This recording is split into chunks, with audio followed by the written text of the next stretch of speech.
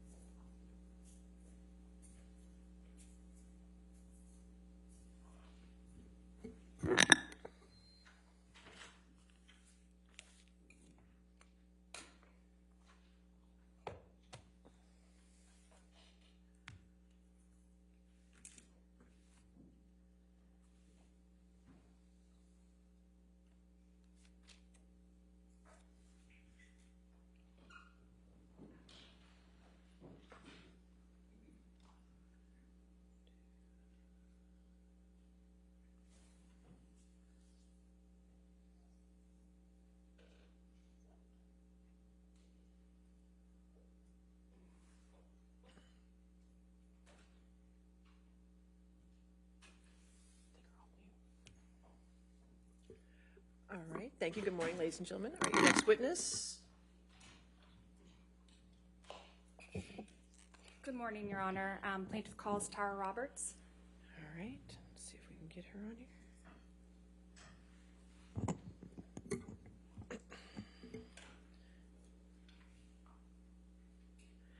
Hi, Miss Roberts, can you hear me?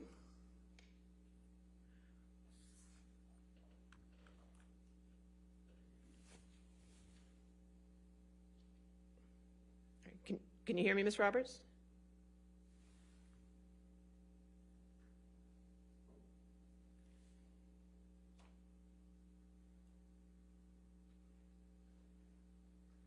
Miss Roberts? I can see her.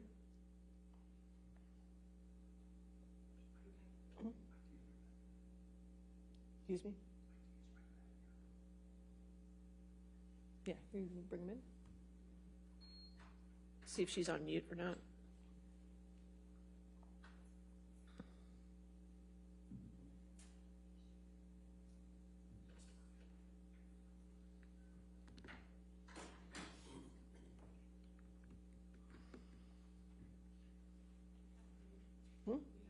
She's right there.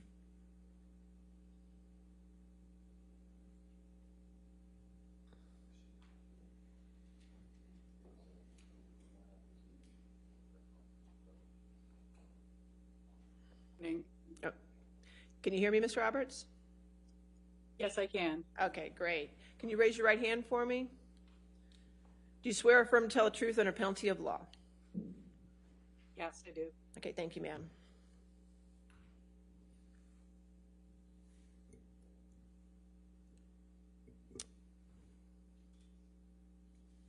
We can't see her on the big screen.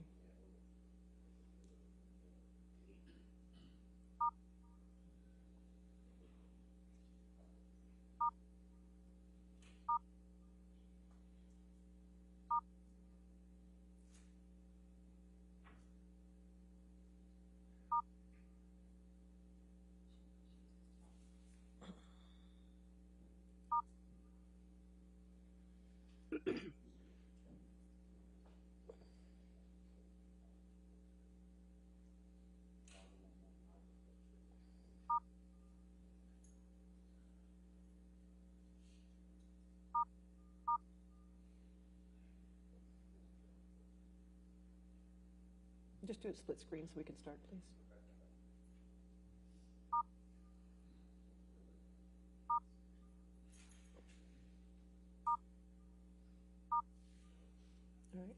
Go ahead and ask your question. Go ahead. It's the best we're going to do right now. Okay. Good morning. Would you please state your name for the record? Tarlee Roberts. Ms. Roberts, how do you know Johnny Depp? I manage his island in the Exuma Keys in the Bahamas for the past 15 years. Ms. Roberts, where do you live? I live on the island, and I have a home in Nassau and in Long Island, Bahamas, which I try to get to as frequently as possible. Can you please describe Mr. Depp's private island generally? My duties on the private island would be to maintain the island, the buildings, the houses, logistics, not included or limited to provisioning fuel, gas, groceries, just day-to-day operations, staff, and kind of like an estate just in the middle of nowhere. Okay. Your Honor, I would like to pull up Plaintiff's Exhibit 49, which has previously been submitted into evidence. Okay.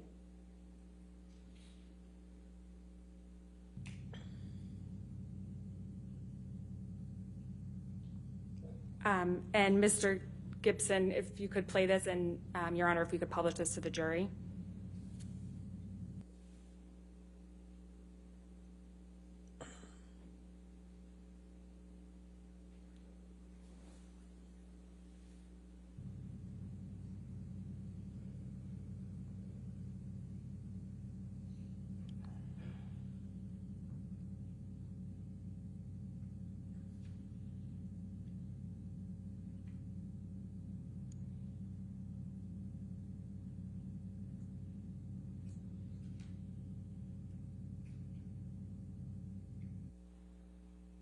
Thank you. We can take that down.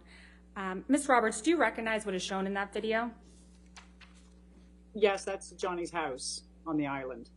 Okay, thank you. Mr. Gibson, can you please pull up Plaintiff's Exhibit 348? And this hasn't been submitted into evidence yet, so let's first just play that for Ms. Roberts. All right.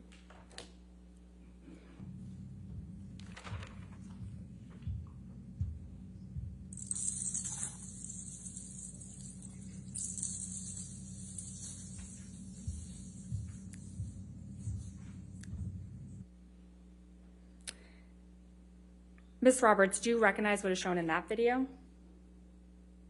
Yeah, that's his house and closet area. Okay. Your Honor, I'd like to, plaintiff moves to admit this into evidence. All right, 348 in evidence. Do you wish to have it published? Yes, can we please publish Okay. that to the jury? And Mr. Gibson, once it's published, if we could play that again.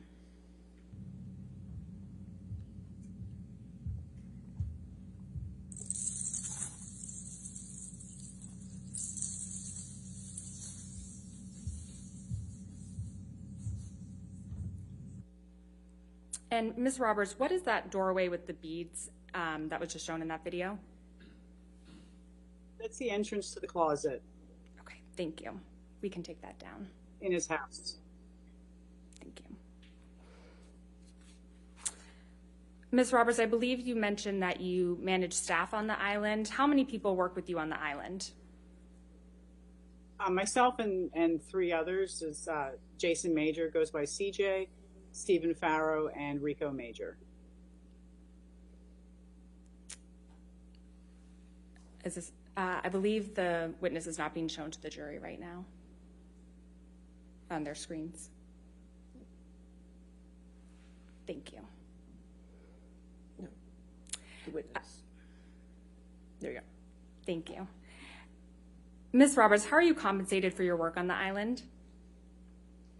I receive a monthly salary. Other than this monthly salary, what other sources of income do you have? I get dividends and rental from family properties and businesses that we have.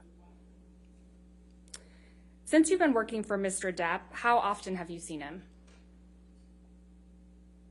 On average, 2-3 times a year. Sometimes it was longer, more visits. Sometimes I didn't see him for a period of time, depending on what his schedule was or what was happening on the island. And how would you describe your interactions with Mr. Depp? The island was a very family atmosphere, dinners together. He was very social, funny, humorous, very kind with all of us, and very outgoing. Enjoyed working with him and for him. When you first started working on Mr. Depp's island, who would come down to the island? At the beginning, it was Vanessa and the children. Objection. When he started Relevance. dating Amber. All right, hold on a minute, ma'am. Objection. Relevance. It goes to just Ms. Roberts' knowledge of who came down to the island with We Mr. can Depp. move forward. Next question. Okay. Ms. Roberts, Ms. Roberts, are you aware if Mr. Depp or how often did Mr. Depp bring guests with him to the island?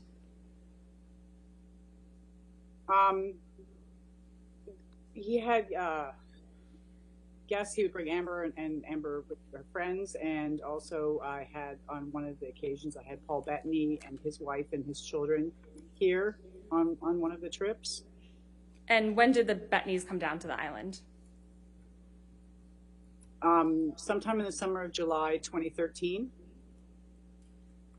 What happened when the Bettnys came down? It was a normal trip. We had an incident where I was asked to have Amber leave the island. I scheduled a flight for her to leave to go to Florida that morning, and then that afternoon I was told to bring her back, and I arranged for a flight for her to come back that afternoon to the island. When did you first meet Ms. Hurd? I believe it was shortly after they started dating. What was your impression of Ms. Hurd when you first met her? Objection. Oh, they were very much in love. Relevance. Oh, Withdrawn. okay, go ahead. Next question. Go ahead.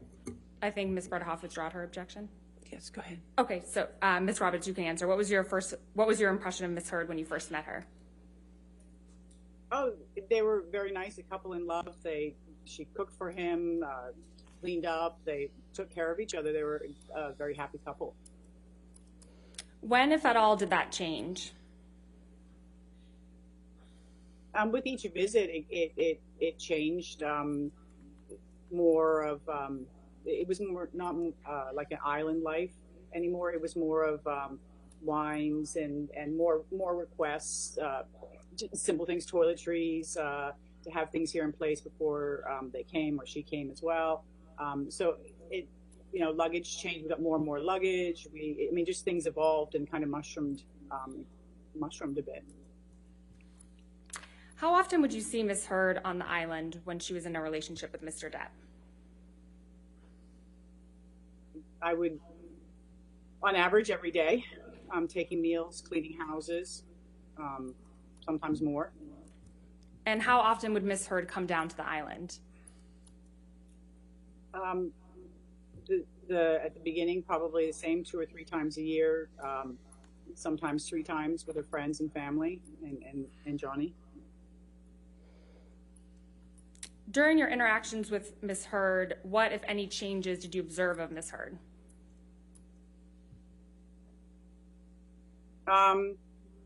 The taking care of the cooking the meals. We then had a chef come to cook. It was more of a formal island with chefs and housekeepers and things like that. Changed pretty much that. Ms. Roberts, were you on the island in August 2014 for Mr. Depp's detox? Yes, I was. Who else was on the island? I flew to Nassau and met Johnny, Amber, and Depp. I flew them back to the island, and then a couple of...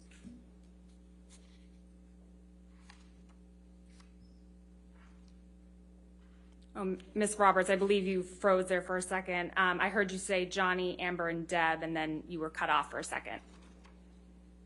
A couple of days later, Dr. Kipper arrived.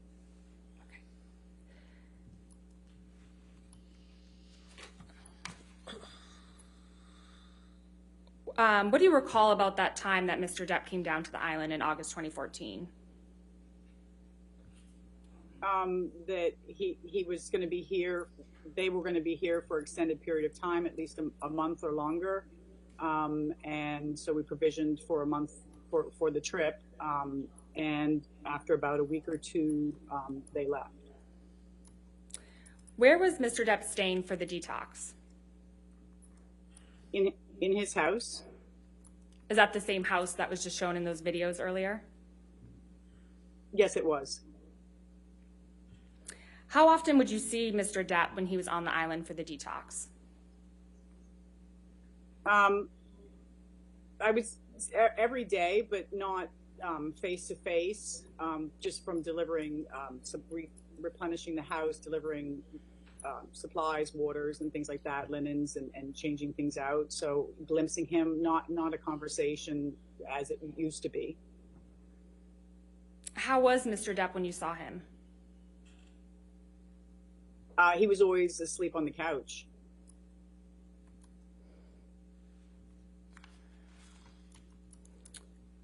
While Ms. Hurd was on the island for the detox, what, if any, injuries did you observe on Ms. Hurd? I didn't see anything. After Mr. Depp and Ms. Hurd left the island, what happened next? We would go into the house and break it down, empty out the refrigerators, change the linens, collect the laundry, straighten the house back up again. After they left, what, if any, property damage did you observe? There wasn't any. Okay. Ms. Roberts, to what extent were you involved in Mr. Depp and Mrs. Hurd's wedding in February 2015 on the island? Pretty much all aspects of it, logistics, work permits, getting things set up onto the island, to the island, staff, provisions, building of the tents and organizing transportation of guests to and from the island. When did you first hear that Mr. Depp and Ms. Hurd were getting married on the island? Objection calls for hearsay and relevance. What's the relevance of when she heard? I can move on. Okay, next question. What communications, if any, did you have with Ms. Hurd about the wedding? We were given information on a schedule to better help me schedule and the provisioning of what would be on the island, beverages and food and things like that. We were given a schedule for daily things were going to happen each day, what time foods were, when people were coming in, how many people would be at meals, just so I had a better idea of planning of what was happening. It was detailed. It was what was happening each day and then it was the rehearsal night, and there would be, we had scheduled, it would be dinner, dancing, drugs, music, and then the wedding. We were very conscious about doing the wedding. The next day we were doing the wedding, the ceremony, and we were specific on time. Privacy was very important. We were very careful of people taking pictures. I think everybody was given disposable cameras and asked not to take pictures. I was concerned about that also, but we were doing the ceremony at sunset, so there really wouldn't be issue with what paparazzi people and things like that. And shortly when the ceremony was about to happen, it actually happened earlier than it was scheduled. The bridal party and Amber showed up early, and we were still scrambling for flowers and setting up and getting beverages and snacks down there. And there was a plane circling overhead, and it would just kept on circling and circling and taking pictures, and the ceremony proceeded earlier than was scheduled. Did you observe Mr. Depp drinking alcohol at the wedding? Objection leading. All right, I'll sustain the objection. Okay.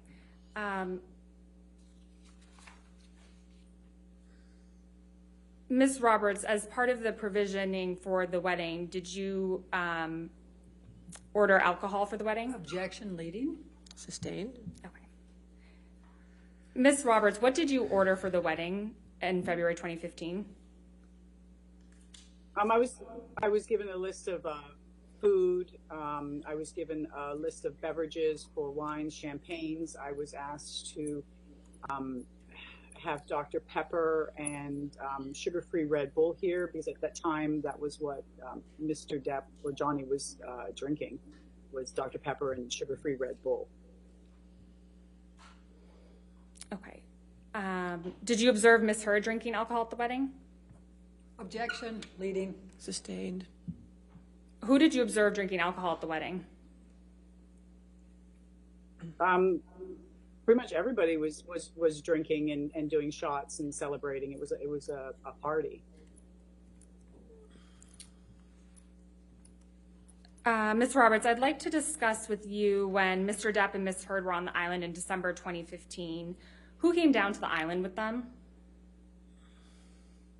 I flew to Nassau to meet them, which is what I normally do. I meet himself, Johnny, and whoever comes to the island. I fly to Nassau to meet them just to make sure that the transition is smooth with customs and immigration.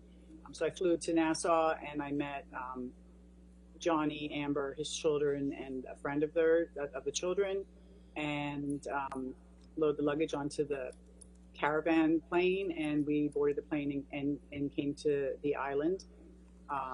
And a couple days into the trip, Alice and Greg and Alice's 3 children and a nanny came to the island as well. Who are Alice and Greg? Alice is a clothes designer, and Greg was her partner, and I believe he's a photographer. When did you first interact with Ms. Hurd when she came to the island in December 2015? At the airport, when I flew to Nassau to meet everybody. Usually when they come down off the plane, there's hugs and kisses and chatting for a couple minutes while the luggage is transferred. How close were you to Ms. Hurd? Close, hug, kiss, how are you, talk, same with everybody. So face to face, cheek to cheek. What, if any, makeup did you observe Ms. Hurd wearing when you first interacted with her?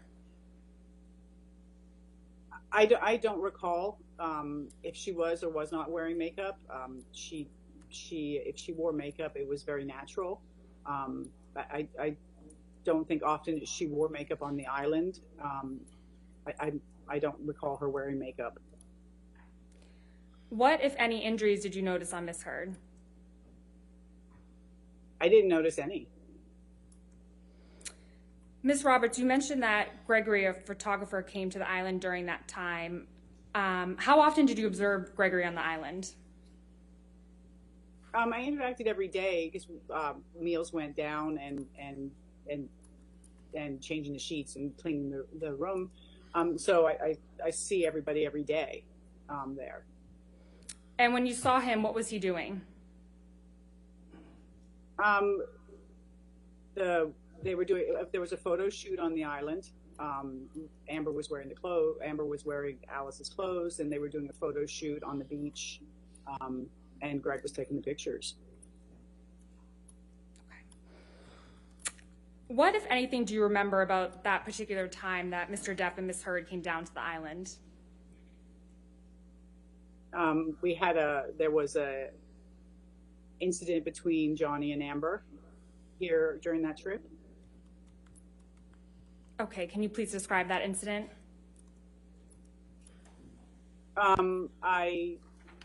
On the evening, we kind of called it a night. Dinner was finished. We wrapped everything up down here at the staff area in the kitchen.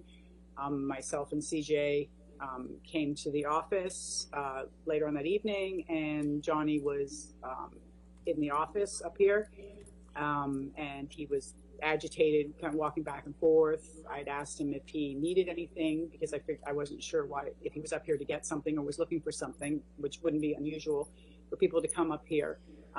So he was here, talked for a couple minutes, the 3 of us, and a couple minutes later, Amber came into the office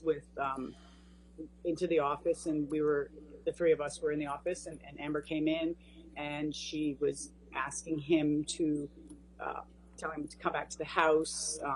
Please come back. I'm sorry. Come back. And he stood here, reluctant to go, didn't want to go, and a little exchange back and forth.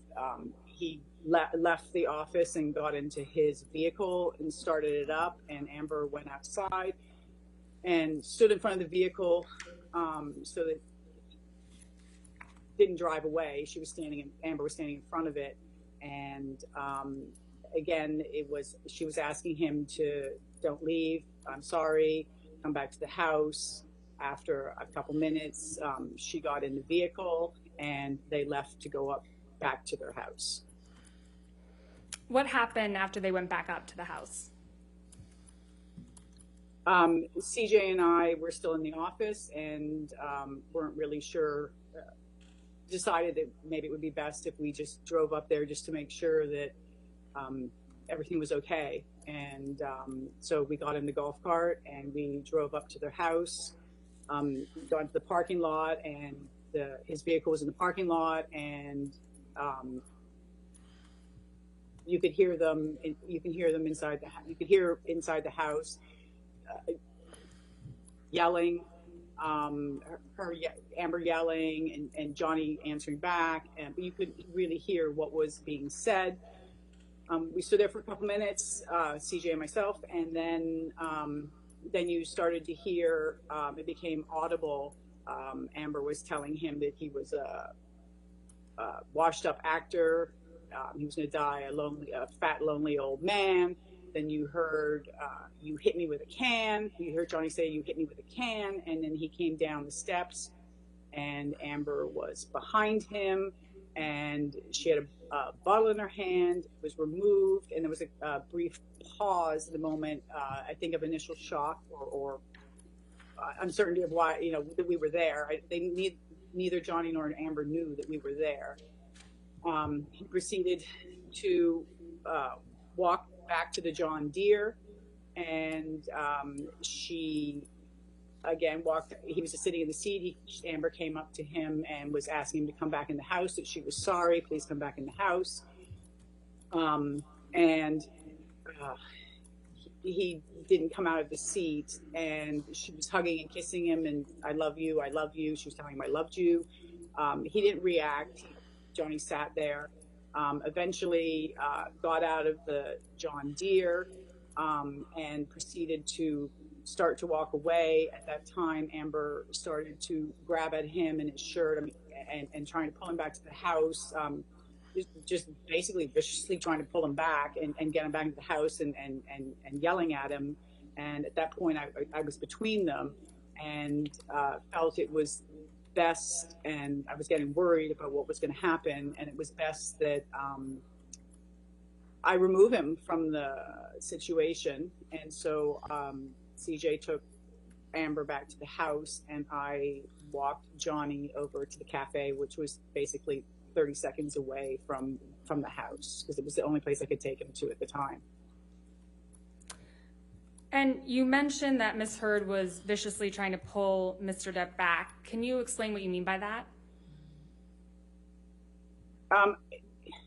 It was like clawing, grabbing at his clothes, grabbing his hair, trying to pull him back, like an angry, like he was leaving and come back. He couldn't leave in the vehicle because the keys had been taken out.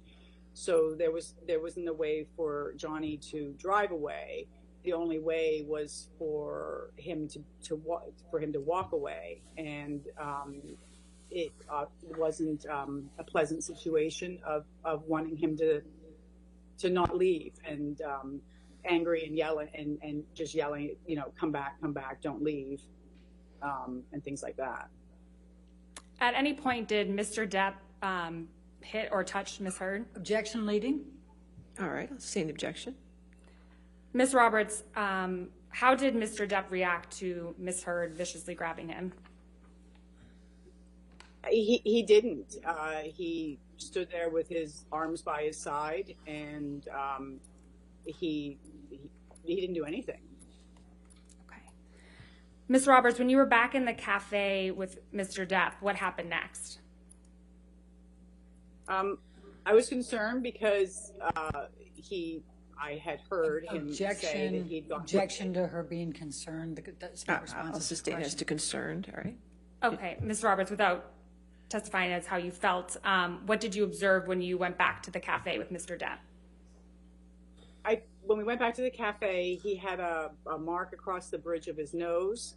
I got a bag of ice to put on it so that it wouldn't swell, just to make sure that it wasn't bleeding. And he walked over to the love seat at the cafe, and he laid down and went to sleep. And CJ came back over, and I asked CJ to stay there for the remainder of the evening, for the remainder of the morning. And I left CJ inside the cafe, and I left Johnny on the couch. When did you next see Ms. Hurd? That morning, I saw her that morning. How close were you to Ms. Hurd when you interacted with her the next morning? Conversation in a couple feet away.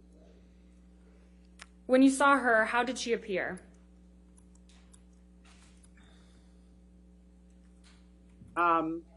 They had guests leaving, and it was kind of a normal morning, going down to the beach to see the guests leave.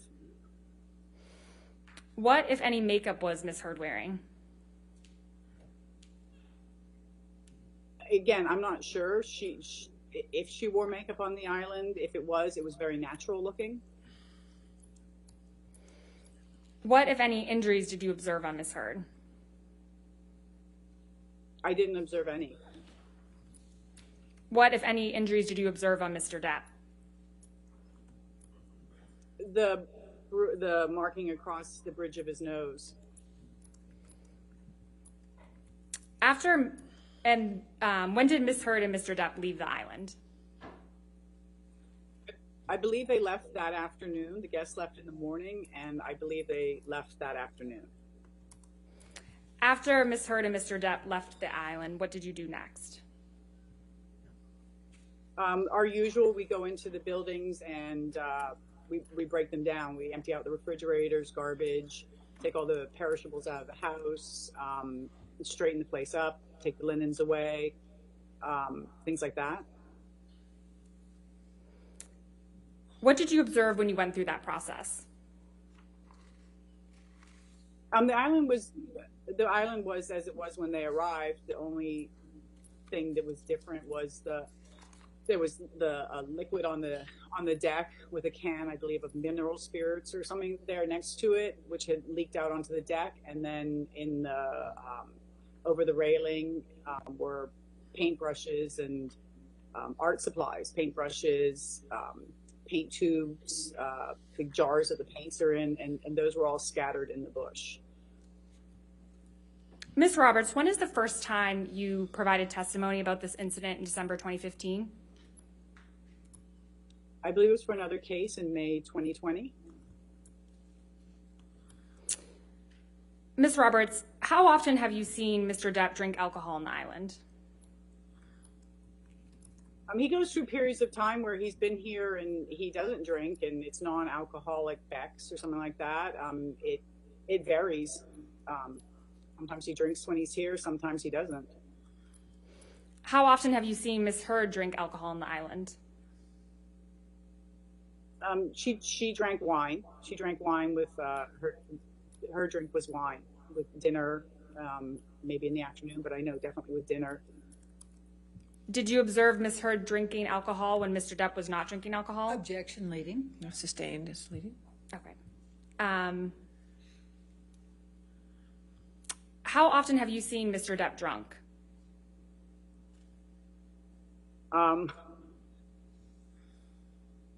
I would know he has a huge tolerance for alcohol. I haven't seen him passed out drunk or anything like that. So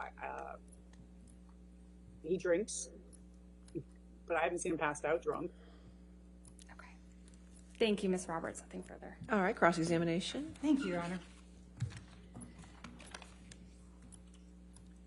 Ms. Roberts, the salary you receive for managing the Bahama Island is approximately $10,000 a month, correct? Correct. Okay. And so that comes out to $120,000 a year? Correct? Okay. And Yes. you've been receiving that salary for many years, correct?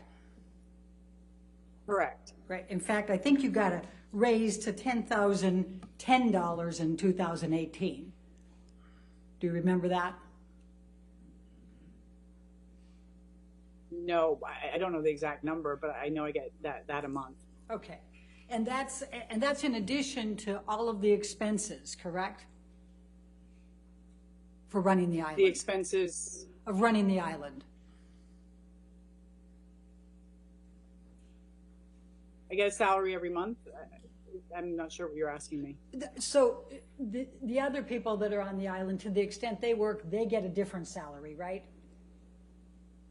Yes. Okay, and all of the expenses you have, you talked about what you have to do to provision the island and everything else and run it. All of those expenses are paid separately, correct? Correct. Okay. And you said you've been managing this island for 15 years for Mr. Depp, is that correct? Approximately, yes. All right. Now, let's talk for a moment about those two videos that you testified to were part of the house. The first video was missing both the closet and the bathroom, correct?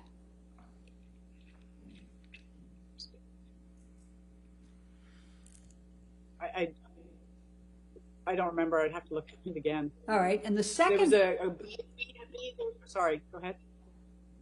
Go ahead. I'm sorry. You didn't come through. Go ahead. No, I'm sorry. I think in the first video, the beads were the closet, and then there was the bathroom next to the closet. Okay, that was You asked me. That was the second video. Oh. Do you know who? Sorry. Do you know who took those videos? Oh, I did. Okay. When did you take those videos?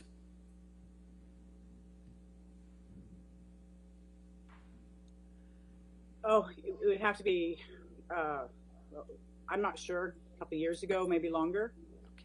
I'm not sure. Okay. Did you take those videos for the UK trial? I don't recall if it was for that. Right. Is there a reason that the closet and the bathroom were left out of the first video? No, I stood in the house and did a circle around of the house. Okay. Who asked you to make that video?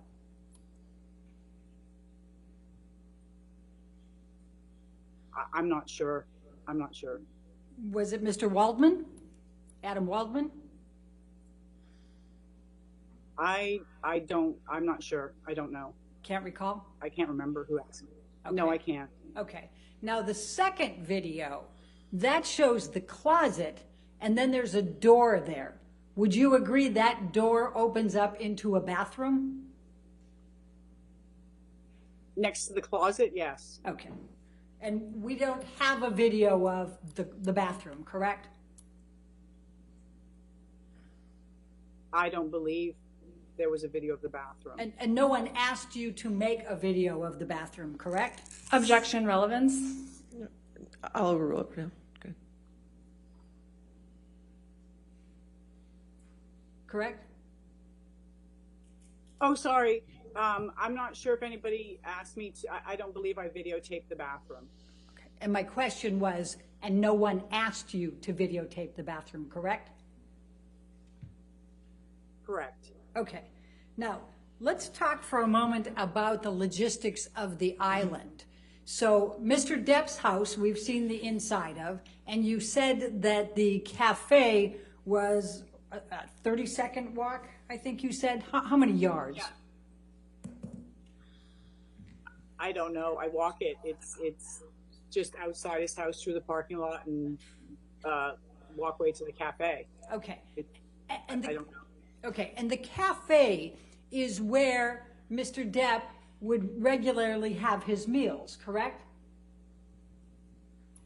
Correct. All the guests would have their meals there. Okay, including Mr. Depp and Ms. Hurd if she was there, and their children, correct? Correct. Okay, and For then dinners, yes. and then you were located on the other side of the island, correct? That's where you stay? Or I stay in the middle of the island, yes. Okay, how far away is that from the cafe and the house?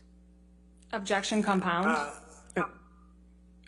I'll sustain the objection if you want. How far away is it from the house? Where I stay, Yes. probably a 3-minute golf cart ride, Okay, 5-minute walk. okay. And then when other guests come, I think you were talking about tents. Do they stay in tents? No, the tents were erected for the wedding, and then they were dismantled. And sometimes we would erect them if we were asked to, just in case somebody wanted to stay there. But people didn't stay in the tents; they stayed in the buildings here. Okay, so how much accommodation can you handle in the buildings for other guests? I'm not talking about the house, Mr. Depp's house. We've seen that. But how many people can actually be accommodated in the buildings? We have a 2-bedroom yurt on Brando Beach. We have a beach house which has the bed in it, and then we have what we call a roundhouse, which has a bed in it as well. Okay. Now, when Mr. Depp and Ms. Hurd were visiting, whether they had the children there or not, typically, would you bring the meals to the cafe for each of the meals? No, sometimes I would take them to the house. It depended on where they wanted to eat. All right, and then typically, would you join them for the meal, or would you leave the meal and then come back and clean up afterwards? Objection compound. All right. I'll sustain the objection. All right, we'll take that one at a time. Typically, would you bring the meals to them? Myself or one of the workers here would take the meals. Okay, how often was it you that would take them?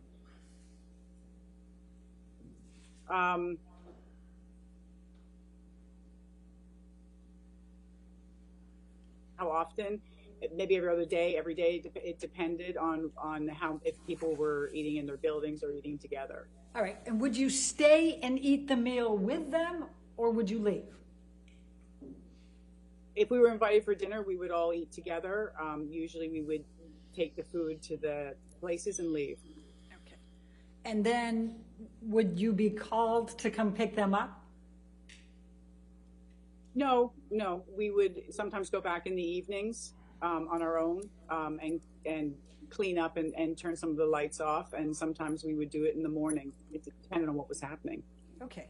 So other than bringing the meals, and it could be you or somebody else, how often did you interact with Mr. Depp and Ms. Hurd during the days when they were on the island? On average, every day. In what context other than delivering the meals and picking them up? Oh, just see if anything was needed, if everything was all right, things like that.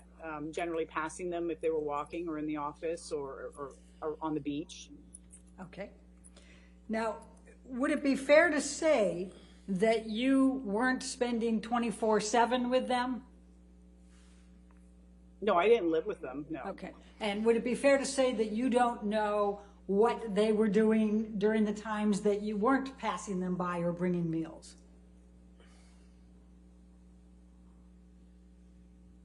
Yes, unless they were on the beach. Okay. Then I would know. But So you wouldn't know what happened, what would be taking place within the house, for example, when you weren't there, correct? correct. And you wouldn't know whether Mr. Depp was taking drugs, correct? Correct. And you wouldn't know whether Mr. Depp was drinking, correct? I would only know by cleaning up. Okay. And you wouldn't know, well, you wouldn't know from cleaning up necessarily whether it was Mr. Depp, Ms. Hurd, or somebody else, would you? Objection, compound. What was, Overruled, I'll allow it. Go ahead. Please continue. unless I would know what it was by what was in the garbage or left out of who consumed or what was consumed, I would be able to know. Okay. And you wouldn't know what arguments, if there were any, were taking place in that house behind closed doors, right? Correct. And you wouldn't know whether there was any kind of physical abuse that was taking place behind those closed doors, correct? I wouldn't know. Correct. Okay. Now, let me just take you for a moment to the December 2015 timeframe. How much advance notice are you typically given for when Mr. Depp and his entourage are going to arrive and for how long they're going to stay? Objection, compound. All right, I'll sustain the objection. All right, let's break it down. How much notice are you given when Mr. Depp and his entourage are coming? It varies. Sometimes it's a couple days, sometimes it's a couple weeks. So how much notice were you given in December of 2015 to who would be coming for Christmas on the Bahama Island? I believe sometime in November Okay. for that trip. All right. And in November, how many people were you told were coming for Christmas on the island?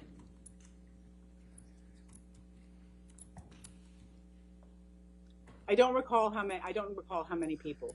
It was a lot more than Amber, Johnny, Lily Rose, Jack, and Lily Rose's boyfriend, wasn't it? Yes, it was. In fact, it was Amber's parents, correct? I believe so. And it was Rocky Pennington and Josh Drew, correct?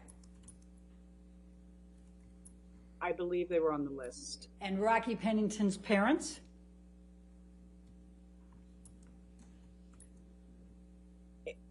Yes, I believe they were on the list.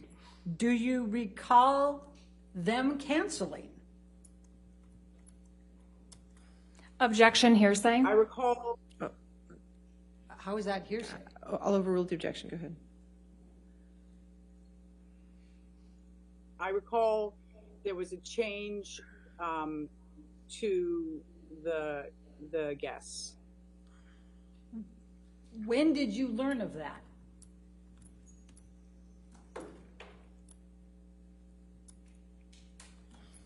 I don't recall. Maybe a couple weeks after. Maybe it's beginning of December. Maybe middle of December. I'm not sure. Do you recall if it was after December 15?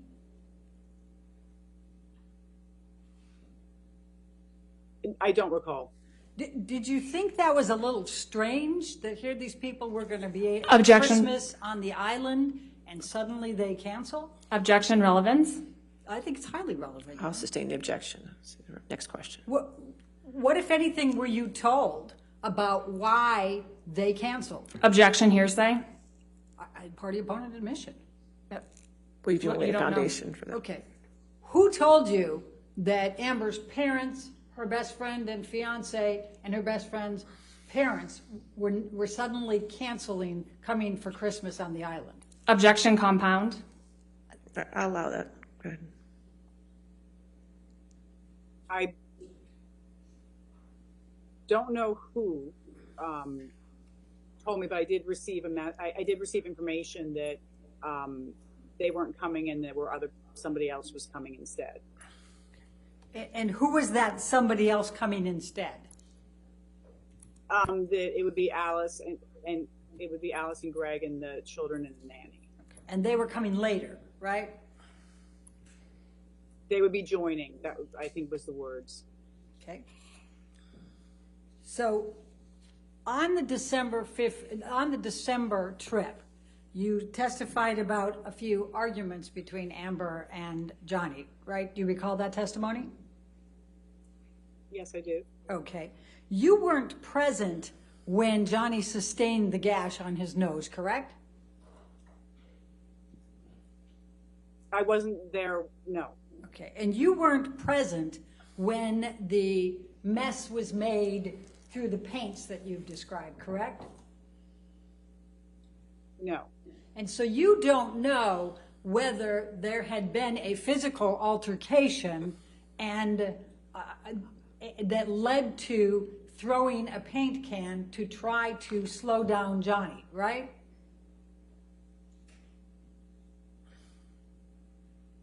No, I just heard yelling in the house. Okay, but that yelling in the house wasn't necessarily the same time, was it? You don't know, do you? No, it was all in the same. Okay, no. Okay. Now, let's talk about the summer of 2013. Are you aware that Paul Bettany claims he's never met Amber?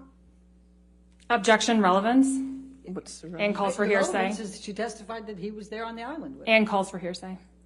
I can ask the question and see if she says. All right, I'll allow the question. Go ahead. Can you repeat it? Are you aware that Paul Bettany has said that he never met Amber Hurd? No, I'm unaware. I don't know that. Well, let's stay on the summer of 2013 if we can.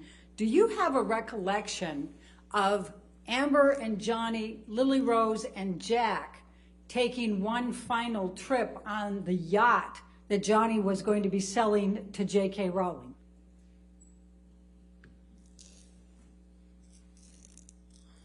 I don't know what year that was. I don't know what year that was, but I do remember the yacht being sold. If I tell you it was July of 2013, does that help refresh your recollection? July 9? Yeah, All right. Now, no, it doesn't. I just know the yacht was sold. okay, and you made arrangements, did you not, for a captain to captain the yacht and for them to go out on the yacht? No, I didn't have any responsibility for the yacht and the crew on the yacht. Okay. Do you have a recollection of being called because Lily Rose and Jack were upset and they wanted to leave the yacht and have a helicopter take them away? Objection, hearsay, and compound. I'm asking whether she has a recollection of this. I'll allow the question. Can you ask me it again? Do you have a recollection of Lily Rose and Jack being upset on the yacht and wanting to leave it immediately, so you arranged for a helicopter to come in to fly them away with Amber? Objection, compound. I'll allow it. Okay, let's just hear. I don't know if Lily Rose and Jack were upset. I do know that I did arrange for transportation off the island at the time. And in fact, Amber went with Lily Rose, correct? It was Amber and her friend and Lily Rose. Okay. And Jack decided at the last minute to stay back, correct? I don't know if he decided last minute. He stayed. Okay. Do you recall Lily Rose telling you that she was upset because her father was drinking and trying to hide it from him? Objection, hearsay. I'm asking whether she has a I'll recollection. sustain the objection. to Okay. that. Then I'll ask the next one. Do you recall Mr. Depp passing out in the sand face first? I recall that he was passed out on the beach. He was out on the beach. Yes. Okay. And do you recall Jack calling you because he was concerned? Objection, hearsay. That's just asking if he called. I haven't asked what he said. No, you did. I'll sustain the objection. Okay. Do you have a recollection of Jack being present when Mr. Depp was passed out face first in the sand? Yes. And do you have a recollection of Jack being upset?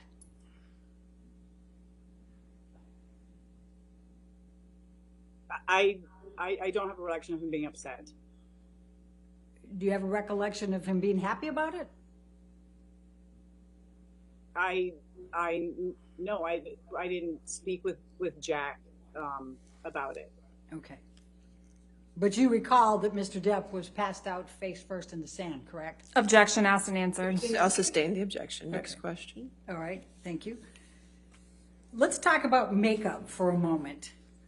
So you don't know what type of makeup regimen Amber uses every day, correct? Correct. Okay. And in fact, you don't know, you said at one point you're not sure, but it's a natural look. Do you recall that? Yes, I do. Okay. And would you agree that there are a number of different types of makeup you can use that would still give you a natural look? Objection calls for speculation. I'll allow it. I'm guessing there is, yes. Okay. Okay. And there's sun in the Bahamas, right? Most of the time. Do you know what Amber wears for sunscreen? I think it was, at one point I had a brand Shiseido or something like that was on the island that we provided. And do you know whether Amber brought her own as well? I don't know. Do you know whether Amber had a skin condition? I wasn't told. Okay. But I take it you didn't ask.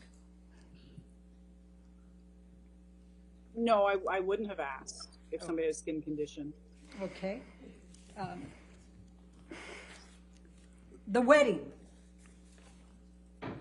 The wedding was planned at sunset, correct? Correct. And in fact, it went forward at sunset, correct? It went earlier. It was earlier than sunset. So your recollection is that there's no sunset pictures at the wedding?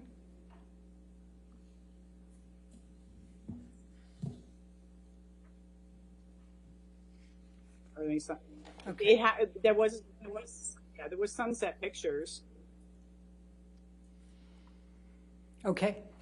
So last couple questions. The makeup or not makeup, you were asked whether you observed any injuries on Amber in the December 2015 timeframe. Do you believe Amber would cover up bruises to hide them from the kids? Objection calls for speculation.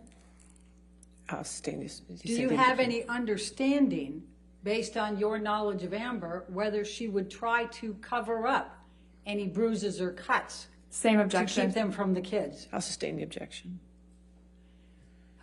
You said that you didn't believe that Amber was wearing much makeup, but you said she participated in a photo shoot in December 2015. Do you recall that? Yes, I do. Do you know whether Amber was wearing any makeup for a photo shoot?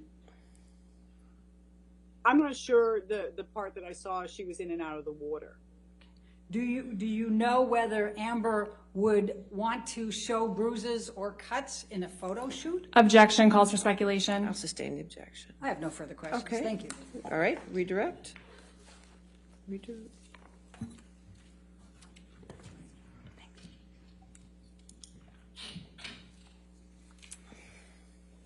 Ms. Roberts, how many times have you seen Mr. Depp consume drugs? Objection, leading. All right, sustained. Ms. Bernehoff asked you about Mr. Depp passed out on the beach. How would you describe Mr. Depp when you saw him on the beach? He was passed out. I picked him up and brushed him off, and I left him underneath I believe he was in a hammock, and I believe he had fallen asleep, or he was asleep, and the hammock had overturned, and I picked him up and brushed him off and left him underneath the lanai with Jack. Okay, no further questions. All Thank right, you, is Ms. this witness Roberts. subject to recall, Ms. Roberts? Yes, All potentially. right. So we'll, Ms. Roberts, since you're subject to recall, did not discuss your testimony with anybody and just did not watch anything about this case, okay, ma'am? Okay, thank you very much. All right, thank you. All right, your next witness. Dr. Shannon Curry. She'll come right now. Dr. who? Shannon Curry. Can you, is it C-U-R-R-Y? Curry. Yes. Okay, thank you.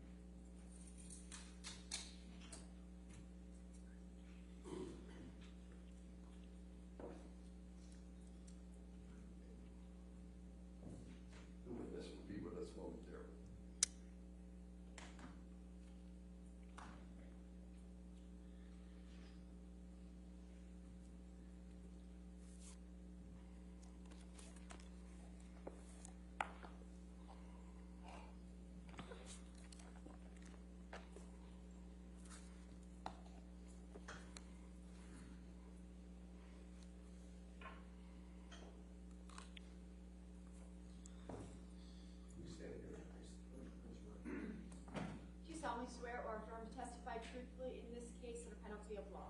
I do.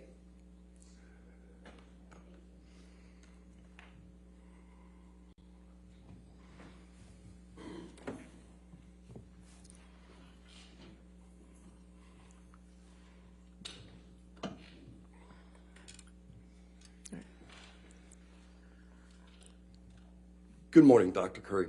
Good morning. I'm Wayne Dennison. Could you state your full name for the record? Shannon Curry. What do you do for a living? I am a clinical and forensic psychologist. What's your educational background? I started college at Georgetown University. I then transferred to the University of California, Irvine, where I received my bachelor's degree in psychology and social behavior. I completed my master's degree in psychology at Pepperdine University. I went on to complete my doctoral degree in clinical psychology at Pepperdine University, which included several training rotations at different practicum sites. Those are essentially clinical rotations we do to learn various types of psychology. You learn how to do psychological assessment, counseling, etc., and you do that in a variety of different settings. And then I completed a year-long doctoral internship at an American Psychological Association accredited doctoral internship. You do this year before you get your degree. And that was at Tripler Army Medical Center. It's traditionally a military internship. They did admit 2 civilians. I was lucky enough to be one of them. I then completed 2 years of postdoctoral training at Hawaii State Hospital, a locked forensic psychology facility, and that's where you essentially have individuals with severe mental illness who have committed crimes. Have you done any additional coursework or educational work? I have. So after I completed my doctorate and my postdoctoral training, I obtained it's called a postdoctoral Master of Science degree in clinical psychopharmacology. That is for partial fulfillment of prescription privileges, meaning that it's part of what we need to be able to prescribe medications as a psychologist, because psychologists don't traditionally prescribe, and we can do that with certain military jurisdictions in other states. I also obtained advanced training in the Gottman method of couples therapy. I completed all 3 levels of training, and then I'm also a Gottman educator for several workshops involving helping parents learn how to prepare to bring their baby home and helping couples without serious problems improve their relationships. All right. What's the Gottman method? The Gottman method is a highly research-based method of couples therapy. It's very structured, so different than what many people expect when they think about couples therapy. I always tell my clients I don't want them to come in, just tell each other all their problems, and then have an awkward, silent drive home. In this therapy, they come in, they complete a really structured assessment in the beginning. So they complete a bunch of questions. It gives me a ton of information about their relationship before we even get started, and really identifies the areas we're going to target with structured interventions during each session. I think of it almost like a class. Okay. Did you get, in the course of your education, any specialized training? Any what? Specialized training? I did. So my internship specifically was dedicated to essentially working with post-traumatic stress disorder, traumatic stress. A lot of my training has been with psychological assessment and testing. And then my training during practicum and then in my postdoctoral work was dedicated to working with trauma populations and also conducting forensic psychological assessments. Oftentimes, forensic psychological assessments actually refers to doing testing and an interview and a couple other things for purposes related to law. So it's the application of psychology to the courts, to legal issues. And sometimes that also involves doing assessments for the military to determine whether somebody has sustained a mental disability after combat. You indicated that you did some work at Tripler. What's Tripler and what's the work you did? So Tripler Army Medical Center is a hospital in Honolulu, Hawaii. If anybody's ever gotten to have a vacation in Hawaii, it's a giant pink building there. And it's one of the top training sites for military psychologists. I was very, very lucky to be able to train there. They have wonderful funding and a lot of new research going on, particularly for PTSD, but really for all areas of mental health. While I was there, I did rotations in family psychology, so doing family therapy. I worked with children, but I also did a neuropsychology rotation, learning really the ins and outs of advanced psychological assessment, identifying not just mental issues, mental illness, but also traumatic brain injuries after trauma, and doing those PTSD evaluations, and then also working with service members who were struggling with a whole host of issues, military stressors, normal life stressors, and then also those who sustained tremendous trauma from combat. Do you still continue to work with the military? I do, actually. My practice is very focused on military service members, veterans, and their families. Okay.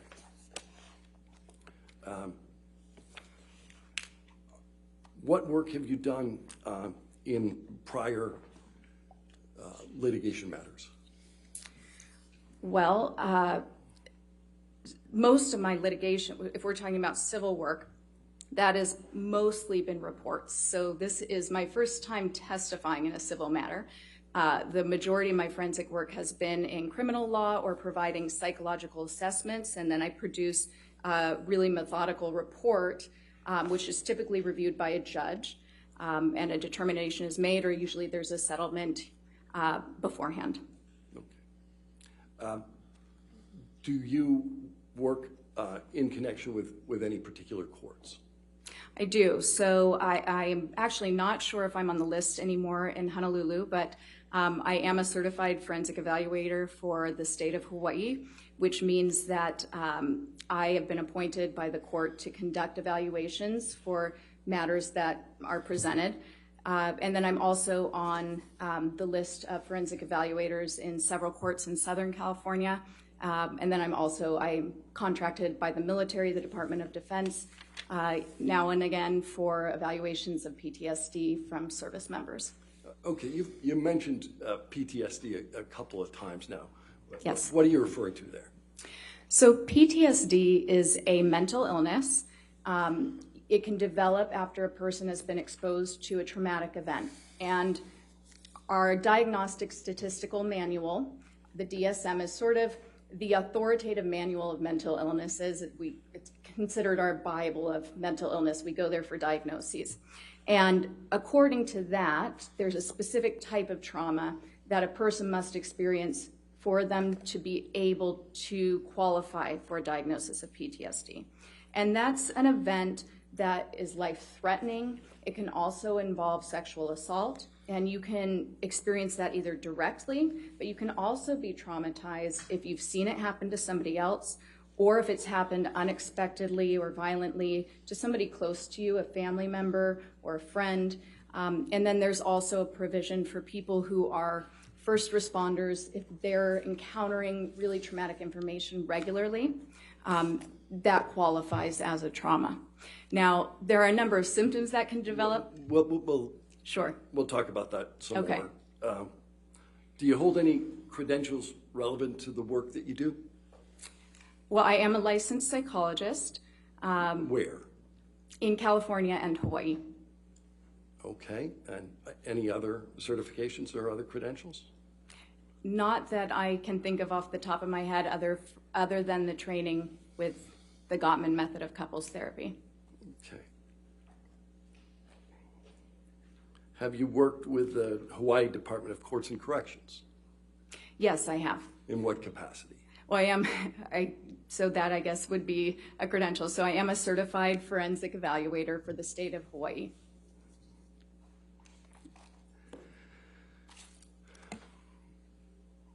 In connection with your doctorate, was there a research component? There was. So would you like me to tell you about it? Yes, please. Okay. So I conducted a research study while I was at Pepperdine completing my doctorate. It's called a dissertation. So when you're obtaining your doctorate, you contribute something to the scientific field that you're in. And typically that involves doing what we call novel science. So you're doing an experiment, you're finding out new information and helping the field progress. So I did research in Peru, and I was essentially looking at the effectiveness of a therapy intervention there for kids who were growing up in this community called Ayacucho, which was exposed to 20 years of guerrilla warfare, the longest guerrilla war in the history of the world. And there were a lot of issues in that community, tremendous trauma. And my research was around finding interventions that were really effective for that community. Where do you work now? I work for the Curry Psychology Group. What does the Curry Psychology Group do? We're a multi-specialty mental health center, so we have neuropsychologists who do testing for kids. We have therapists, individual therapists, couples therapists, family therapists. We even have a meditation teacher. We basically try to meet the needs of our community, and we highly specialize in working with military personnel and their families. Who's the Curry and Curry Psychology Group? I'm Dr. Curry. How many people work for you? As of right now, I believe it's 13. Okay. How long have you been doing this kind of work? For about 15 years. How much of your therapy practice focuses on treating individuals? I would say about half of it is individuals, half is couples. Okay. Do you do any training of students? I do. What's that? So we have several unlicensed professionals at our office, and they're earning their additional hours so that they can get licensed. So they're able to see clients, and then I meet with them regularly to supervise them, discuss their cases, provide them with information about different diagnoses, interventions, and treatment methods. How did you get involved in this case? I was contacted by Ms. Camille Vasquez, one of the attorneys for Mr. Depp. Okay, and what was the nature of the contact? Ms. Vasquez called me and indicated that she might be interested in having me meet the legal team so that I could discuss my expertise and possibly provide my opinions related to the matter. Yeah. What were you asked to provide expert opinion on? So initially, my role that I understood at the time was to review the case materials and provide my opinions regarding anything that I noticed that was consistent or even inconsistent with the psychological science that exists today on intimate partner violence in Mr. Depp and Ms. Hurd's relationship. All right, you used a phrase there, intimate partner violence. What are you talking about? So there are a multitude of different definitions depending on the source or the state. But essentially, intimate partner violence is abuse. It could be physical, psychological, and it's from one partner to another in an intimate relationship. Okay. Did your role in this case evolve over time? Yes, it shifted. So I was retained at the end of January 2021, and then had just barely begun to review the documents. The case was postponed, and then in October 2021, I was asked by counsel to provide a psychological evaluation of Ms. Hurd. Okay. Were you ever asked to do a psychological evaluation of Mr. Depp? No. Okay. What types of documents did you consider in this analysis? So I reviewed quite a few documents as part of my evaluation. That included all of the case documents, Ms. Hurd's medical records by Dr. Kipper, her prior mental health treatment records. I believe I reviewed records from Dr. Amy Banks, Dr. Bonnie Jacobs, Dr. Connell Cohen, and also a significant portion of my review involved notes from nurse Erin Filati, at the time Erin Borum, who spent a significant time with Ms. Hurd in her direct company. I also reviewed exhibits, quite a few audio recordings, a video recording, several video recordings, or possibly photographs. I might be getting them confused. And multiple witness statements, testimony, and declarations. Did there come a time when you met directly with Ms. Hurd? Yes, I did. So in conducting my evaluation, I met with Ms. Hurd on two separate dates, December 10th and December 17th, 2021. Approximately how much time have you spent with Ms. Hurd? So the evaluation, we spent 12 hours directly with one another. However, there were more hours involved in the evaluation with some breaks. So we spent 7 hours together on the first day, December 10th. Not necessarily together because there was a 1 hour lunch break and about a half hour with breaks split up through the day. And then on the 17th, we spent a little more than 8 hours in the evaluation from start to finish, with a 1 hour break and another half hour of breaks distributed throughout the day. As a result of the work that you performed, did you form any opinions with respect to Ms. Hurd? I did. What were those opinions? The results of Ms. Hurd's evaluation supported 2 diagnoses: borderline personality disorder and histrionic personality disorder. What is a diagnosis? A diagnosis is a way that that psychologists, psychiatrists, anybody in the mental health field thinks about a disorder. It helps us to communicate a set of symptoms that a person is experiencing, and along with that set of symptoms, it tells other professionals a lot about how those symptoms might have developed, how that person might behave, perceive the world. It also drives treatment. The real purpose is to determine what sort of interventions will be most effective for the person. Previously, you made reference to, I think you called it the DSM-5. What's Yes. that? So the DSM-5, that stands for the Diagnostic Statistical Manual, version 5, and that contains every diagnosis we use in mental health, and it's the authoritative manual of mental diagnoses.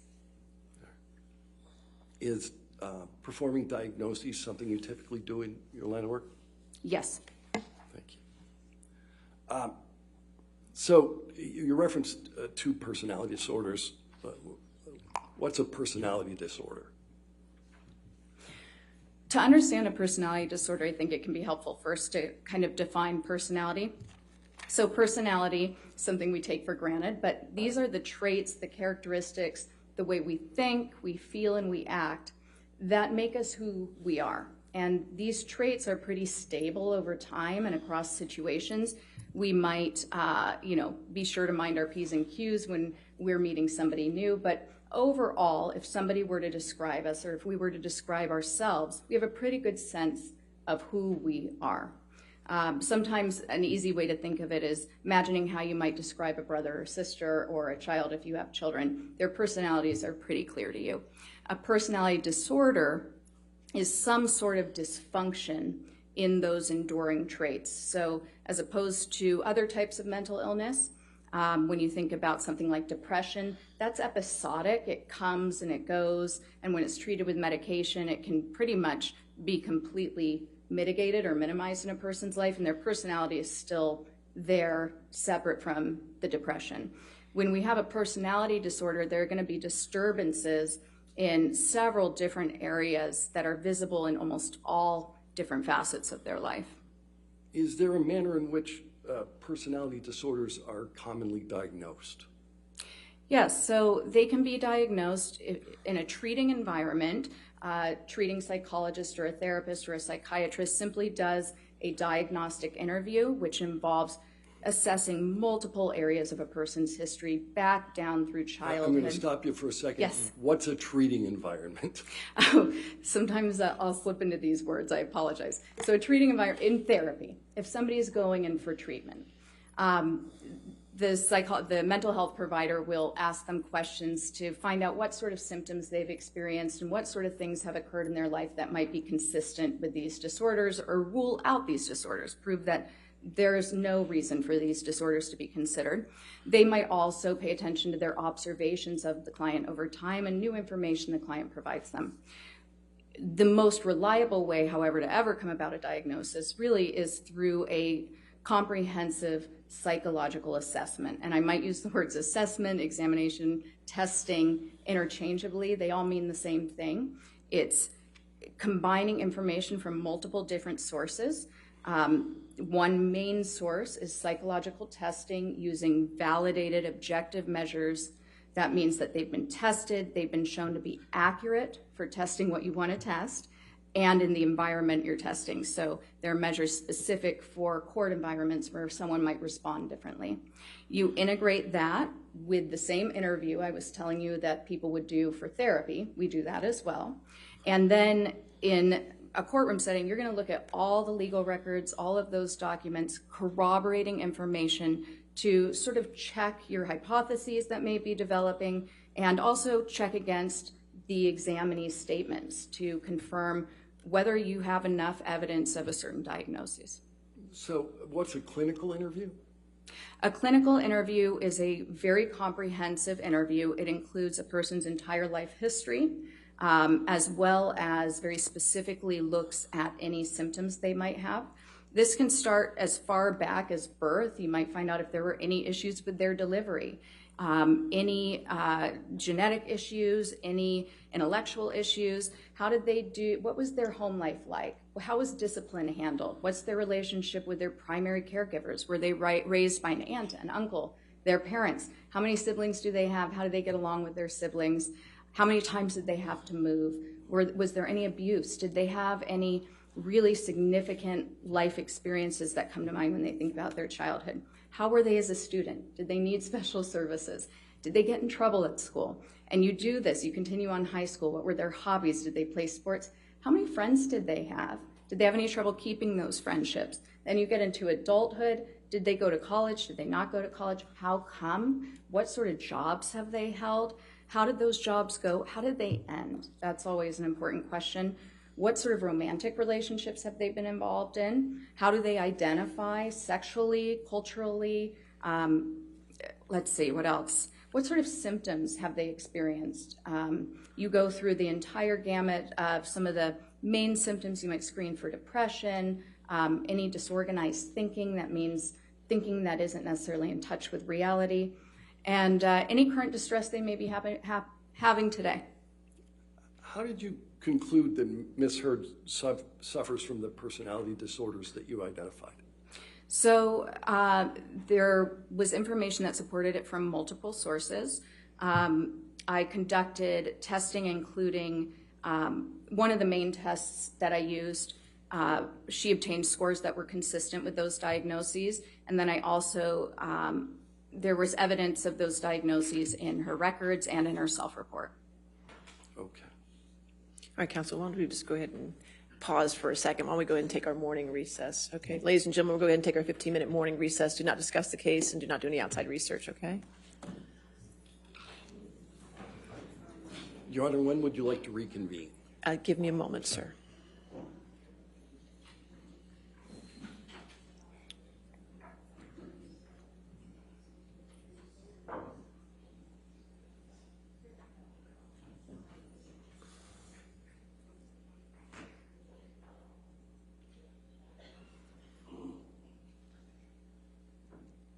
All right. And doctor, since you're on the stand now, do not discuss your testimony with anybody to include the attorneys at this point, okay? Understood. All right, let's go ahead and we'll come back at 11:45, okay? All right, Thank you, Your Honor. All rise.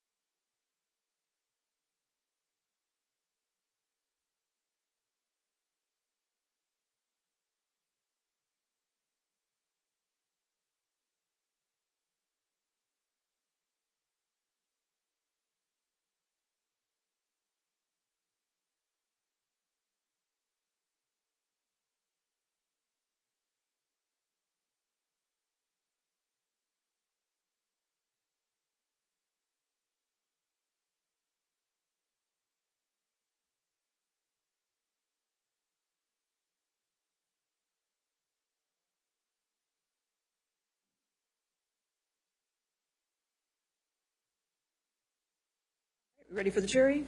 Okay.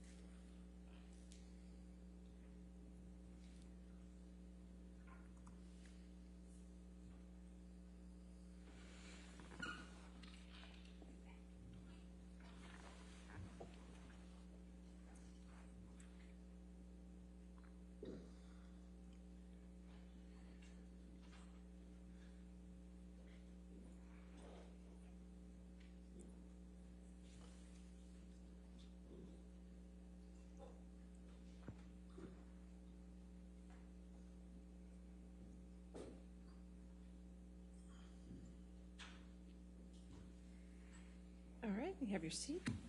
And your next question, sir? Thank you, Your Honor. But Dr. Curry, before the break, you were talking about some of the factors that you considered in determining that Ms. Hurd suffers from personality disorders. And one of them, I think the last one you said before you left, was self-report. What do you mean by that? So the self-report would be things that Ms. Hurd indicated to me specifically. So there were a couple of characteristics that she noted in her self-report that were consistent with these personality disorders. The first was actually my own behavioral observations of her based on her self-report. So one of the hallmark characteristics of histrionic personality disorder is sort of a overly dramatic presentation. We call this impressionistic speech. So it tends to be very flowery. It uses a lot of descriptive words like magical, wonderful, and it can go on for quite some time, and yet it really lacks any substance. So at the end, you're left wondering what was just said or what the answer is to the actual question. So that occurred a number of times, and it also represented the quick shifts you'll see between emotions. So she would suddenly be one way, and then she would become very animated or very sad. And when people are displaying these emotions with this personality disorder, there's a sense of shallowness to it. People who are observing them will feel like it's almost play acting, and they might not be able to put their finger on it, but part of it is because of the rapidness with which the person can switch emotions, and also the lack of substance. They don't really refer to, I feel this way. They might describe emotions, they might describe events, but very rarely, and Ms. Hurd did not say, I feel vulnerable. She never really indicated a vulnerable feeling of her own. Then the substance of her self-report. So when I was asking her information about her history. We're going to ask more about that later. I was just trying to get a sense of what a self-report was. Oh, okay.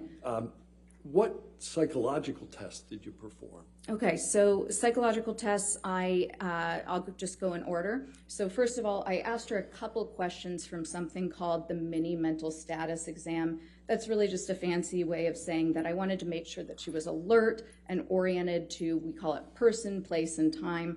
That means she knew who she was, she knew who I was, she knew where we were, and she knew the date. That way I can ensure that she's able to participate in the evaluation and understand what's happening. I then administered something called the Minnesota Multiphasic Personality Inventory 2. The 2 means that it's the second edition. And this is something we call an objective measure. So it asks 567 questions, more statements, and the person either agrees or disagrees with them, how much the statement represents them. And this test has been around since 1943. There are more than 10,000 studies showing that it is appropriate for determining somebody's personality traits. It measures all of those things I sort of mentioned, how a person thinks, feels, and behaves in multiple different aspects of their lives. It also measures very accurately any signs of mental illness or dysfunction. And the reason I also really like this test, whenever you're using a test for an evaluation that's going to be used in a forensic setting, people have a lot of incentive to present themselves in a way that's going to benefit their case. And they may want to look like they're sicker than they really are. They may want to look much healthier than they really are. And some of those incentives, they may not even realize that they're intending to do that. So it can be conscious or unconscious, but you really need to have a test that can check for that. And the MMPI-2 has a set of validity scales, we call them. These are scales that measure really the truthfulness and accuracy with which a person is approaching the test. And these scales on this particular test have been so well researched over many decades that they've become very nuanced, and they can tell us a lot about if somebody's, for instance, exaggerating. Are they elevating one of the scales that shows that they're exaggerating on purpose? Are they exaggerating in a manner that's more like a cry for help? Are they exaggerating in a manner that's clever and sophisticated or more obvious? And then the same exact thing goes for trying to minimize symptoms. We have a number of scales that can show us all the different, if somebody's trying to say they're the most wonderful person on earth, or if they're just trying to deny problems, and if they're doing that again in a very clever way or more of an obvious way. So that test was my choice for this case. There's one other reason I'd like to add, is that part of my evaluation was, one of the reasons was to assess whether Ms. Hurd has post-traumatic stress disorder, which I told you about earlier, as a result of the incidents that she's alleged occurred by Mr. Depp. And that's a really tough disorder to find out if somebody's faking it or not. It's one of the most easily faked disorders. Most of us know what it feels like to feel anxious. And a lot of people have seen war movies and movies that depict somebody having PTSD. In fact, some research has shown that if you give someone a diagnostic checklist and said, show that you have PTSD, they can do it 96% of the time, just someone on the street. So you really need a test that's very sensitive to that. And the MMPI-2 has been shown in multiple studies to be excellent at detecting those attempts. Okay, you keep using MMPI-2. That's the abbreviation that you folks use for? I'm sorry if I hadn't said that. That's the Minnesota Multiphasic Personality Inventory. Okay. What other psychological testing did you perform?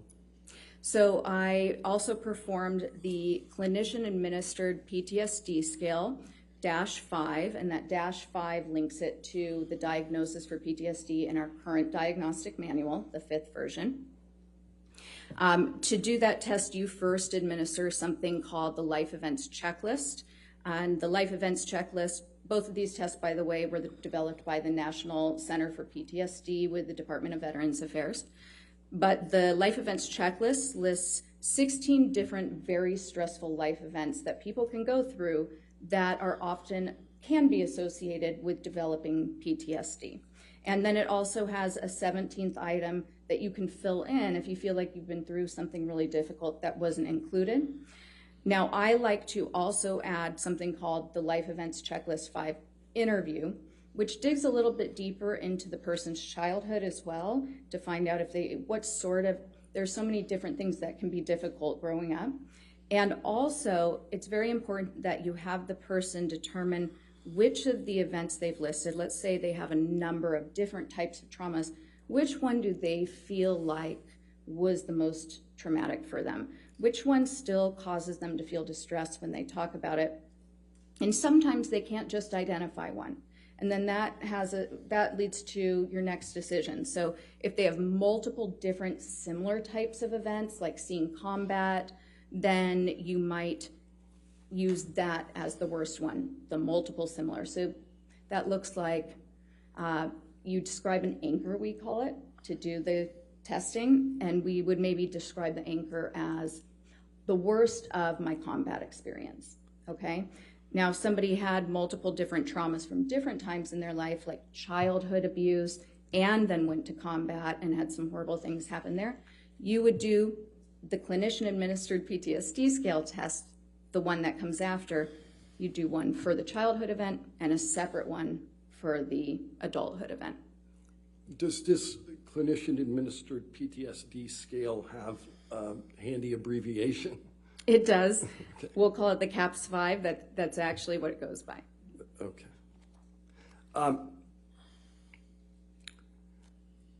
How common is the use of the MMPI-2 in your profession? The MMPI-2 is actually the most commonly used assessment worldwide by mental health professionals and in forensic settings for the court. Why'd you use it? I used it for that purpose and for its excellent validity in those settings across genders, across ethnicities, for different reasons. And when I keep saying validity, by the way, what I mean is accuracy, and I'll try to work that in. But then also for detecting the accuracy with which a person reports PTSD. Okay. Is that scaled in some way? I'm sorry, what was that? Does that make use of a scale in some way? The MMPI-2, do you mean specifically for PTSD? Yes. There's actually a combination of scales you want to look for. You would never make the diagnosis just based on one scale alone, or even on the test alone. You'd integrate other data. All right. How did you administer the MMPI-2 to Ms. Hurd? I provided her the test on an iPad. She essentially had her own little desk area and then an iPad. She hits start, it provides her with the instructions, and then it gives her 567 statements in order. For each one, she taps true or false. What did you learn about Ms. Hurd from the results of the MMPI-2? Quite a bit. I wrote up a 25-page interpretation outline. It has numerous scales. So one of the reasons I like this measure so much is that it can tell you so much about multiple different traits and tendencies and mental issues. One of the primary things I learned was that she had a very sophisticated way of minimizing any personal problems.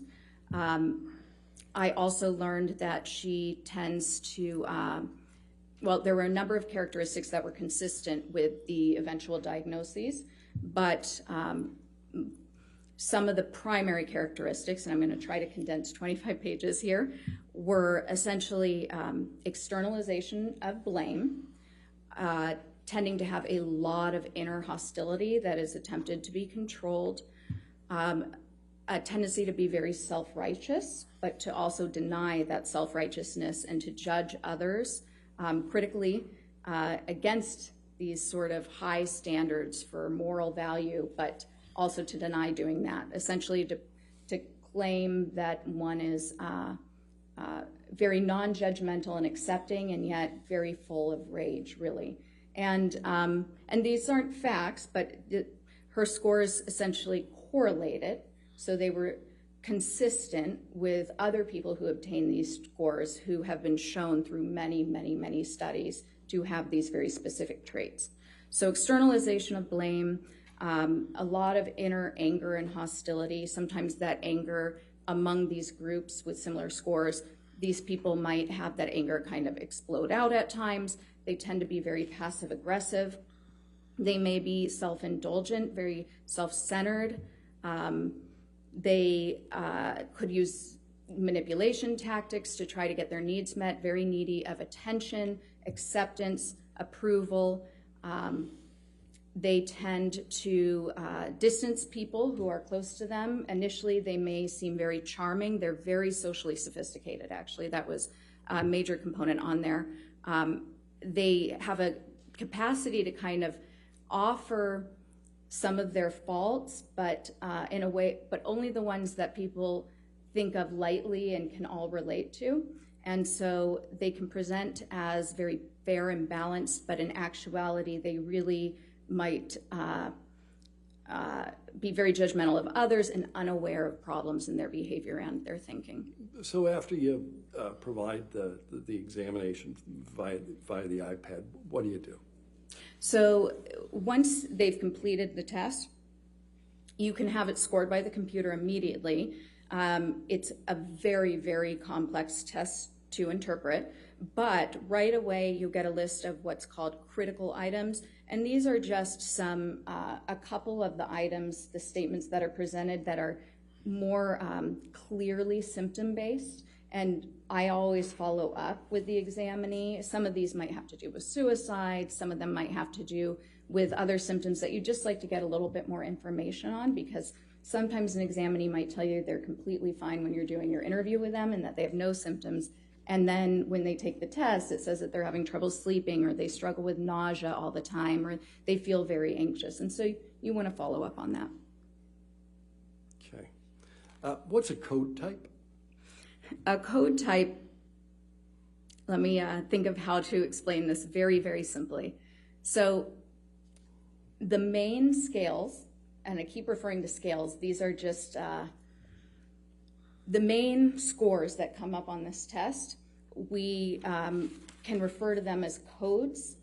And when I was saying that Ms. Hurd's scores could be compared to certain groups of people that had been researched before to obtain similar scores, the research has shown that certain people will have certain scores that kind of spike on this, okay? And so all of those traits that I was describing, those are traits that are found in these code types. So it means that score number two was high, and score number 6 was high. And so if we have those two scores were both high, then that's a 2-6 code type.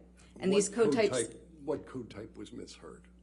Ms. Hurd had the clearest code type was 3-6, but then she also had some other code types that were less significant. What characteristics are associated with a 3-6 code type?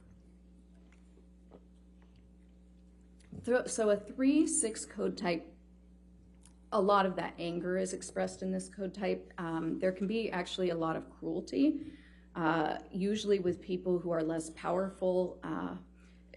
Actually, when you see this code type, you want to, if you can, to follow up with subordinates, co-workers, people who may have observed their behavior more closely. The 3-6 code type is very concerned with their image, very attention-seeking,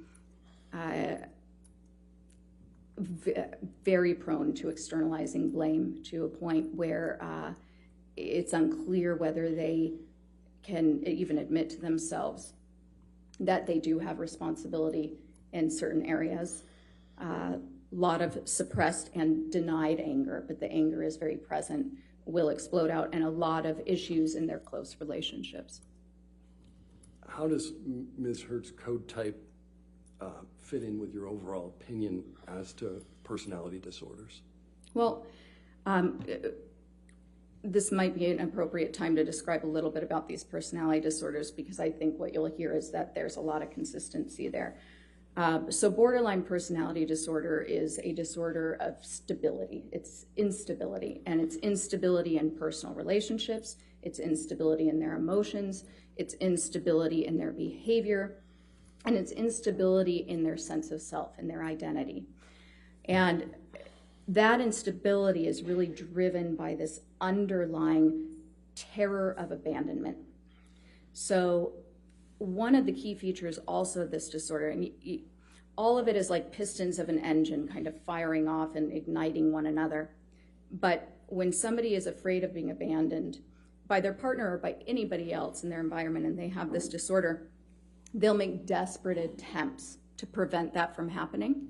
And those desperate attempts could be physical aggression, it could be threatening, it could be harming themselves. But these are behaviors that are usually very extreme and very concerning to the people around them. The anger is typically what, sadly, it's counteractive, right? So the thing these people fear most is being abandoned, but over time, the anger, the explosive anger that they show when somebody is needing space, or when somebody's really not doing anything wrong, because a lot of times they read into things that they perceive as being a slight to them or being somebody intending to harm them that actually isn't happening. They'll exaggerate it, and they'll explode. They'll react in this heightened manner that is just exhausting for their partners. Oftentimes their partners will try to make them happy at first and really allow themselves to be a punching bag, thinking that they can somehow solve this problem, that somehow they can make this better. And eventually it just overwhelms them. histrionic personality disorder is very Before similar. we move on to that. Okay. Are you familiar with the term emotional reactivity? I am. What is that? So emotional reactivity is very common in the diagnosis. So essentially, like I said, there's instability in emotions. People with borderline personality disorder are often misdiagnosed as having bipolar disorder because they can be up and down. They can look very depressed, then they can look very elated, but these changes are happening within a matter of hours. Somebody with bipolar disorder, this is a clinical depression lasting days, weeks, a clinical mania where sometimes they even need to be hospitalized because they're so grandiose. They clear out their bank account and go to Vegas and spend it all. They're acting in some very bizarre ways.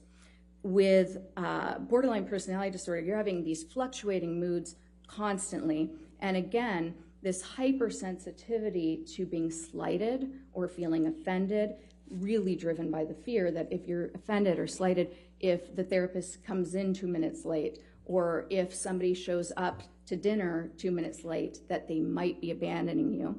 And it's not as if the borderline is considering themselves abandoned in that moment, but they just know that they have this overwhelming emotion, and there are no attempts to control that emotion. There are no attempts to regulate it. So if they're in the middle of the restaurant and they feel offended, they're going to start the fight.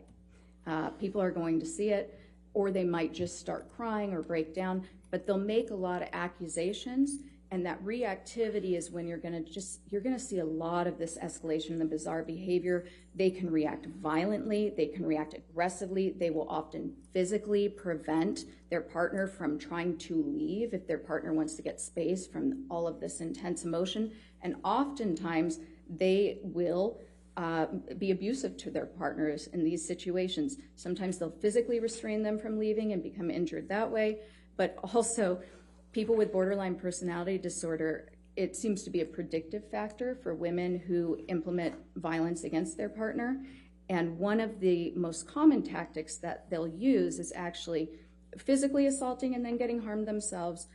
But mostly, we call this administrative violence. So essentially, this is saying that they'll make threats using the legal system. So they might say that they are going to file a restraining order or claim abuse, or they might do these things to essentially try to keep their partner from leaving. In the moment, again, they're not consciously thinking, I'm going to keep my partner from leaving right now. They're just thinking, I can't stand this. I hate my partner. They went from idealizing to suddenly devaluing because of the hurt, and they'll do anything to express that big emotion of anger. Your Honor, may we approach? All right, yes, sir.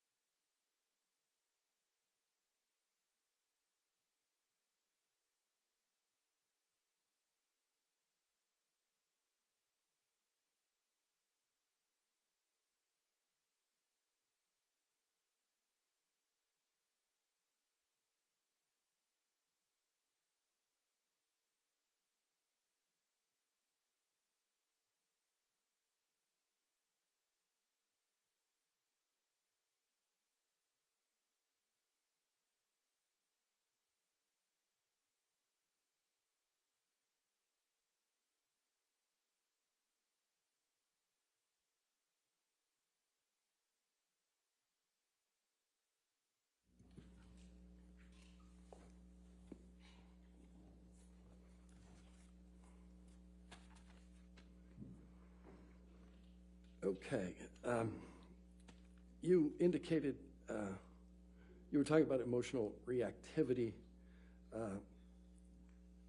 What, if any, emotional reactivity did you observe in your review? And let's do this one at a time. Okay.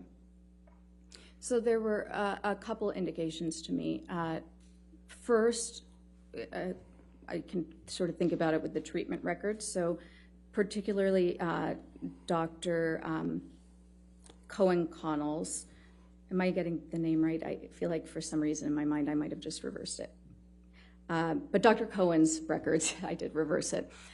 He actually refers to this reactivity quite a bit and to Ms. Hurd's temper, and that temper, it's often branded, or being hot-headed, is really characteristic of borderline personality disorder, as is their very charming, personable nature. This is a disorder of contradictions. In Nurse Filati's notes, I thought there was something interesting. She references a night when they're out to dinner, I believe in London, and she provided positive reinforcement to Ms. Hurd because Ms. Hurd had been disappointed by a mistake made by the server, and it sort of references how previously she might have criticized the server or become upset by that, and that she didn't this time, and so that had been some sort of a step forward. And there was also an indication actually in Dr. Hughes's, Dr. Hughes is a forensic psychologist who had been appointed by Ms. Hurd to conduct as an evaluation as well.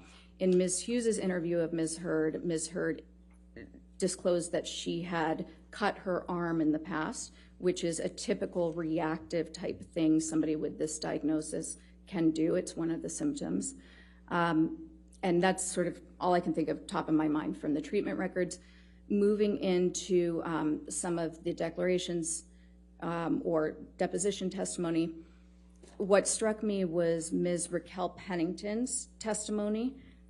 She's a former friend of Ms. Hurd's, and she told a story about, I suppose, they were shopping for Thanksgiving accoutrements, something to prepare for Thanksgiving, and Ms. Hurd struck her in the face, sort of out of the blue, which is, I thought was interesting because that is one of those signs of borderline personality disorder where if a friend or a loved one isn't meeting your needs in that moment, people with borderline personality disorder can be very caring in their relationships as long as their needs are being met. They feel that their needs should be met when they want them met at a specific level, and if they're not, then that anger, that sense of harm causes them to react. So the striking Ms. Pennington, per Ms. Pennington's report in the declaration or the testimony, I thought was pretty consistent.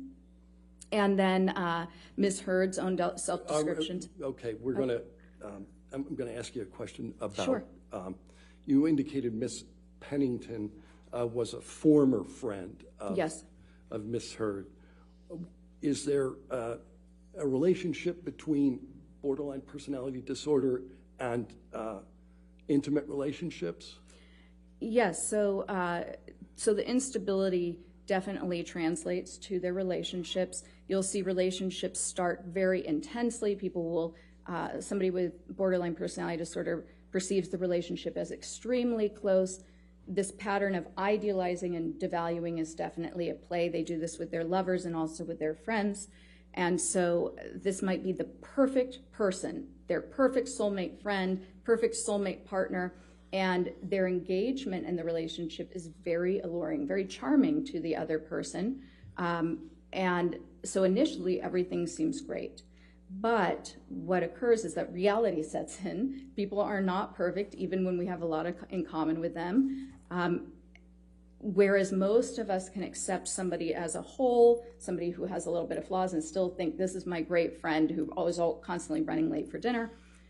The person with borderline personality disorder, things are in these extremes, this black and white, we call it splitting. And so that person goes from being idealized, the perfect person, to dumpster. They are totally devalued. They are the worst friend. They don't care anything about me. I have better people around. And then there will be a repair because the person with this disorder does feel remorseful after they have these reactions, angry, tell their friend off. But over time, it wears away at these relationships. And so what you'll usually see is many, many transitions in their friendships over the years, people who have sort of fallen by the wayside, who were really very close-knit at one time, and then, but there's not a lot of consistency in the long term. You'll also see that with their intimate relationships, many, many relationships, but none that are particularly long-term.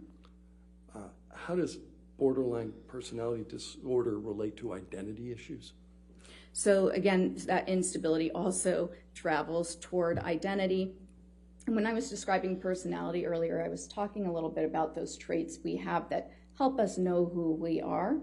When you have borderline personality disorder, that actually is not something you understand. So people with this disorder actually take on the identity of the people they're spending time with because it's comforting. It's very uncomfortable to not know who you are. Some people with this disorder will describe a feeling of emptiness when they feel like they've been abandoned because now they don't know who they are in the world. And so when somebody with this disorder is going through that initial enmeshment phase with new people and they're idealizing them, they often will take on the identities of those people. So they may mimic them in a lot of ways. They might mimic the way they dress, their interests, the way they talk. And for this reason, the people around somebody with this disorder kind of from the outside may feel like, wait, I thought you were this way, now you're advocating for this, and this is your new main interest in life, or the thing you're throwing yourself into all completely. Music tastes might change, hobbies will change, the way they dress. Okay. In addition to borderline personality disorder, I understand that you diagnosed another personality disorder. What's that? So histrionic personality disorder, and these are really two sides of the same coin. They belong to the same cluster. We call these clusters. It's a way to organize personality disorders in that DSM. And this cluster is described as the personality disorders that are dramatic, erratic, and emotional. Okay, so unpredictable, but really having to do with emotions and relationships. They're very similar. Whereas I was saying that borderline personality disorder, a lot of the key features that you're going to notice are instability. When it comes to histrionic, a lot of the key features are going to be drama and shallowness. Similarly, with borderline personality disorder, there's this underlying drive of avoiding abandonment. With histrionic personality disorder, that underlying drive is to always be the center of attention. Because if you don't have that attention on you, it feels similarly to borderline personality disorder. You feel pretty empty, like you don't have that sense of being or of value, okay? So whereas borderline personality disorder might have more of the visible reactivity if somebody seems to be leaving, with histrionic personality disorder, what you're going to see is extreme discomfort with not being the center of attention, extreme efforts to be the center of attention, and when they feel that they're not the center of attention, you will see some strange things, making up stories to try to get attention, often taking on a victim or princess role. Those two roles in particular are pretty consistent. Seeking caretaking. Borderline personality disorder is similar because with borderline personality disorder, these shifts of identity and the splitting, you might see somebody go from being, in the DSM it describes it as a needy supplicant of help, seeking the perfect caretaker, to suddenly being the avenger against injustice or thinking that their partner is a terrible person. With histrionic, what you'll see is somebody who wants to be the center of attention, has sort of that impressionistic speech, very flowery, very enthusiastic, but nothing's really being said. The moment your attention wears away, because they're so demanding for attention, that's when they might take the victim role or the princess role and even make up stories. Sometimes those stories are to bolster the victim role. Sometimes those stories are just to make them look more interesting or accomplished in their mind so that they can get respect and attention that way. Is there a relation between histrionic personality disorder and attractiveness? There is, strangely, and this is always one of the trickiest things to talk about because how is that a symptom? But characteristically, people with this disorder are very, very interested in looks, but more importantly, they utilize their looks to get that attention, to get that respect that they're seeking. And so this type of a personality might be flirtatious with everybody.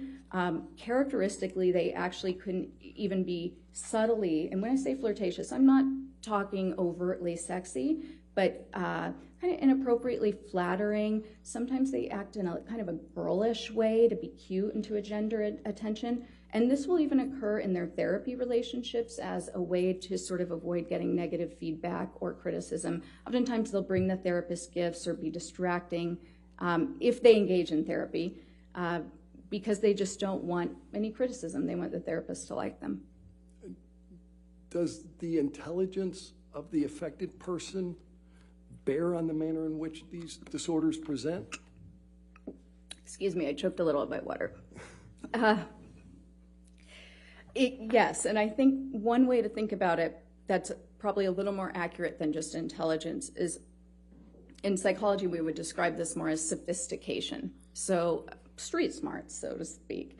The way, for instance, I've had many clients who have borderline personality disorder who are messy and really clearly suffering, and they might be difficult and all over the place and yell at you in the middle of a session, but it's so, it's not tailored. It's so much easier to work with because of that just openness and rawness of it, genuineness.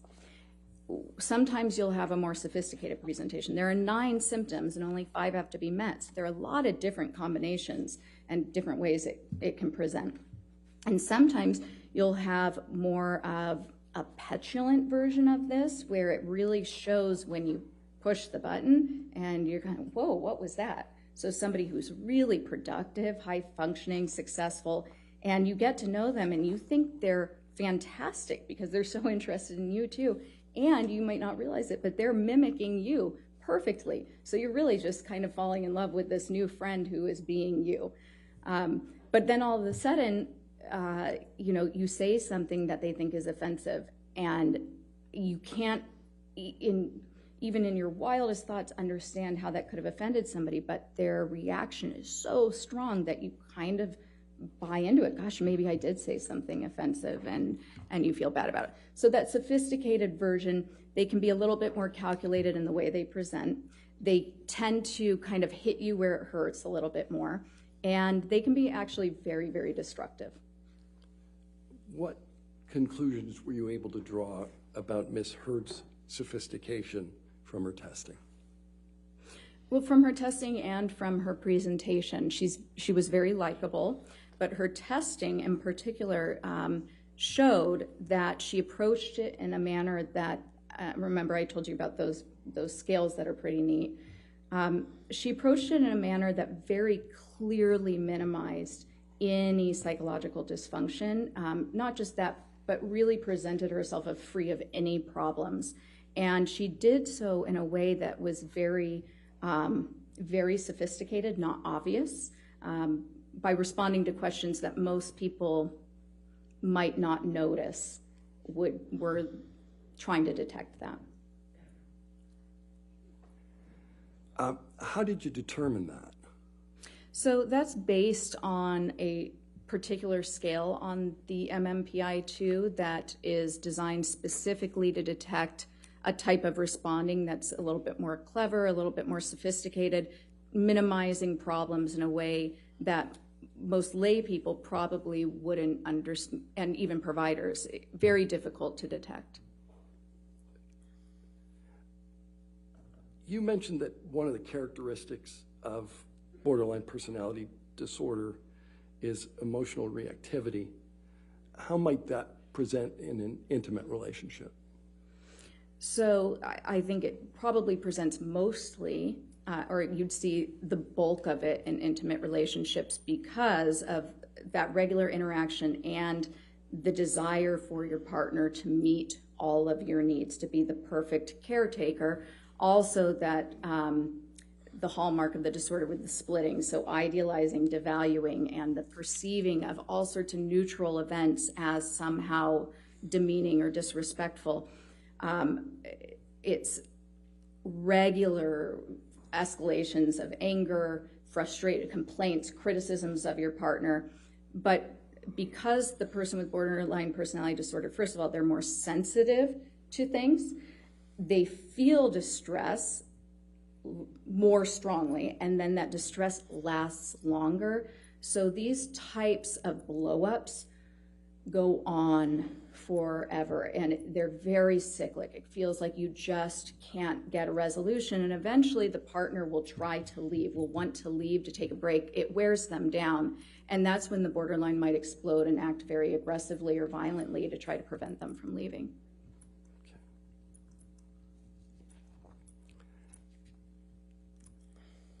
In addition to diagnosing Ms. Hurd with these two personality disorders, did you form another opinion about Ms. Hurd's mental status? Yes, so go ahead. If the answer to that is yes, I'm going to now ask you, Okay, what yes, was that? I did. Okay, what is it? So in addition to looking for Ms. Hurd's general mental status, any psychological issues that were present, I very specifically was assessing to determine whether post-traumatic stress disorder was present, and it was not. How do you know that? So first of all, from multiple information sources, right? So I was integrating the interview, my review of the data, the case records, other people's testimony, her treatment records. And then I also conducted, in addition to the MMPI-2 and looking at that data, I also conducted the clinician-administered PTSD scale, the CAPS-5, which is the gold standard PTSD assessment developed by the National Center for PTSD, shown to be valid, accurate for use not just with service members, but also with civilians, men, women, all genders, and also all ethnicities, and then also specifically for use in a courtroom setting. How do you conduct the CAPS-5? So the CAPS-5 is a standard interview. What that means is that it's an interview with very clear questions that are scripted, and you ask those same questions every time you test a person. So because you're doing that, you're actually taking something that would typically be kind of subjective, an interview with somebody, and you're making it more objective. When you ask those same questions in the same way every time somebody's assessed with this, now you can apply a scoring protocol and actually score their responses. Okay. As a result of applying those protocols, what did you conclude? Ms. Hurd did not have PTSD, and there were also pretty significant indications that she was grossly exaggerating symptoms of PTSD when asked about them. How did you make that latter conclusion? So one of the strengths of this test, as I mentioned, the important thing about any test used when you're doing an evaluation in forensics is to make sure that the person is responding accurately. And this test does that by not just asking people whether they have a symptom, but asking follow-up questions that draw out very detailed accounts of every single symptom of PTSD. And when you're really familiar with this disorder, which you need to be to administer this test, there are nuances in the way a person will describe their symptoms that have been shown repeatedly to indicate exaggeration or faking. There are also indications when somebody is clearly giving you a genuine response. Okay. What, if any, symptoms of PTSD did you observe in Ms. Hurd? So there are 20 kind of core symptoms that somebody can manifest with PTSD. You don't have to have all of them. Ms. Hurd initially said that she had, in the first question, you say, do you ever have this, before you get to the more nuanced follow-up questions. When I asked that first question on each item, she initially said, yes, I have that, to 19 of the 20 symptoms. That's not typical even of somebody with the most disabling form of PTSD. When we eventually sort of dialed it down, she had 3 remaining symptoms. And having symptoms of any disorder is common for all of us. Some of us struggle with sleep. Some of us get anxious.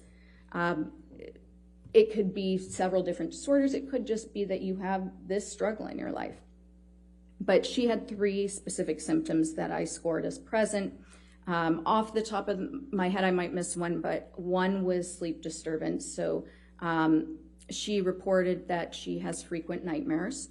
Another one was that she said that she tends to have a startle response. So if she gets startled or surprised, she tends to stay in sort of a hyper startle mode for quite a while. And that's consistent with a couple of things. It can be consistent with PTSD if other criteria are met.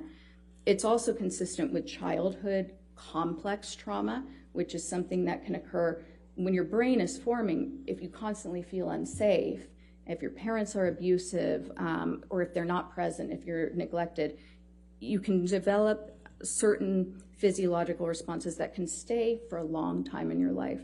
So I noted that seemed like a very genuine, accurate account where she stays in the state of kind of hyper arousal, has a hard time calming down if she gets surprised.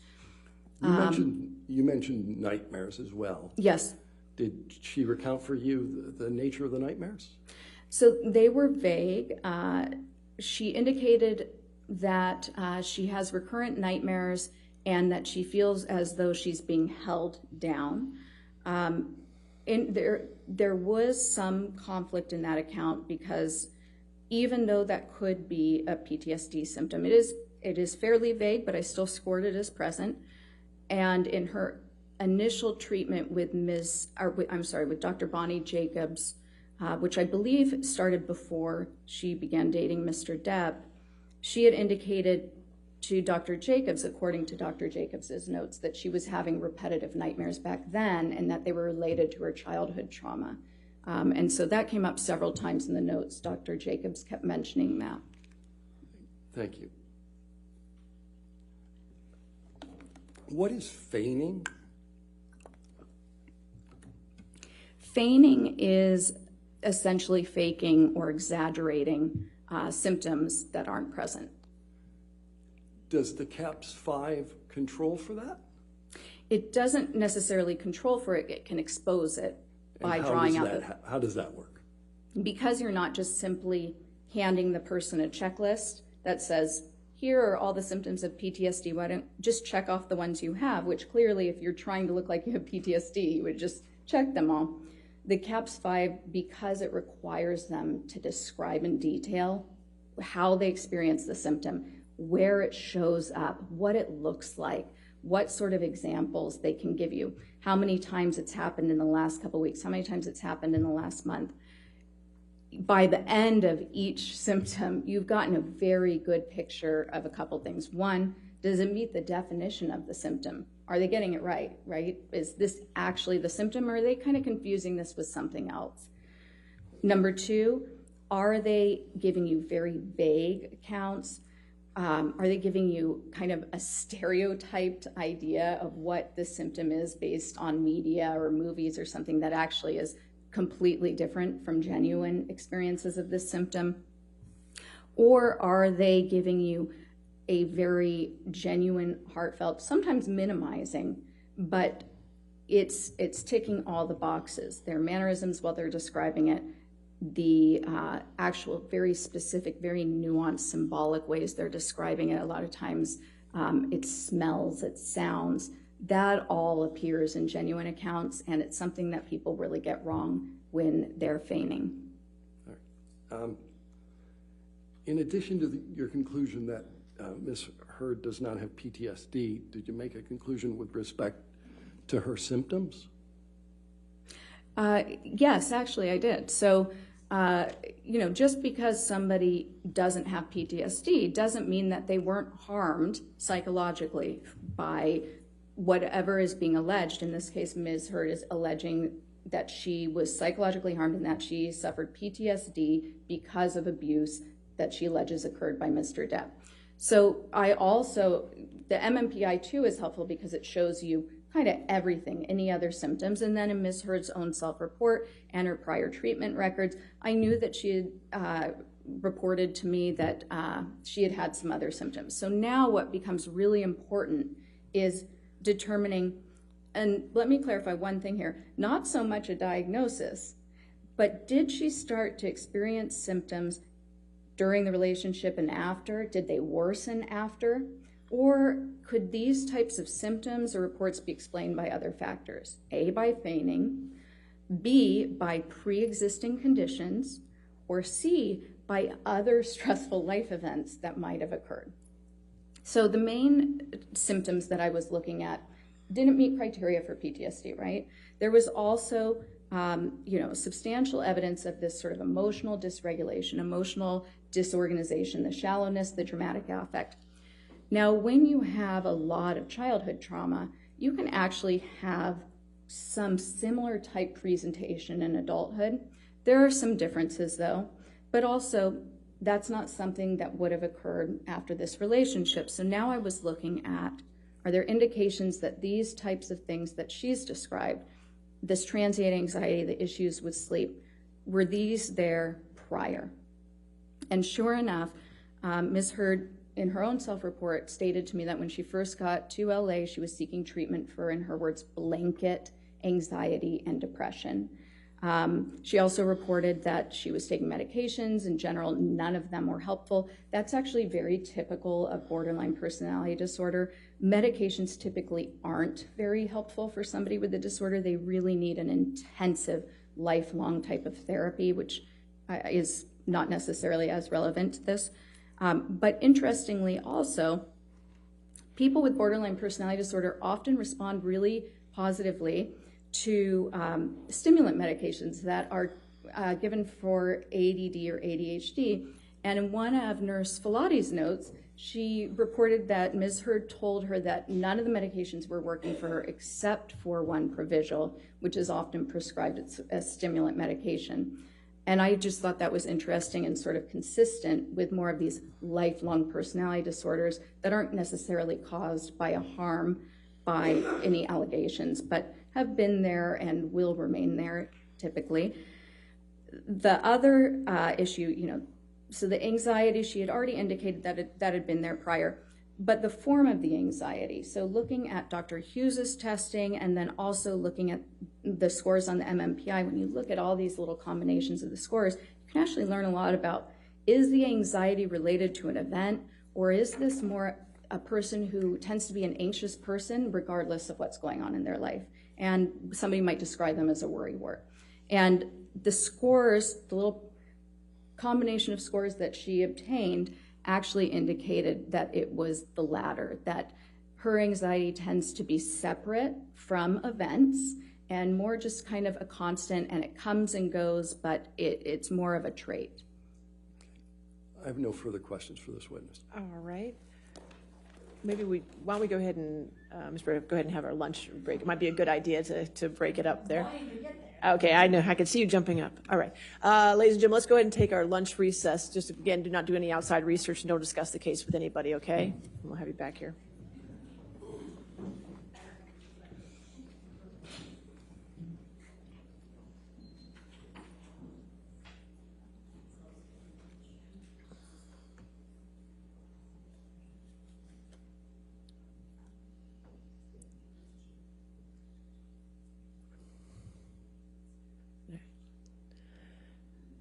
And again, Dr. Curry, since you're in the middle of your testimony, please do not discuss your testimony with anybody at this time, okay?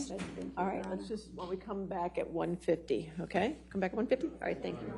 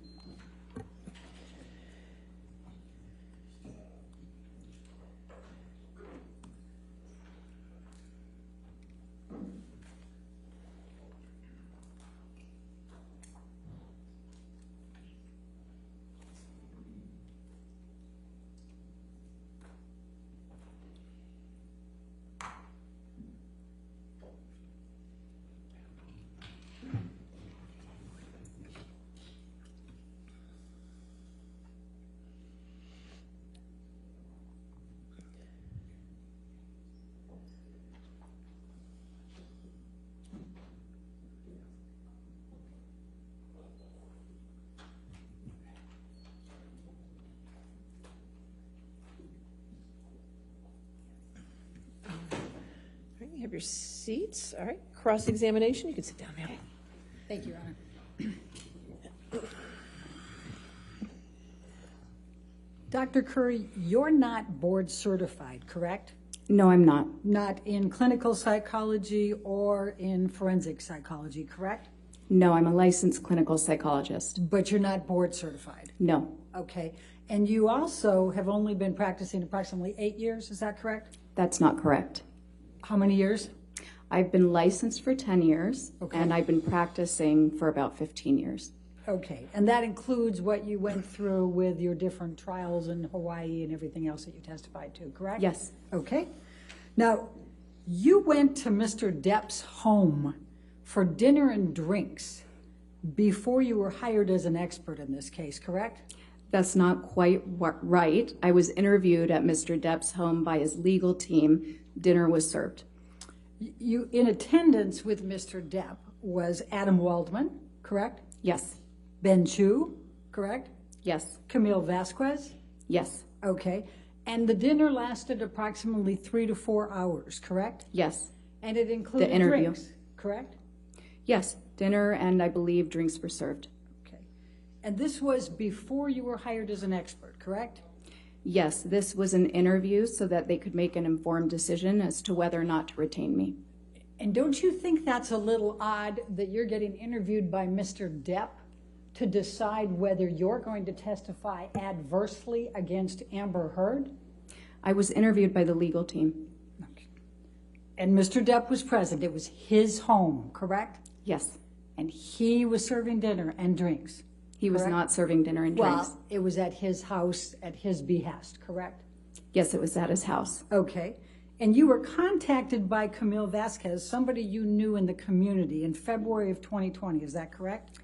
I knew of Ms. Vasquez professionally. We live in the same city, and I work with many attorneys. Okay.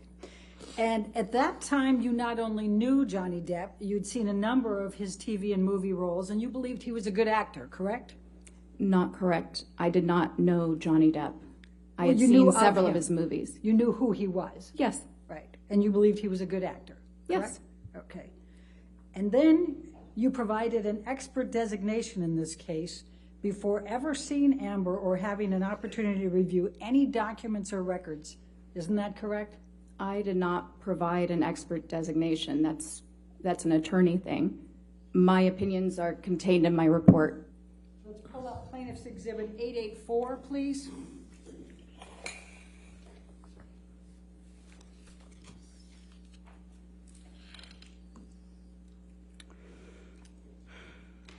This was plaintiff's designation, identification of expert witnesses in this case. And this is dated February 2021. That's a year after you went to dinner at Mr. Depp's house, correct? Yes. Okay. And it attributes, if you go to page 13, it says you have 3 opinions. The first of those is that Amber Hurd, quote, exhibits patterns of behavior that are consistent with co-occurring cluster B personality disorder traits, especially borderline personality disorder. Did I get that right?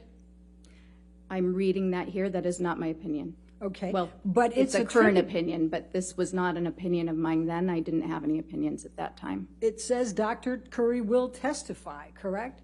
That's what it says, yes. Okay. And this is a signed pleading, correct?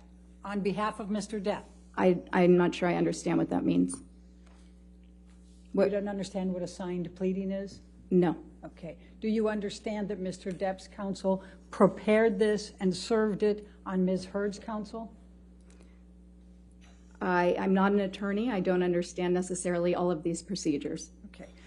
Are you aware that Mr. Depp is on an audio recording years earlier taunting Amber Hurd that she has a borderline personality disorder?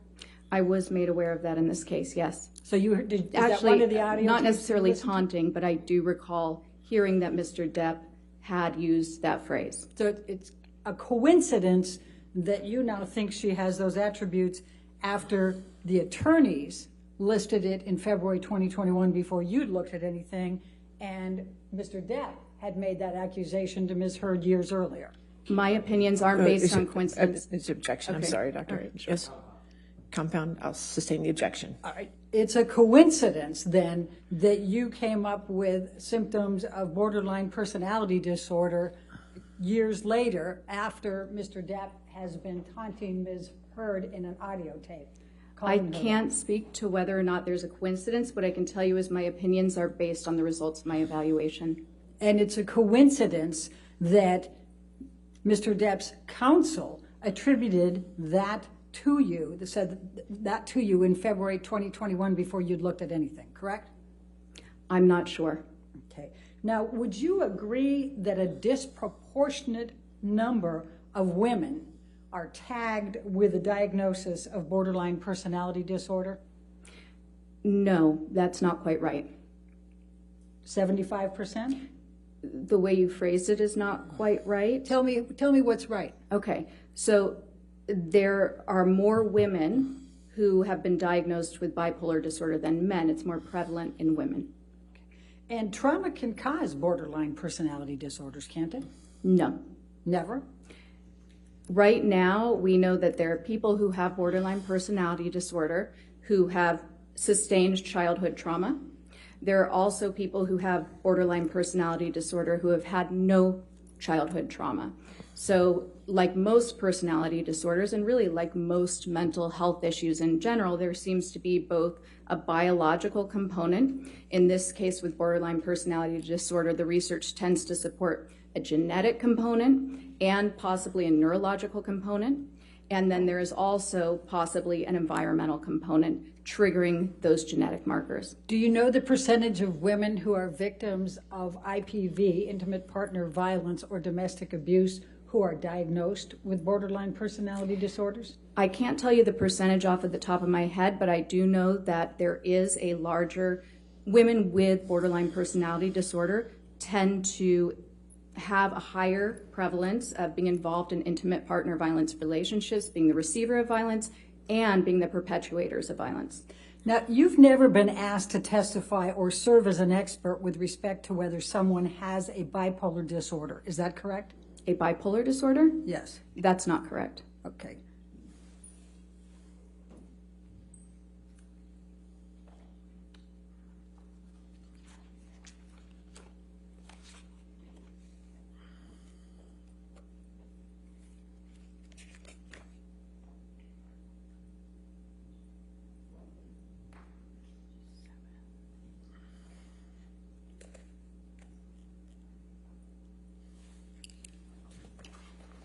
Bear with me.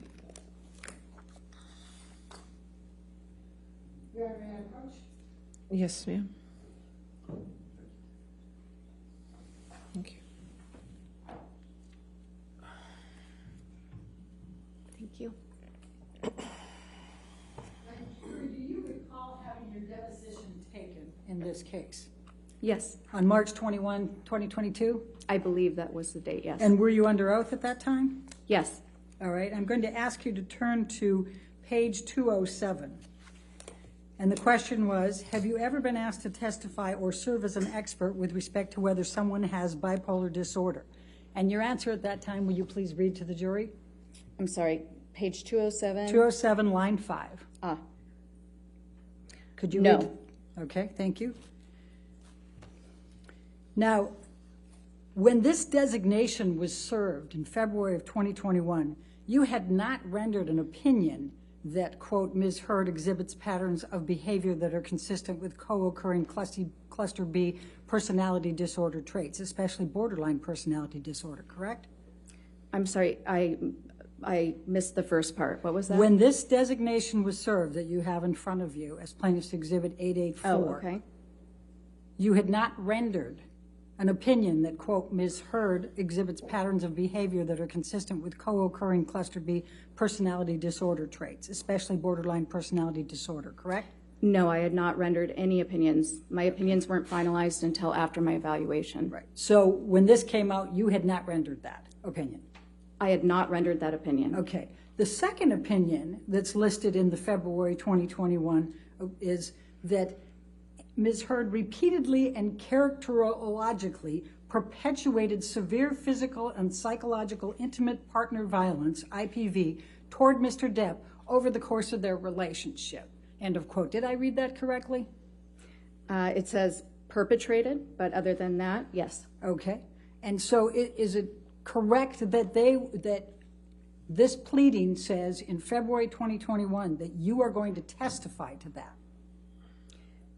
This document, yes. Okay. It says that. And you have never been asked to testify as to whether anyone has behaviorally or characterologically conduct that suggests they may be an IPV perpetrator, correct? I have to ask that again because I stumbled. Okay, I can't do you. characterologically. That one's just a tough one for me. Okay. You have never been asked to testify as to whether anyone has behavioral or characterological conduct that suggests they may have been an IPV perpetrator, correct? No, I've never been asked to testify for that. Okay. And that was not your opinion in February 2021, correct? No. And in fact, you do not hold that opinion now, and you were not even asked to provide such an analysis or opinion. Isn't that correct? No. Or that is correct, That's yes. correct. Okay. And you have never held that opinion, correct? No, that is correct, yes. Okay. And your third opinion, if we can go to page 14, was that Ms. Hurd exhibits patterns of behavior that suggest her allegations of abuse against Mr. Depp are false, end of quote. Do you see that? I see that. You said it's my third opinion. That is not my opinion. All right. But in this pleading, it says that you will testify to that, correct? Yes, that's what this says. Okay. And that was not your opinion in February 2021, was it? No, as I said, I had not formed any opinions at that time. I had just been retained. And in fact, you have never arrived at this opinion as an expert witness in this case, correct? In terms, no, the opinions that I've rendered are provided in my report. And they're what I'm testifying to today. And you have never arrived at this opinion as an expert witness in this case, correct? I'll sustain it. You have never arrived at the opinion that Ms. Hurd exhibits patterns of behavior that suggest her allegations of abuse against Mr. Depp are false, correct? That's correct. Okay. And in fact, you've said that has never been my opinion, correct? What I'm saying is that the opinions in here, these are not my opinions. My opinions are provided in my report. Can you please turn to page 255 of your deposition?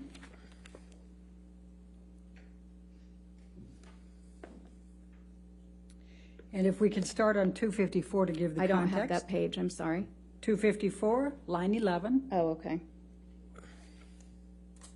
And the question is now, the next one is, quote, Ms. Hurd exhibits patterns of behavior that suggest her allegations of abuse against Mr. Depp are false, end of quote. Was that your opinion in February 2021?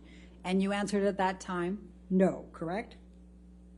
That is correct. And then I asked, have you ever arrived at that opinion in the time that you have served as an expert witness in this case?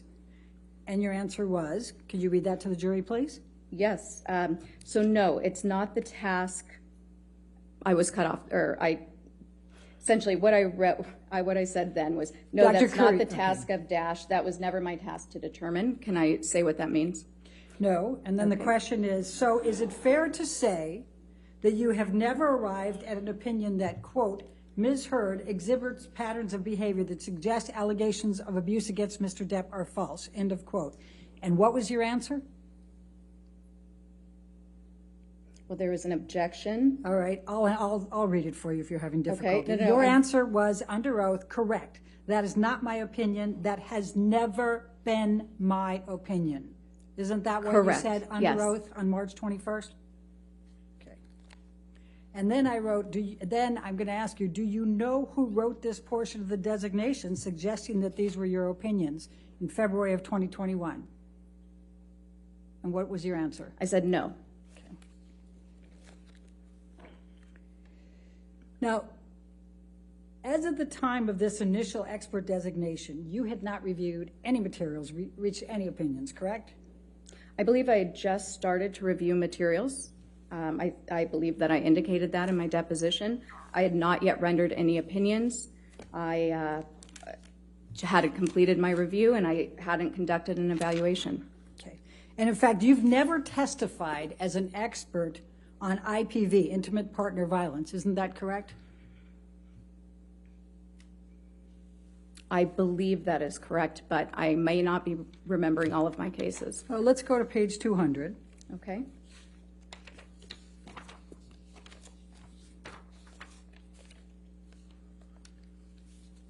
Line 17. My question was, have you ever testified as an expert on IPV? And your answer under oath then at line 22 was what? Oh, gosh, let me catch up. Line 22. No. And you've never testified as an expert on emotional distress damages associated with IPV, is that correct? That's correct. Okay.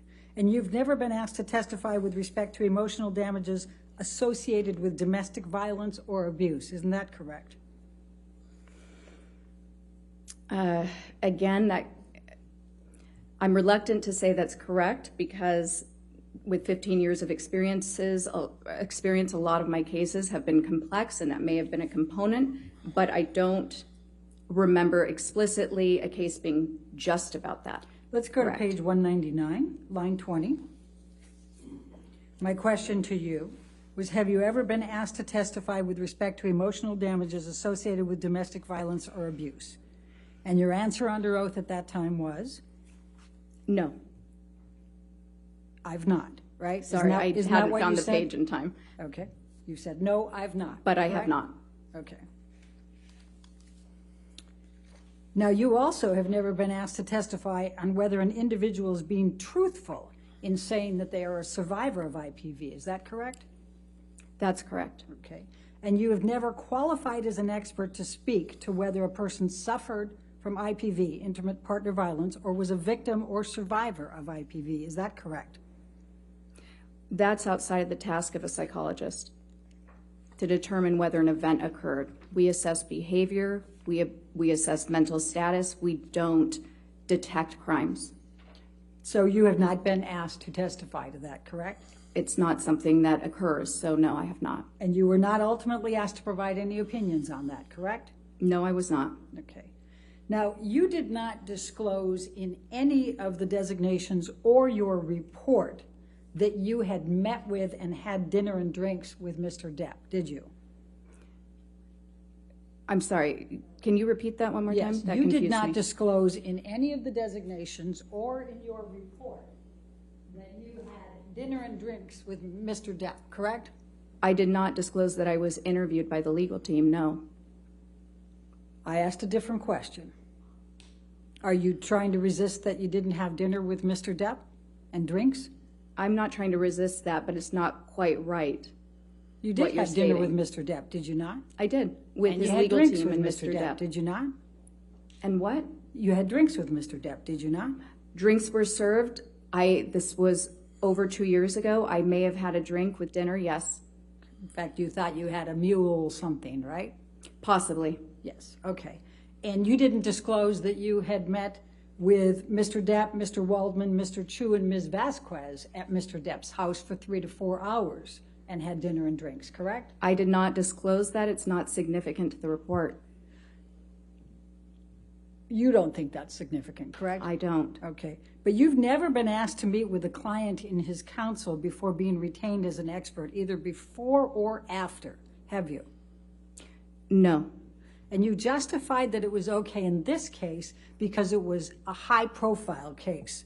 That's not quite right. I justified it in this case. Actually, I sought consultation about it. First of all, the person who had retained his attorneys was unable to come to my office with his attorneys. And yes, this is a very visible case. It's been going on a very long time. And I understood that there would be a need to interview me and make an informed decision about my qualifications.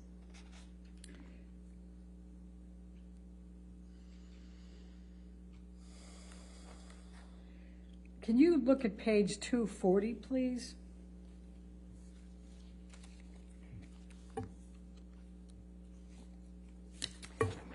Line 3 is my question. Would you agree it's highly irregular to meet with the subject in a litigation? And your answer on that occasion was, I would not say it's highly irregular. I would say it's not something that I would typically do. However, I had not yet been retained on the case. This was a large, high-profile case, and I understood that I believed that it was appropriate for a person retaining me with such a high profile to meet me, to be able to vet me, essentially with the attorneys present prior to retaining me on his case. Do you recall that? Yes. That's what you said under oath, correct? Yes. And then I said, have you ever done that before? And you said, no. Correct? Correct. And then I said, have you ever done it since? And you said, no. Correct? Correct. Okay. Now, would you agree that if you did not find something that would be in favor of Mr. Depp and negative to Ms. Hurd, that you wouldn't be an expert in this case? That I can bring you into court if you're going to say that Ms. Hurd is right and Mr. Depp is wrong, correct? So as a forensic psychologist, my obligation is to the court, is to the fact finder. I present science regardless of what that science may be. Now, when I take a case, my retainer agreement is explicit about that, and I discuss that with the attorneys. I'm asking you a question. I'd like you to try to answer my Okay. question. You understand that if you found favorably to Ms. Hurd and negatively to Mr. Depp, you wouldn't be here, right? You wouldn't be testifying. Objection speculative. No, okay, sorry. Hold on. The objection is speculation. That's not speculation. No, I'll sustain the objection if you want to ask. Okay. If it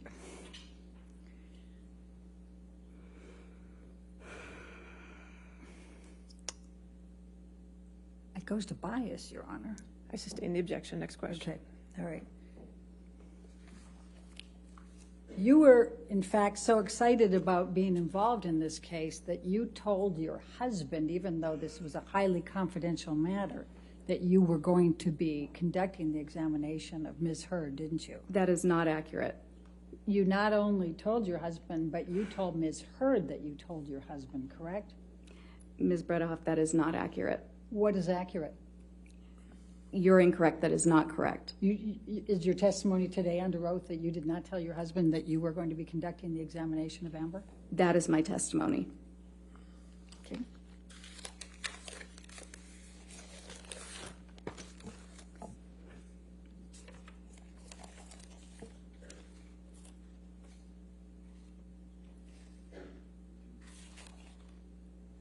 Let's go to page 306.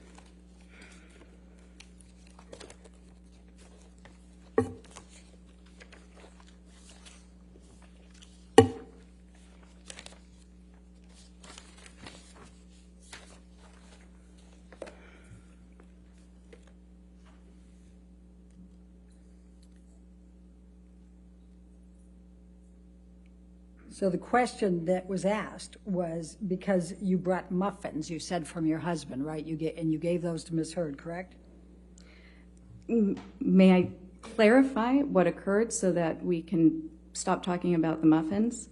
What happened was that I was getting ready that morning. I frequently bring muffins to the office. My husband did happen to know that there was going to be a celebrity client coming in because on the mornings that occurs, which often occurs, we have to actually clear the office and move the staff to the other office. So yes, on the one hand, he was aware of that.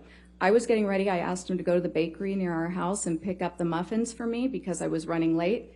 He often has to do that because I often do run late. He brought the muffins back to the house. I brought them into the office. Ms. Hurd and I enjoyed the muffins together. I think I made a comment to her along the lines like, we can thank my husband. My husband got these for us today, meaning he purchased the muffins. We are now enjoying them because of him. Did you say on pages 305 and 306 that you frequently have examinations of high-profile clients? You want to just take a quick look and tell us? What, 305, 306? Yeah, that's where we're talking about it. Is there a line you'd like me to look at? You can start with 15, line 15, 305. Just read through that and tell me whether you said anywhere in there that you have a lot of high-profile examinations. You do this frequently. Objection to improper impeachment. I don't agree. Won't you approach, please?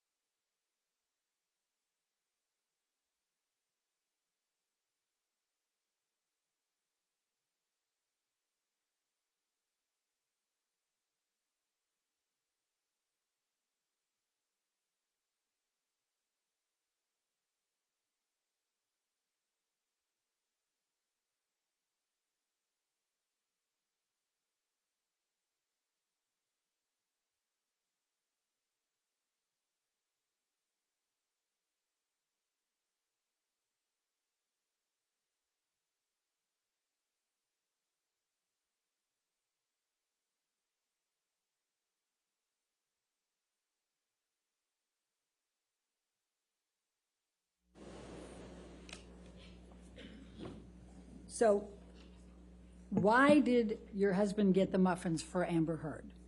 He did not get the muffins for Amber Hurd. He knew you had a high-profile client, and you were preparing for a very long time, and you asked him to pick up the muffins, correct? I asked him to pick up the muffins for me, yes. Okay. Now, would you agree that domestic abuse can be verbal? Absolutely, yes. Would you agree that domestic abuse can be emotional? Yes, certainly. Would you agree that domestic abuse can be psychological? Yes. Would you agree that domestic abuse can be physical? Yes. Now, you indicated, and I believe you testified in your direct, that it's very important to review the treatment records before forming opinions. Is that correct? Yes. Okay. In fact, that's the first thing you would do, correct? Not necessarily the first, but it's part of the evaluation. Let's go to page 261.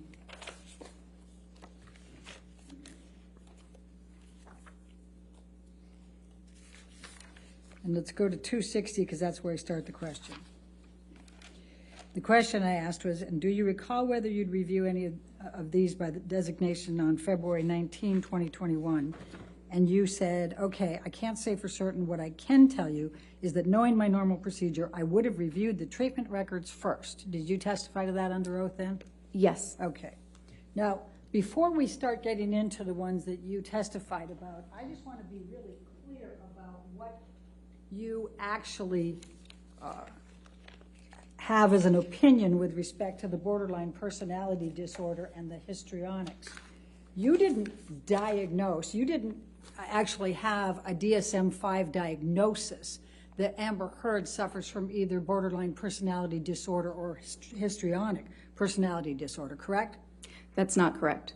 In fact, your report says Ms. Hurd demonstrates psychological symptoms of a combined borderline and histrionic personality disorder. Would you agree?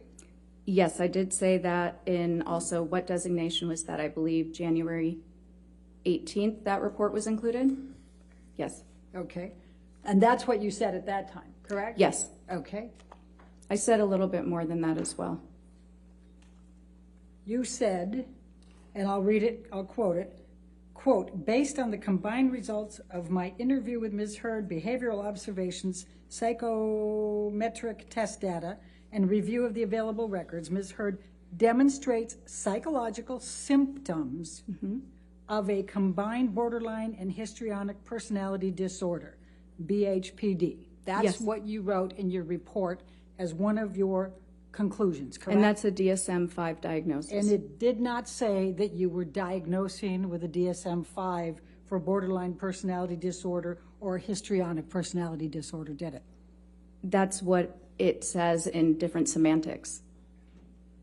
Oh, so what you meant to say... It did not use the words you just said. Now, let's talk about the treatment records that you said that you reviewed. But I'm going to start with Rocky Pennington. Your testimony was that out of the blue, Amber hit Rocky Pennington, correct? I can't remember exactly what I said, but I did reference Ms. Pennington's deposition that Ms. Hurd struck Ms. Pennington in the face. In Yes. fact, Ms. Pennington testified that she hit Ms. Hurd. And in response to that, she can't recall, but Ms. Hurd either pushed or slapped her, correct? I don't recall. That's a pretty important distinction, don't you think?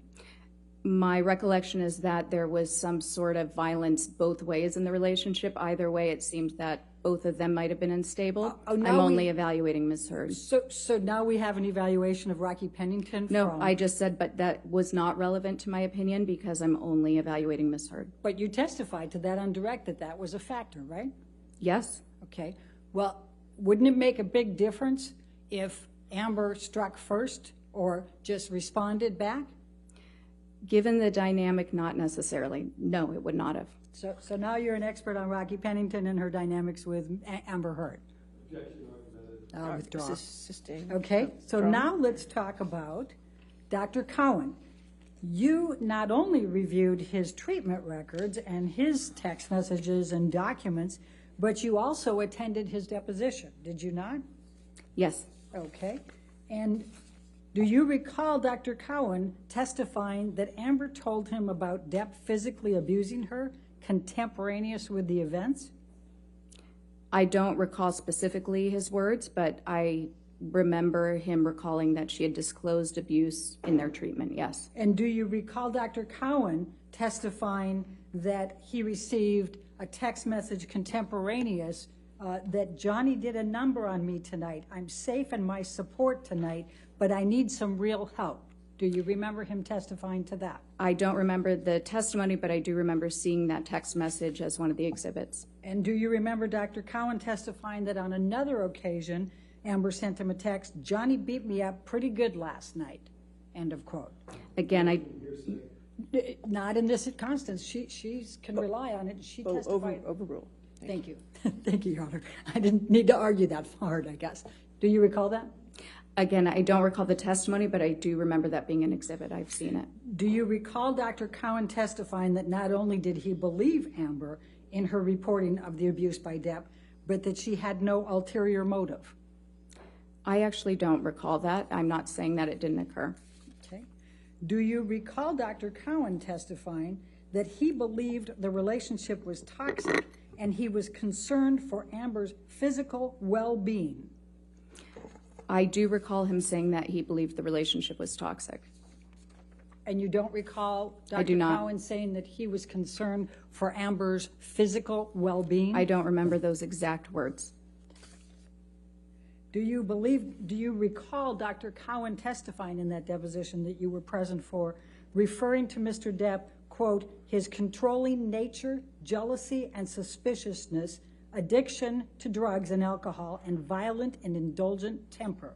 Do you recall him using those terms to describe Mr. Depp? I remember thinking that would be an inappropriate impression for a treating provider of a different person to give, but I do recall him making that statement. Do you recall Dr. Cowan testifying that if he pushed her, she was going to push him back? And I never had the impression that she was the provocateur, but that she was indicating to me she had a hard time, de-escalating these types of situations. Yes. Okay. And do you also recall him saying that she didn't say she pushed him, she just said, I got right back up. She told me that he pushed her down and she got right back up. I remember him saying that Ms. Hurd told him that, yes. And do you recall him testifying you could interpret it that way? I kind of interpret it more, metaphorically, that when somebody comes at her, she goes back at them, in a similar way, whether it's verbally or she protects herself. Do you recall that?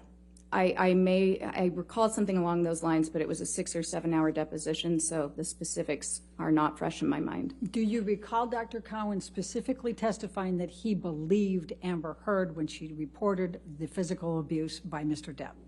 I recall him saying that and following it up with a statement that you have to take the patient at their word when you're the therapist. You recall that? Yes. Do you recall him saying that he believed her? That he found her believable? Yes, that he found her believable. Okay. Now, you also testified about Amy Banks. Do you recall that? Yes. And before we go there, Dr. Cowan has been a clinical psychologist for 40 years, correct? I'm not sure. Okay. Well, he testified to that, didn't he, in the deposition? I don't recall. And he also saw Amber Hurd for over 2 years, correct? Yes. From 2014, approximately August 2014 to 2016, correct? Yes, he did. For a period of time, would you agree? Okay. And he also testified that he did not diagnose Amber with borderline personality disorder. Do you recall that testimony? He also testified that he doesn't use diagnoses, but yes, I do recall that. And do you recall that it was those words were in his notes, but he said he had written that down, but then he discounted it and determined that that was not correct for her? Oh, you want to approach?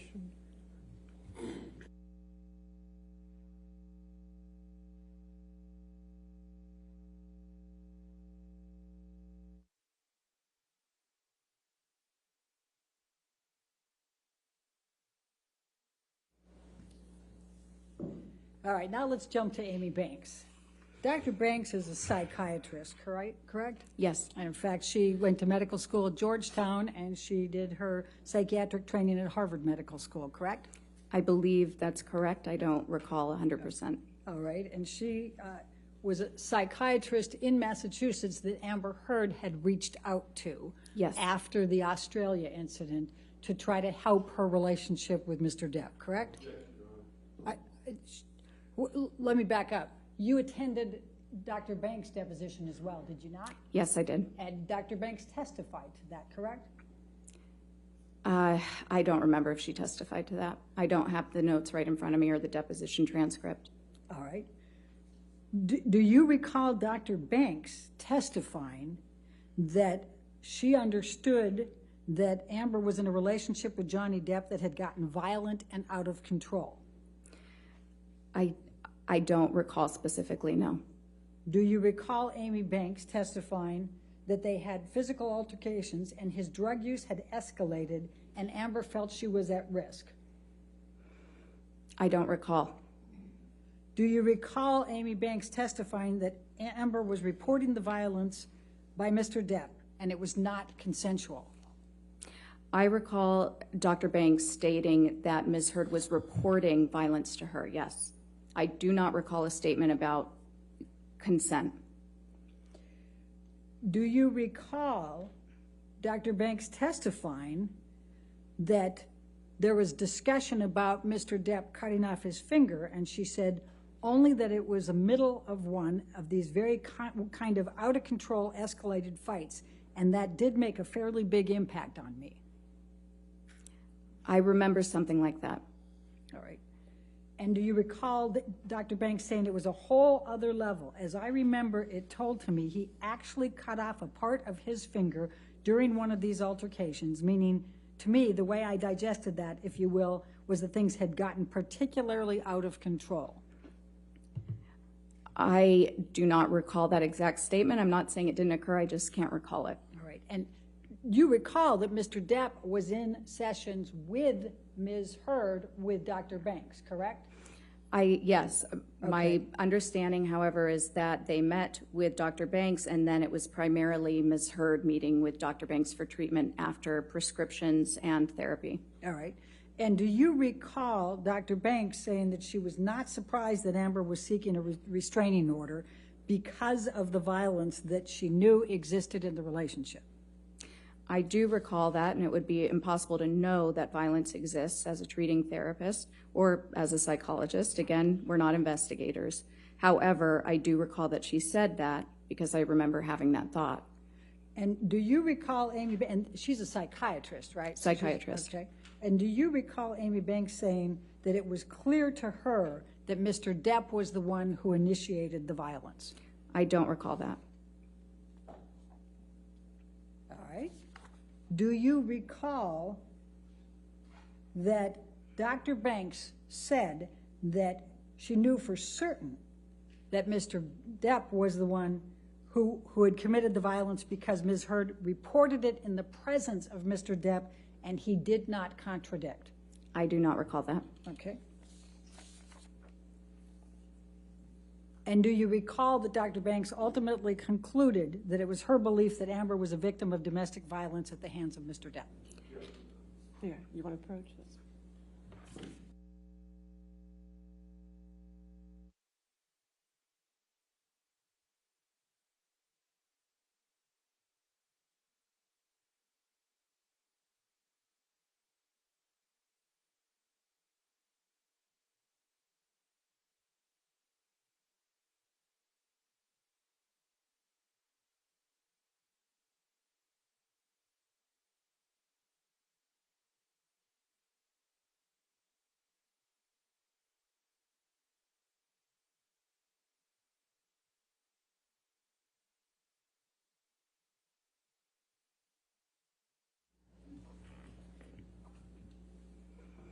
And what was your answer to that last one? I'm sorry. I think I can't recall, but I also can't recall that last question. Do you recall that Dr. Banks concluded that Amber was a victim of domestic violence at the hands of Mr. Depp? I don't recall that. Okay. Now, You also reviewed the records of Laurel Anderson, and you reviewed her deposition, is that correct? Let me refresh my memory for a moment. I reviewed Dr. Anderson's deposition, yes. Okay, and do you recall that she reported that Amber Hurd had reported physical violence by Mr. Depp to her? I recall that she said that Ms. Hurd had reported that, yes. Okay, and do you recall that she said that it changed over time? I don't recall that specifically. Okay, and do you recall Dr. Anderson saying that she had witnessed her face being bruised after the December 15, 2015 incident? I don't recall that. You don't recall that, okay.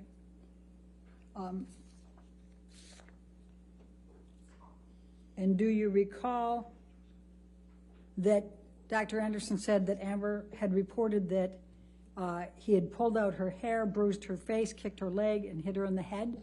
Yes, Ms. Hurd did report that to her according to her testimony. Okay. And do you recall that Amber Hurd said that Mr. Depp was scaring her? I don't recall that specifically. Okay.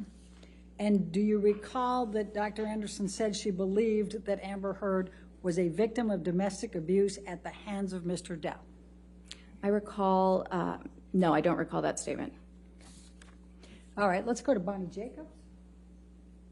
You said that you reviewed the notes from Bonnie Jacobs, correct? Yes.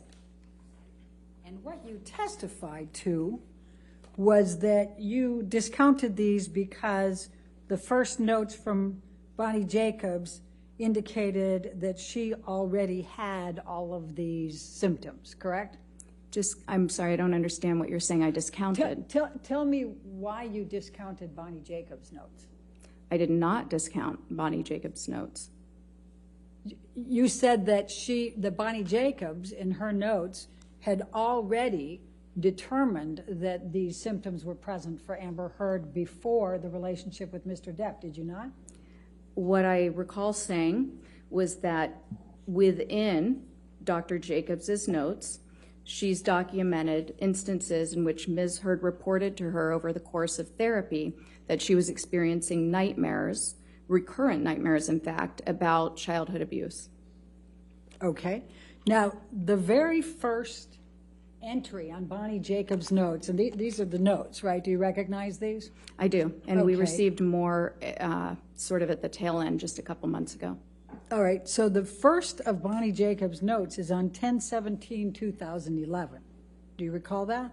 I don't recall the exact date. I don't have anything in front of me. And Amber Hurd was already in the relationship with Johnny Depp at this point, was she not? I believe she was, yes. Okay.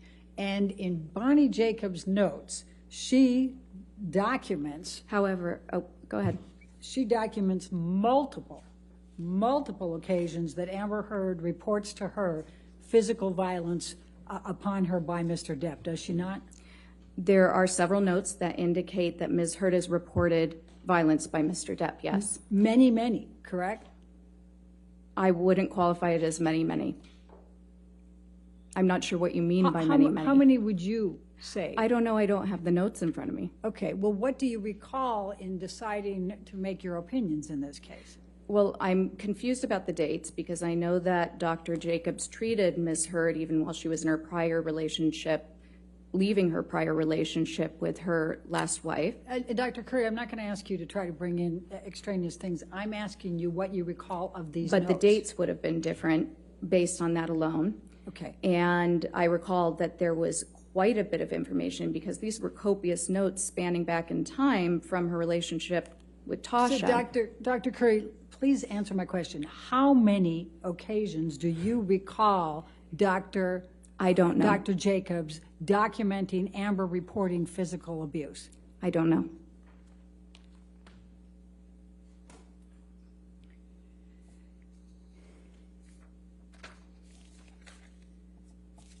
Now, you also said that you listened to audio tapes in this case, correct? Yes. Did you hear Mr. Depp admitting to headbutting Ms. Hurd? That is not what I heard. You didn't hear that? I heard a conversation about headbutting. I did not hear him, as you said, admit to headbutting Ms. Hurd. Okay, that's your characterization of it, correct? Yes. Okay. Did you see the videotape of Mr. Depp in the kitchen? Yes. Okay. Did Ms. Hurd imagine that or create that, or was she responsible for that somehow? Objection, I'll sustain the objection. Next question. Okay.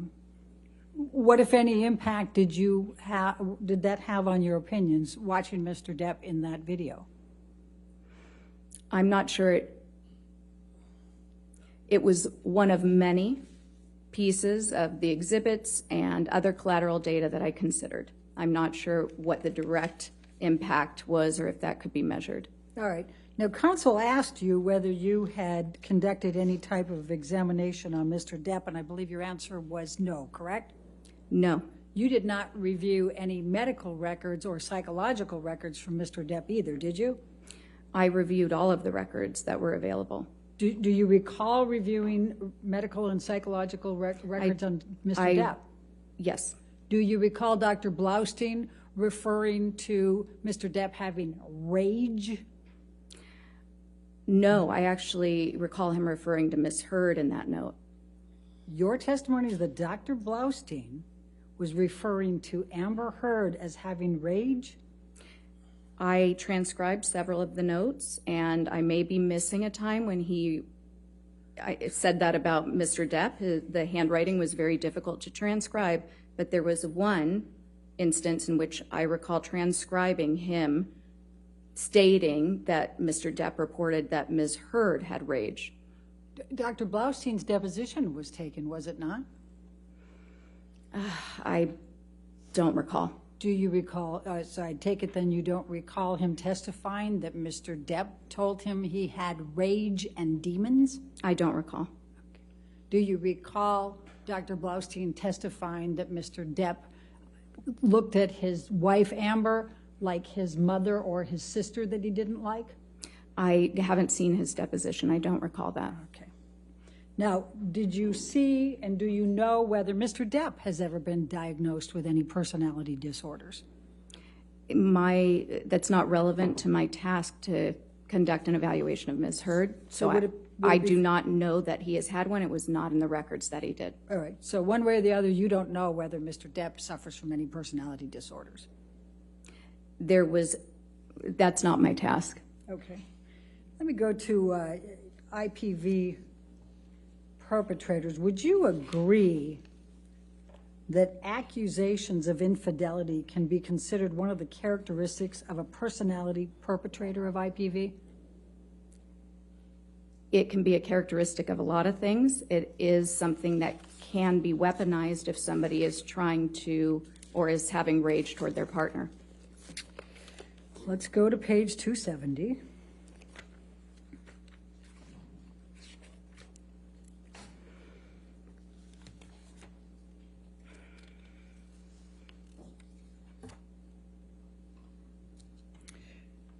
Line 3, my question was, are accusations of infidelity considered one of the characteristics of a perpetrator, a personality perpetrator of IPV? The objection. The question is vague and ultimately ambiguous. I don't understand the objection. I'll overrule the objection. Okay. And your answer under oath Can at you that time? remind me of the page? I thought Page 270, line 3 was where my question was. Okay. And your answer is at line 8. You said it can be, correct? Yes. Okay. And interrogating your partner about unfounded accusations of infidelity can be abusive. Would you agree?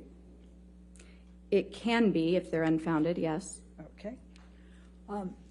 And psychological consequences for a victim of IPV can include diminished self-esteem, correct? Yes. Depressed mood, Yes. anxiety, Yes. fearfulness, Certainly. diminished self-agency, Yes. feeling powerless, Yes. loss of sleep. Yes. And IPV is a traumatic stressor. Would you agree? It is. All right. And IPV is capable of resulting in PTSD, is it not? It is. Okay. And IPV is capable of resulting in other trauma-based disorders, correct? Yes. Okay. Now, Amber's medical examination, she was cooperative, correct? Her psychological, yes, she was cooperative and polite. Okay. And in the 2 full days of examination, you felt she was polite and answered all your questions, except in one instance where she furrowed her brow when you were asking about friendships in high school, correct? That's not correct. All right, let's go to page 275.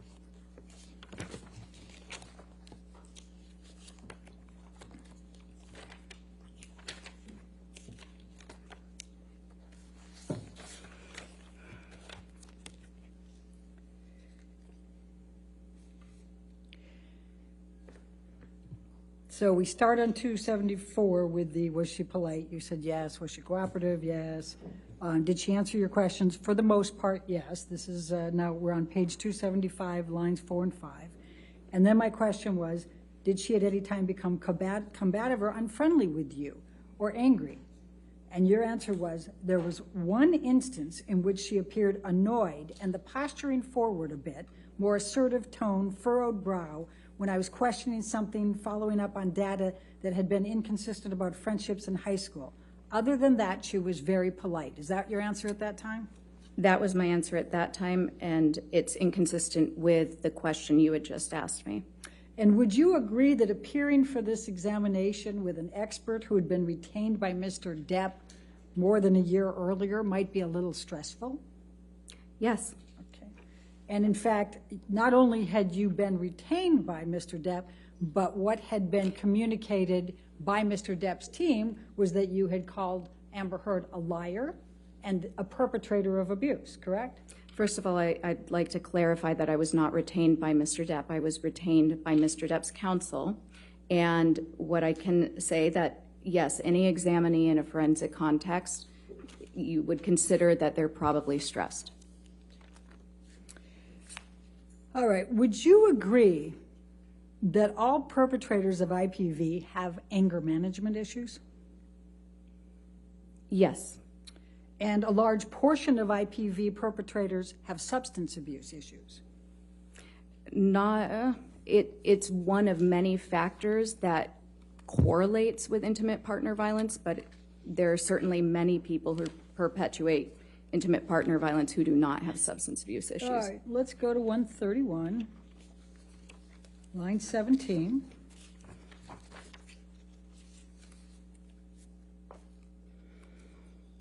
$131, you said? Yes, line 12 is what I have here.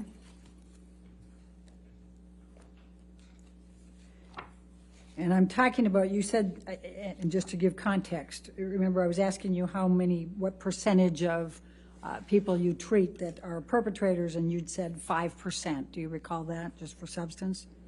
I see that here. Okay, and then I said, of the 5% that are IPV perpetrators that you've treated over the last 8 years, how many of these perpetrators have substance abuse issues? And your answer was? I see that I answered with a figure of speech, a large portion. Okay, thank you.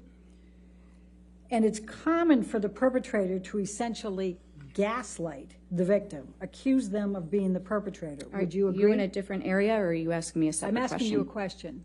Oh. And it's common. Sorry, can you please repeat it? Yes. And it's common for the perpetrator to essentially gaslight the victim, accuse them of being the perpetrator. Would you agree? That's exactly how it was asked in the deposition. So I understand. It is a compound question. I'll sustain the objection. And it's common for the perpetrator to essentially gaslight. I don't think that's, Your Honor, I think it's just one question. Let me try it.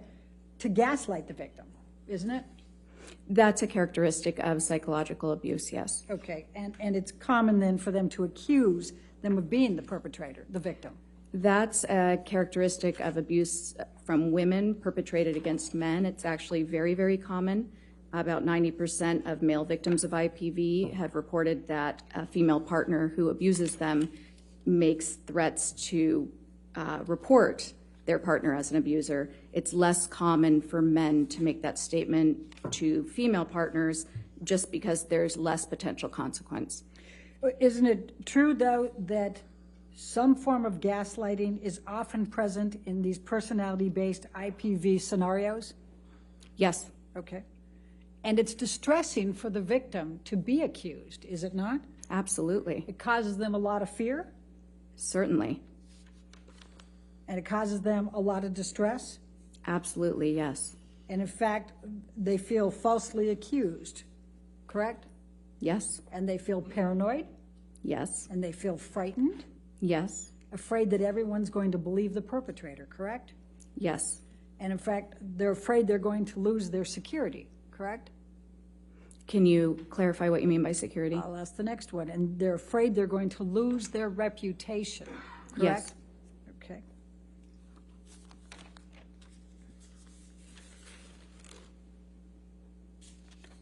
Now, let's talk about the testing for a moment. You talked about the MMPI-2, but that's not the most recent MMPI, is it?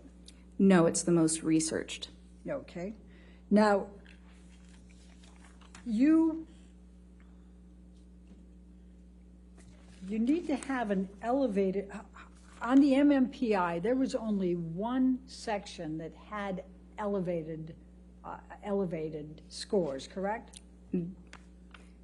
No, that's not correct. It was the K section, correct? That's not correct. Okay. And was there any elevated score over 65 on the MMPI? I would need to take a look at it. If, you know, I provided a 25-page interpretation outline. If you're able to pull that up, I'd be happy to go over any of the individual scores for you. Can you recall any clinical scales for the MMPI-2 for Amber Hurd that were above 65 as you sit there today? Again, there are multiple scales on this test, 25 pages worth listed. So if you can pull it up, then I can review and give you a confident answer. What can you recall as you sit there? I'm hesitant to do that because I don't want to make an error by ignoring hundreds of scale scores. And would you agree that you can't make a pathological determination or diagnosis if the scales are not elevated on the MMPI-2? I would not agree with that. Okay. Now, one of the answers that Amber gave is that it's hard for her to feel safe, correct? Are you talking about the MMPI-2? Yes. Again, I don't recall. There are 567 items on that. I would need to see her results.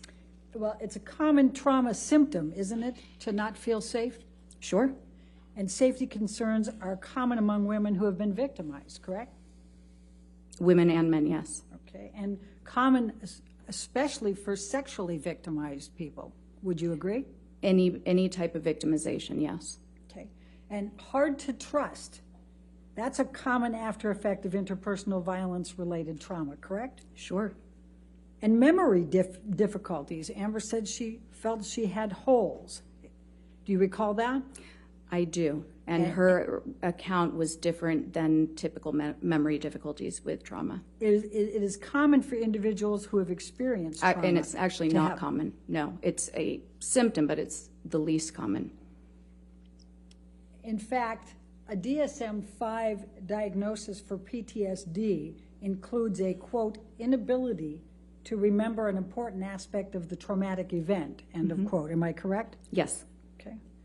And memory difficulties are a symptom of PTSD, correct? Certain types of memory difficulties, yes. Okay. Now, do you recall when Amber says the first incident of abuse took place?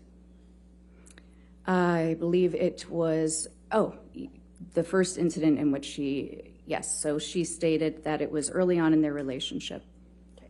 Do you recall it I don't recall the exact date off the top of my head. Do you recall it being a tattoo, something related to a tattoo? I do. Okay. Now, if someone had been subjected to a 4-year relationship characterized by repeated IPV, they can have symptoms, correct? Yes. Intense anxiety, Yes, certainly. depressed or irritable states, Actually, it's not so much states. When you're looking at a real trauma reaction, it's pretty persistent. It's less of these transient states. intimate problems, Yes. relationship difficulties. Yes. And these are symptoms you're also attributing to the personality disorder, correct? Yes, there are some key differences. Okay. Now let's talk for a moment specifically about a couple of the profiles on the MMPI. This is not an exaggerated profile for her, is it? No, actually, that was something unique. When she completed objective broadband measures, where the questions, you don't know what the questions are getting at, they seem completely random, she raised scores that indicated that she was trying to minimize any mental issues and appear completely free of pathology. When she took tests that asked questions that were specific to trauma, that's when you'd see these extreme exaggerations. All right, let's go to page 337.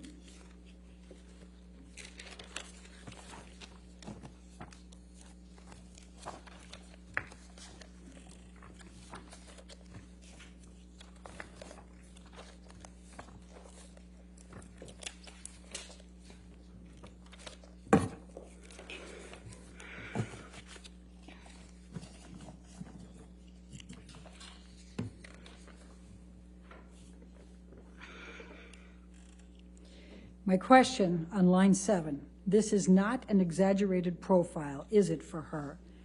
And your answer under oath at that time was no, it is not an exaggerated profile. Do you see that? Yes, That's we're what talking you about the testified- MMPI here. You Yes, testified under oath at that time, correct? yes, that's Okay. correct. Now, the profile is also not consistent with malingering, correct?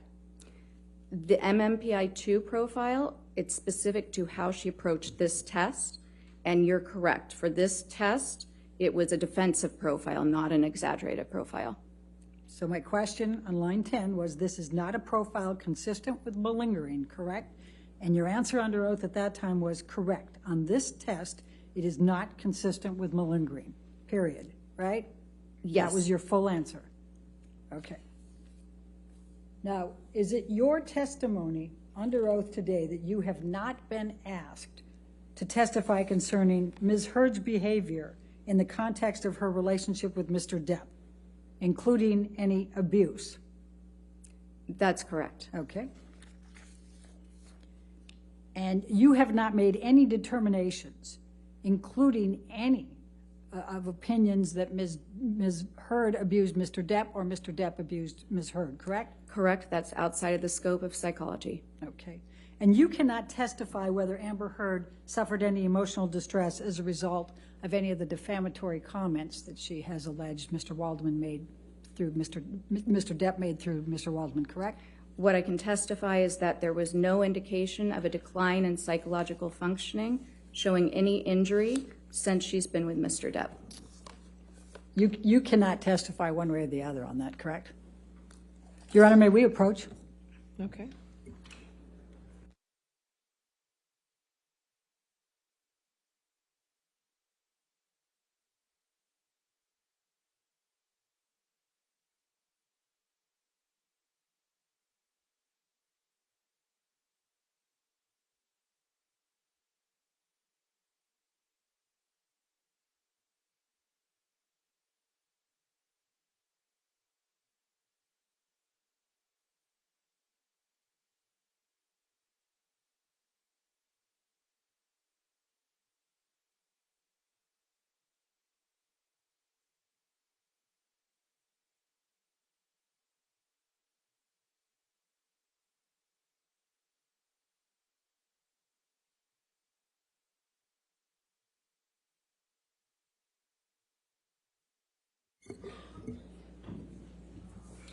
Dr. Curry, Yes. in your report, nowhere in your report did you provide any opinion of whether Ms. Hurd suffered emotional distress as a result of the defamatory statements. Is that correct? That's correct. Okay, thank you.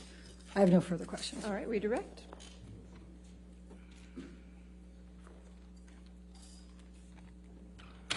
Dr. Kerr, you were just asked a question about malingering Yes.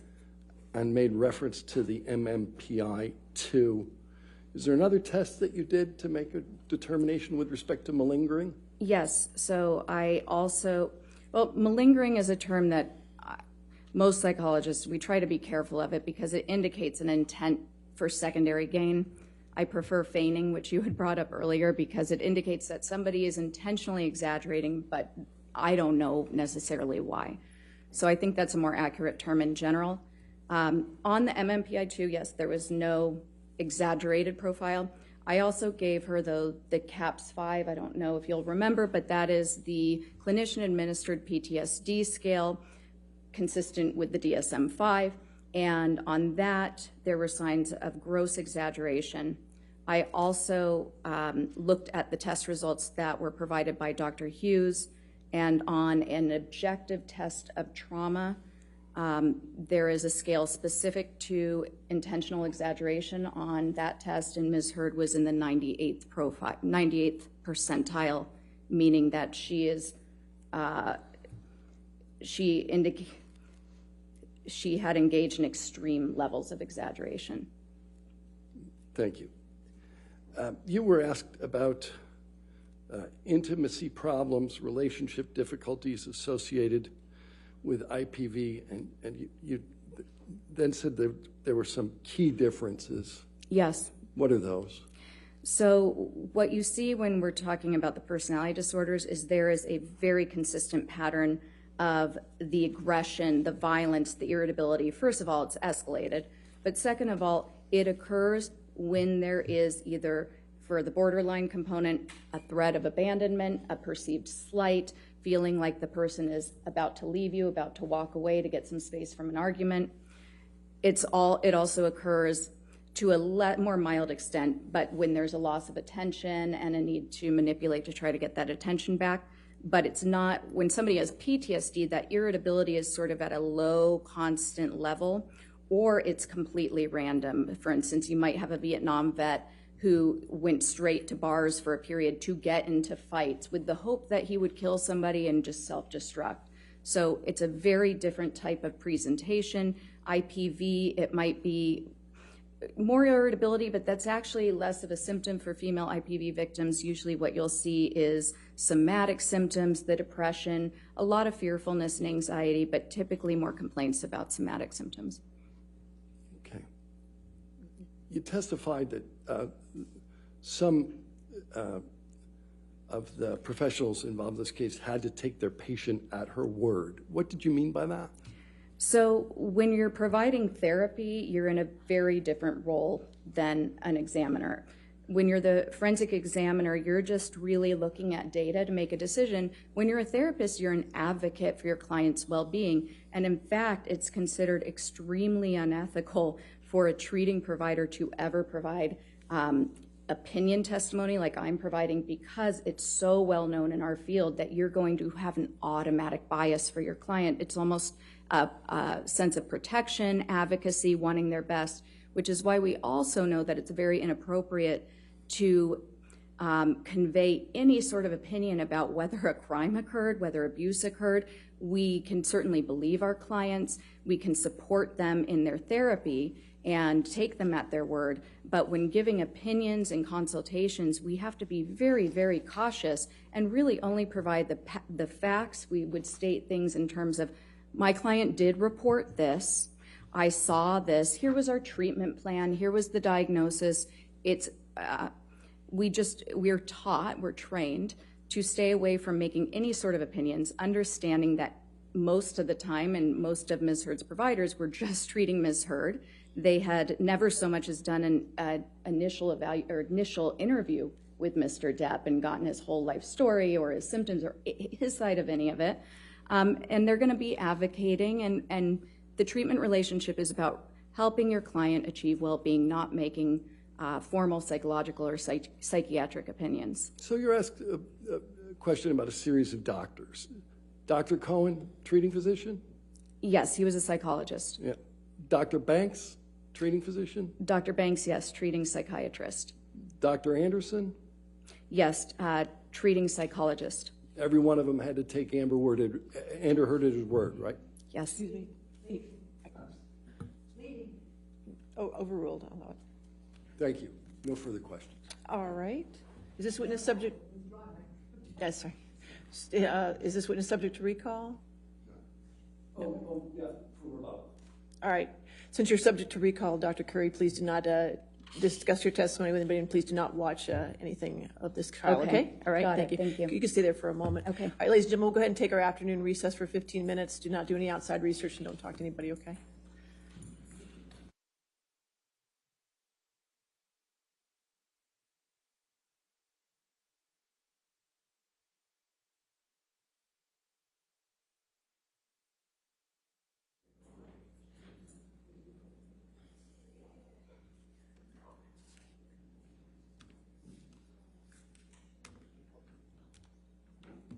All right. Let's go ahead and take our recess till 3:20. Your next witness is by deposition, is that correct? We will get you all set up then.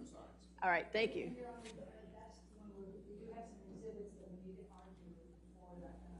Okay. We'll come back at 3:20 before the jury comes back out. We'll discuss your exhibits, okay? All right, thank you. All rise.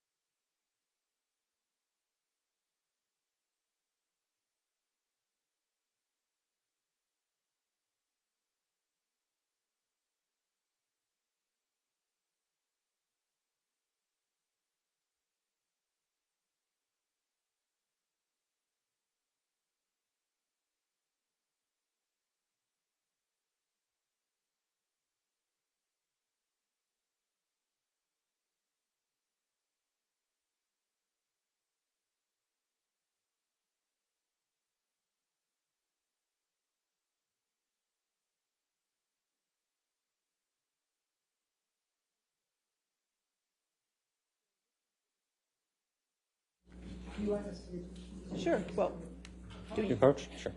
are they agreed on, or?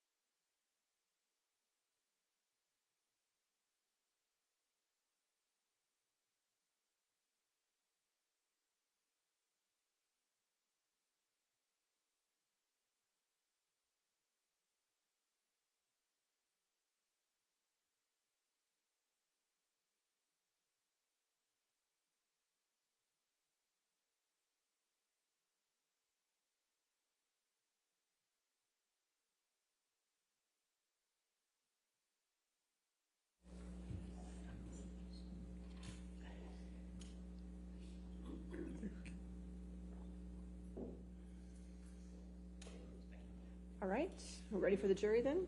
Yes, sir. Okay. All right, thank you.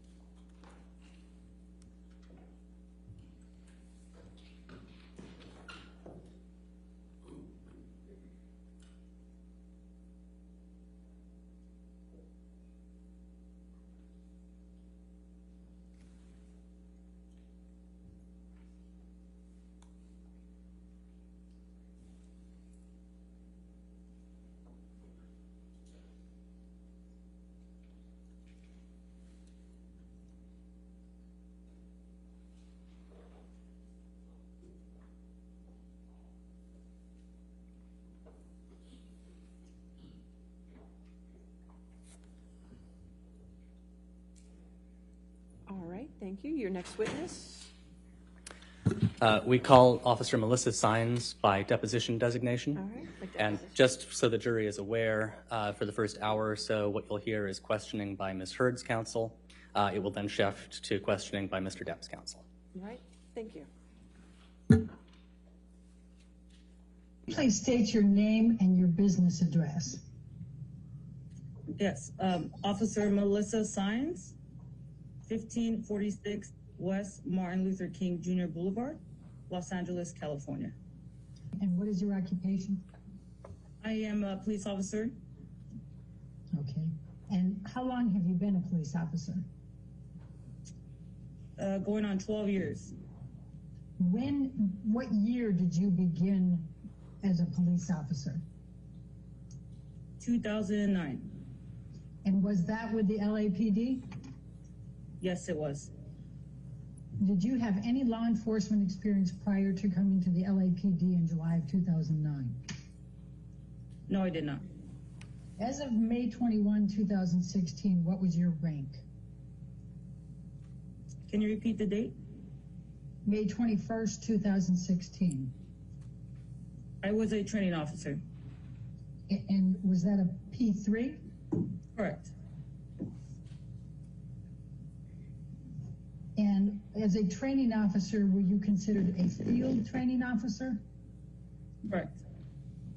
And for how long a period of time had you been a training officer as of May 21, 2016?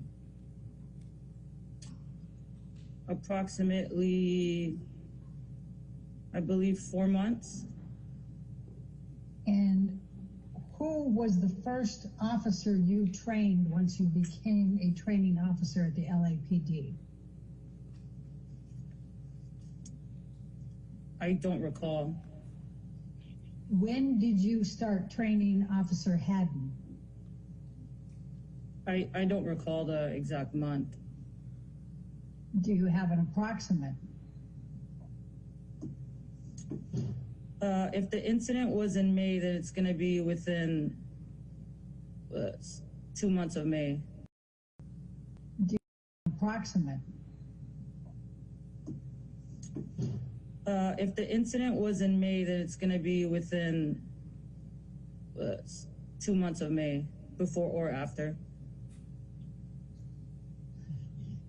So are you suggesting that you may not have started training Officer Haddon until 2 months after the May 21, 2016 incident, so he wasn't there? No, I'm not. Was it 2 months or less from the time you started training Officer Haddon before the May 21, 2016 incident?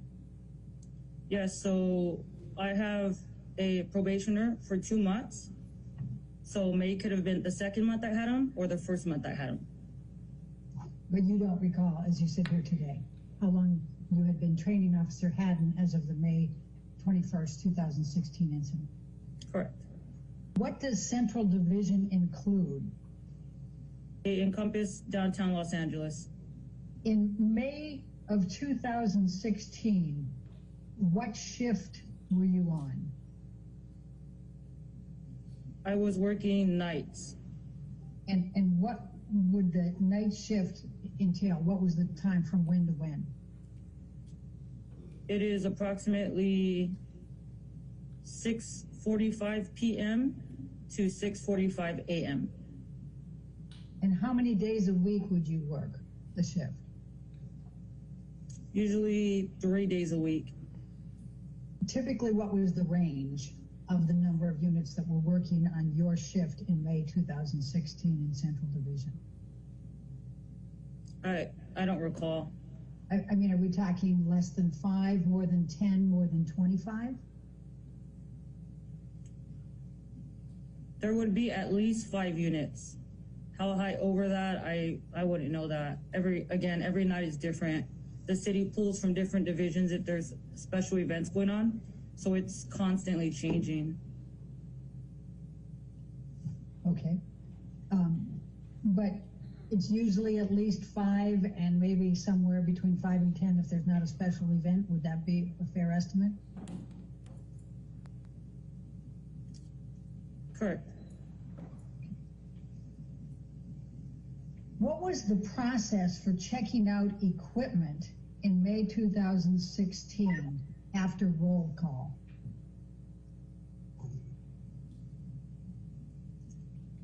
We would walk to the window and give them our name and serial number, and they would present us with equipment for the shift. And what equipment were you given in May 2016 after roll call? I don't recall. You don't recall any of the equipment you checked out in May of 2016 after roll call? I don't remember that specific day that I checked out equipment. I can tell you what I typically check out, if that's what you'd like. All right, let's start there. I usually check out a police vehicle, a taser, a less lethal beanbag shotgun, and a regular shotgun. Anything else? No, nothing else. Do you check out body-worn video equipment? Yes, if you were trained in body-worn video, then yes, you would check that out. All right. Were you trained in body-worn video equipment? I was not. Have you ever been assigned body-worn video equipment? Yes, I have. When? I don't remember the specific date. What is your best estimate?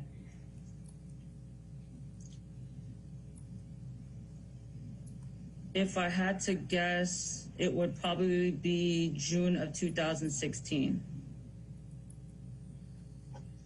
Why do you think it was June of 2016 that you first were assigned body-worn video equipment?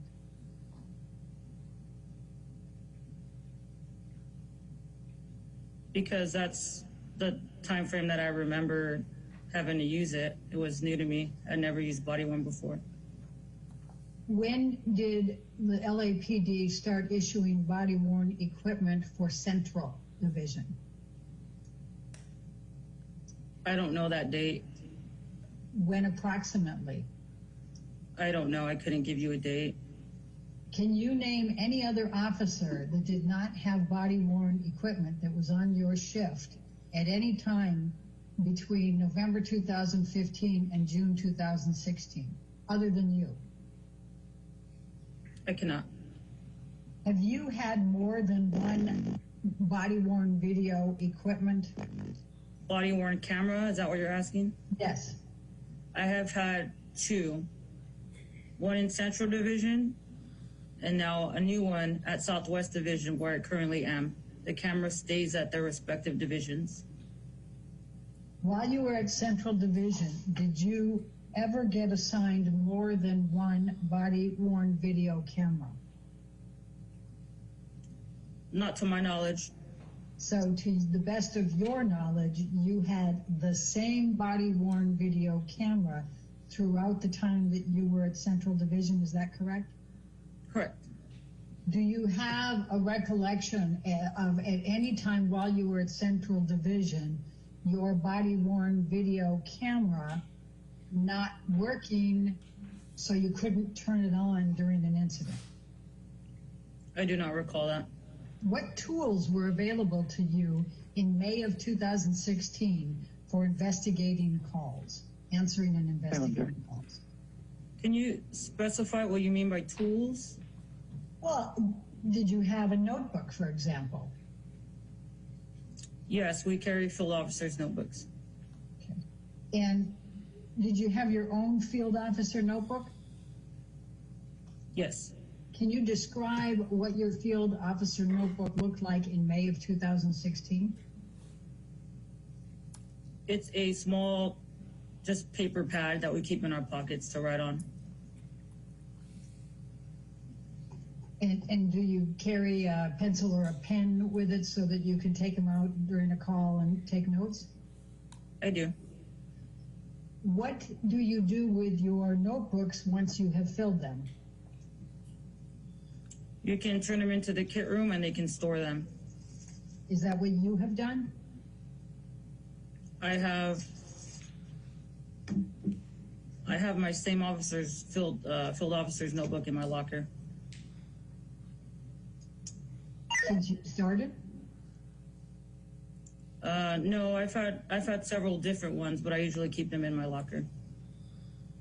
So for the field officer's notebook that you had in May of 2016, that would be in your locker? It should be, yes.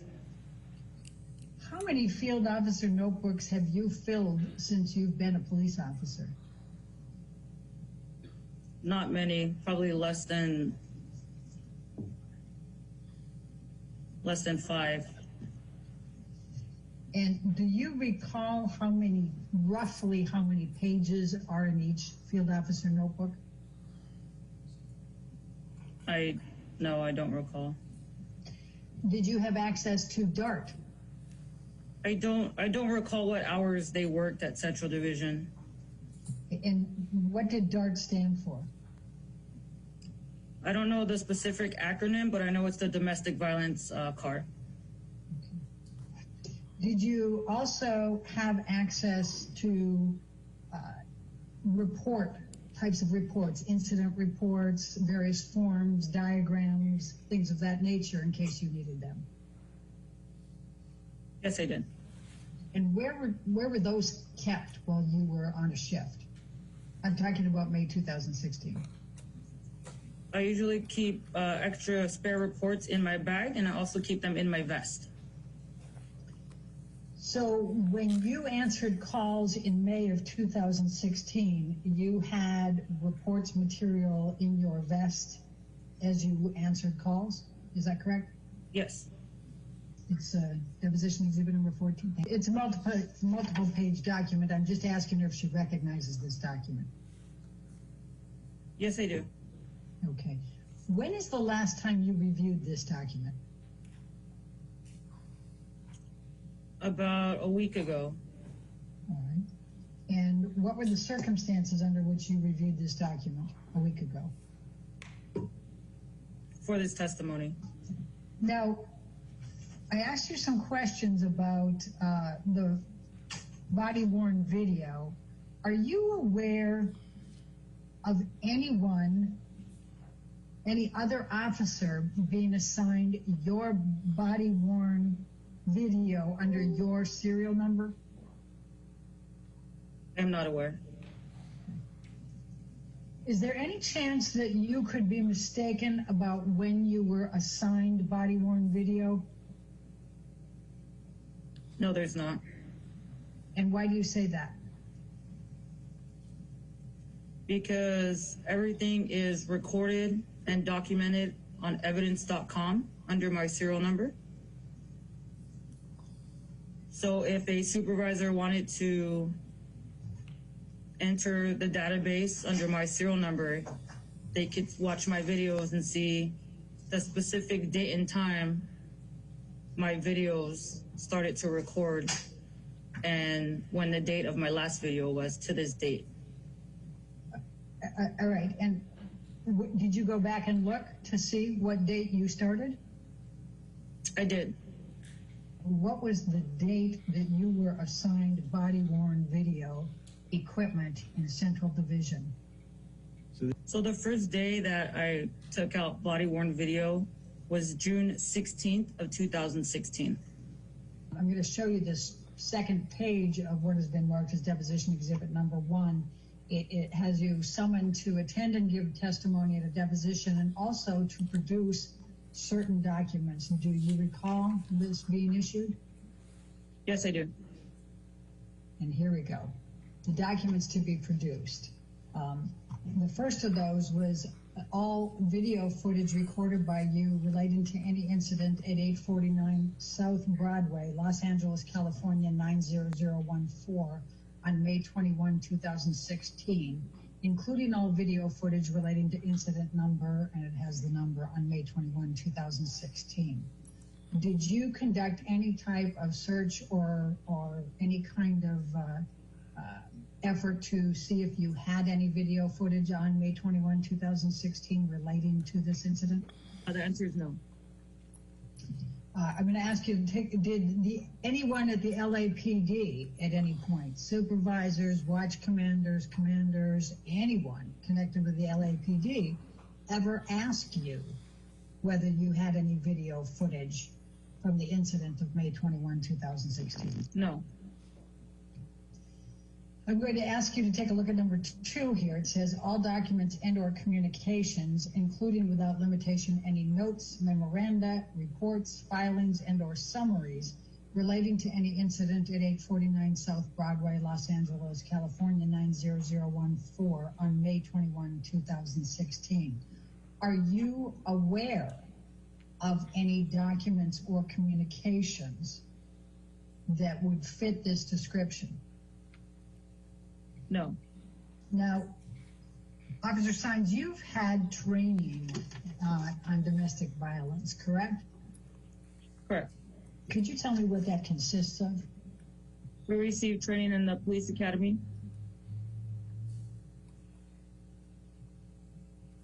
Anywhere else? Did you have any other type of domestic violence training other than when you were in the police academy? Other than my experience in the field dealing with domestic violence, no, not that I can recall. And as of May of 2016, would you agree that you had answered over 100 domestic violence calls? About, I go to a lot of domestic violence calls every day. Okay. And you consider yourself to be a specialist in domestic violence, is that accurate? I don't understand the title specialist. I don't consider myself specialist. In May of 2016, what was the police officer supposed to do when the victim of a domestic violence would not respond to questions or cooperate with pursuing charges after a call was placed and the police officers had arrived? If an individual is uncooperative, we are to check the location to make sure that the suspect isn't hiding for the safety of the potential victim, and offer a business card if they decide to speak to us later. In May of 2016, was it your understanding that if you saw evidence of injury or property damage in disarray, that you were to file a report even if the victim was not cooperating? Correct.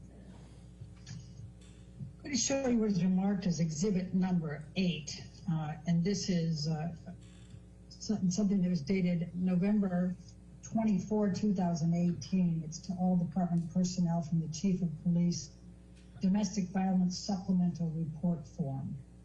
And it starts out with the Domestic Violence Supplement Report Form, and it has the number of it, has been revised to provide a more concise picture of the history and needs of the victim for the purpose of investigating the crime of domestic violence.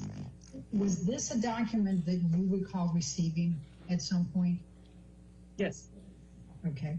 And do you understand, do you have any understanding of why this was supplemented in November 24, 2014? I do not. I'm going to ask you, officer, to take a look at what has been marked as exhibit number 9. and it's called Los Angeles Police Department Domestic Violence Supplemental Report. Do you recognize this document?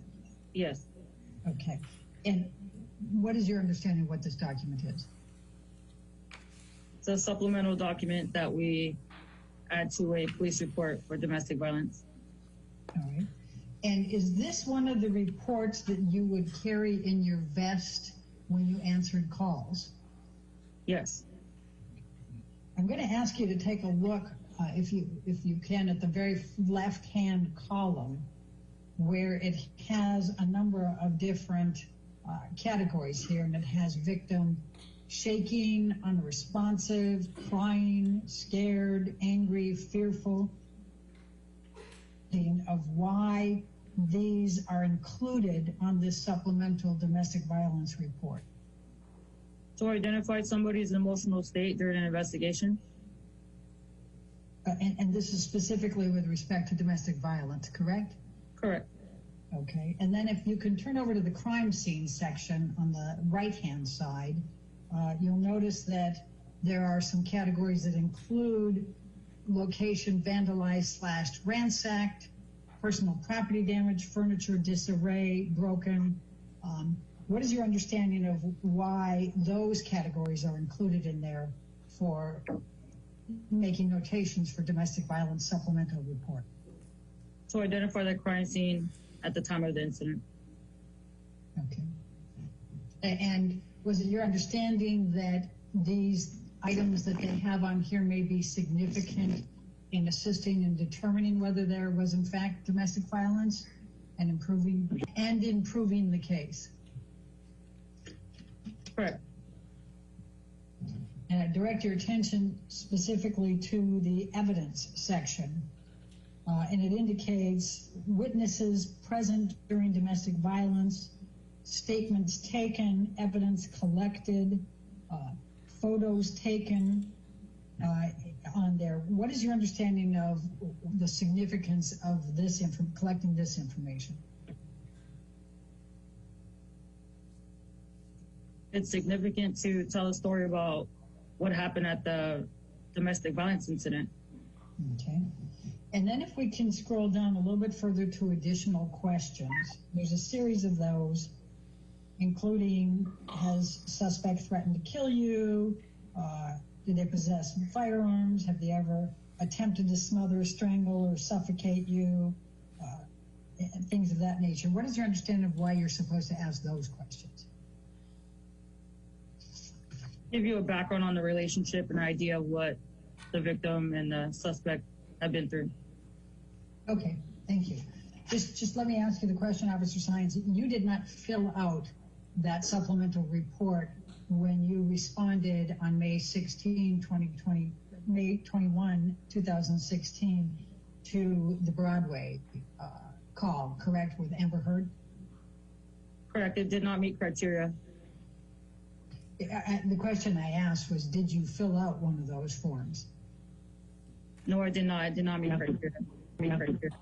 Officer Sines, I'm going to ask you to take a look at what has been marked as exhibit number 10, and if I can direct your attention to the top, it says domestic violence standards of review, and it has field notebook divider, domestic violence laws, LAPD form number 18.30.02. Are you familiar with that? Yes. It has case preparation. It says, note the complainant's emotional and physical condition. Do you see that? Yes, I do. And then ensure all evidence is gathered and preserved, e.g. bloodied clothing, damaged phones, property. You see that? Yes, I do.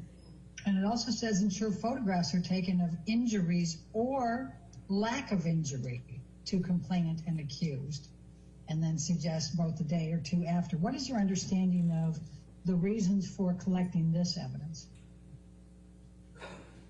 Because these are fruits of a crime. I'm sorry, I didn't... Because these are fruits of a crime. If there's a crime, this is important to prove that a crime was committed. And what do you mean by fruits of a crime? If we're talking domestic violence, the location would be evidence. So if there's a house is ransacked, and that should be noted in the report. That would be considered evidence. All right, then we're going to go to the second page here, and it has ensure photographs are taken of scene and damaged property, e.g. broken furniture, holes in wall, damaged phones, phone card, evidence of alcohol consumption, general disarray. Do you see that? Yes, I do. And what is your understanding of why that would be important?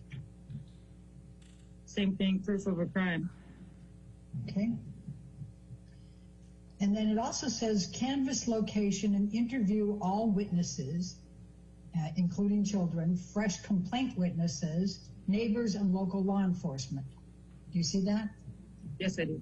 And what would be the reason for canvassing the location and interviewing all witnesses?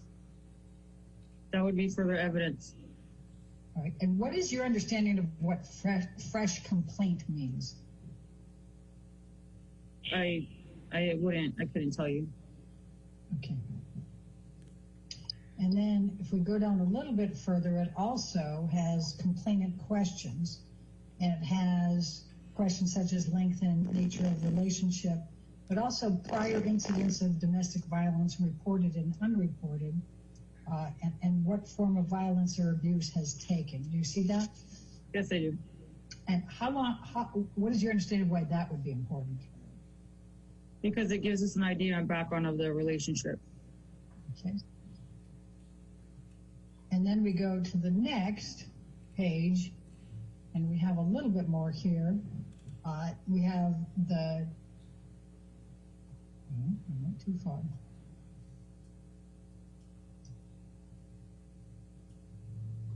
And that says how long the abuse has been occurring, any logs or diaries, is there a pattern of alcohol or substance abuse? What is your understanding of why those would be relevant? Again, because it gives us background on what we're dealing with, what type of relationship this is. And may help with the proof of the crime? Correct. Okay. And then we have identify the person who first saw the complainant after the incident. And it says in parentheses, fresh complaint witness. So I'm kind of guessing that must be the definition.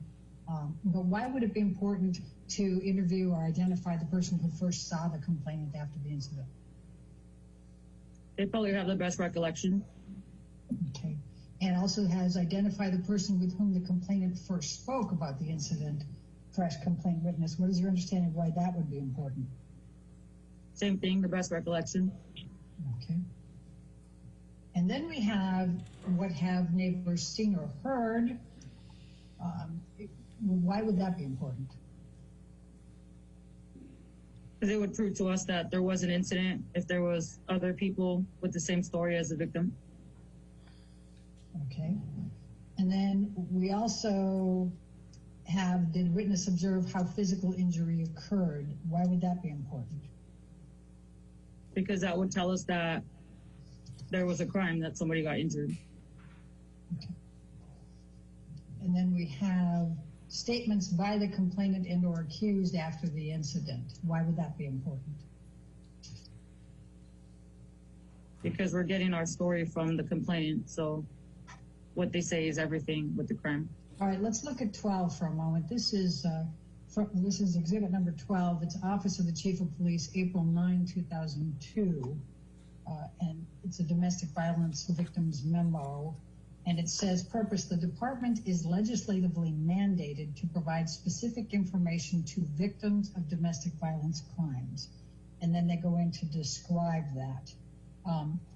What is your understanding of, well, let me go a little bit further because I'm going to try to move through this a little bit quicker.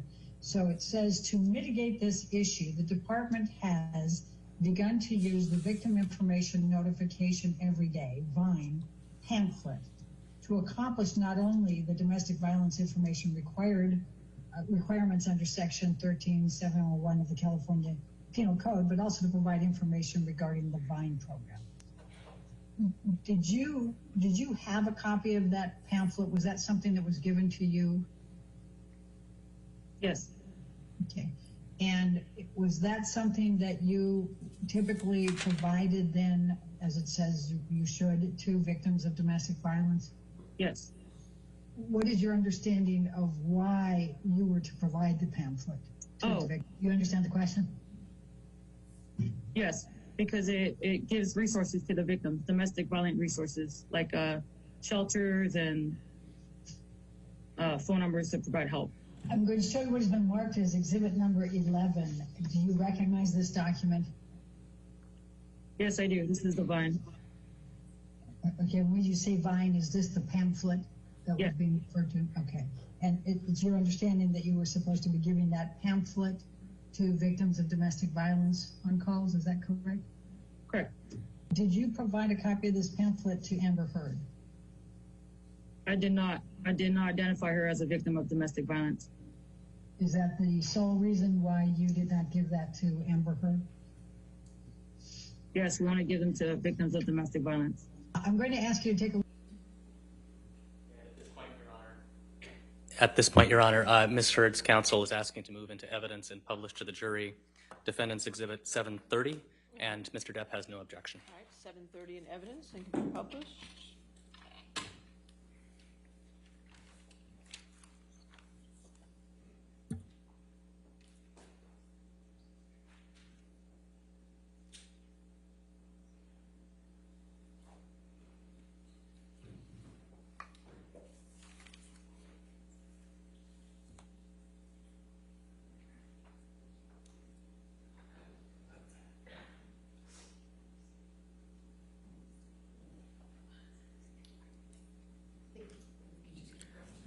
Okay, and All then right. we can Okay. keep going.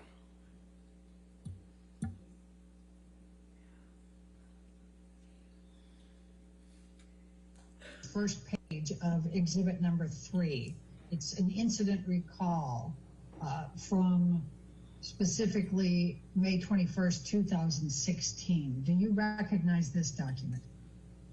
Yes, I do. And please explain to me what it is. It's a summary of our radio call. All right, and how is this recorded? By dispatch. And how is it communicated to you? A computer in our car. Okay. So I'm going to ask you to take a look at the very beginning of this. It starts out, it obviously has an incident number. Is this your understanding of the incident recall for the report to 849 South Broadway involving Amber Hurd? Yes. It starts out with 5/21/16 at 20:30:58, which is 8:30:58 or almost 8:31, and it says incident initiated by such and such. Do you see that? Yes, I do. Okay. And the next thing that's communicated is Penthouse 3, PR received call from victim's friend Amber, assaulted by boyfriend. PR refused to give further. You see that? Yes, I do. Now, when you were out on the road, did you see that right away, or did you have to look this up later when it was you that was going to respond? We review the calls as we're driving to the call. Okay. Then we have at 5/21/2037, which is 8:37, a duplicate call. Do you see that? I do. All right, let's go down to 5/21/16. Officer Sines, can you go where I just highlighted here?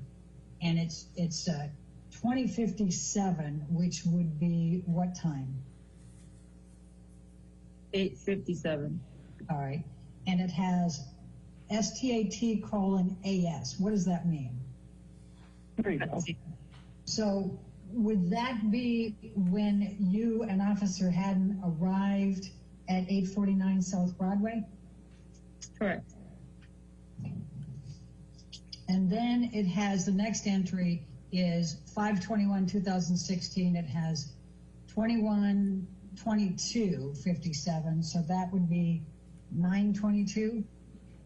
Correct. Okay. And it says, go ahead. I'll have you read this. What does it say after that? Met with Vic, Chuck Lope, verified husband left Lope. Vic advised verbal. Okay, go ahead into the next, go ahead and go into the next page, or next line, go ahead. Dispute and refuse to give any further info. Issued business card. Who wrote those 2 lines? I don't recall.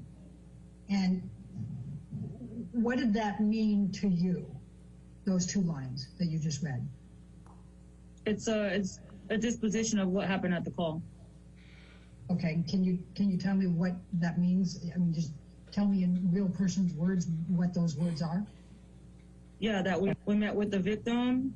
We checked the location. The husband wasn't there, and that the victim advised us that she just had an argument and that she wasn't going to give us any further information. And because we didn't identify a crime, we issued her a business card letting her know that she could reach out to us later if she changed her mind and wanted to cooperate. Okay, and at what point did you close this incident? Whatever it says on the screen, let's see, 9/22/57. Okay, and what did incident closed mean? That we cleared from the location. We were complete. Done. Okay. Now, if we could go to page Bates stamp number 12.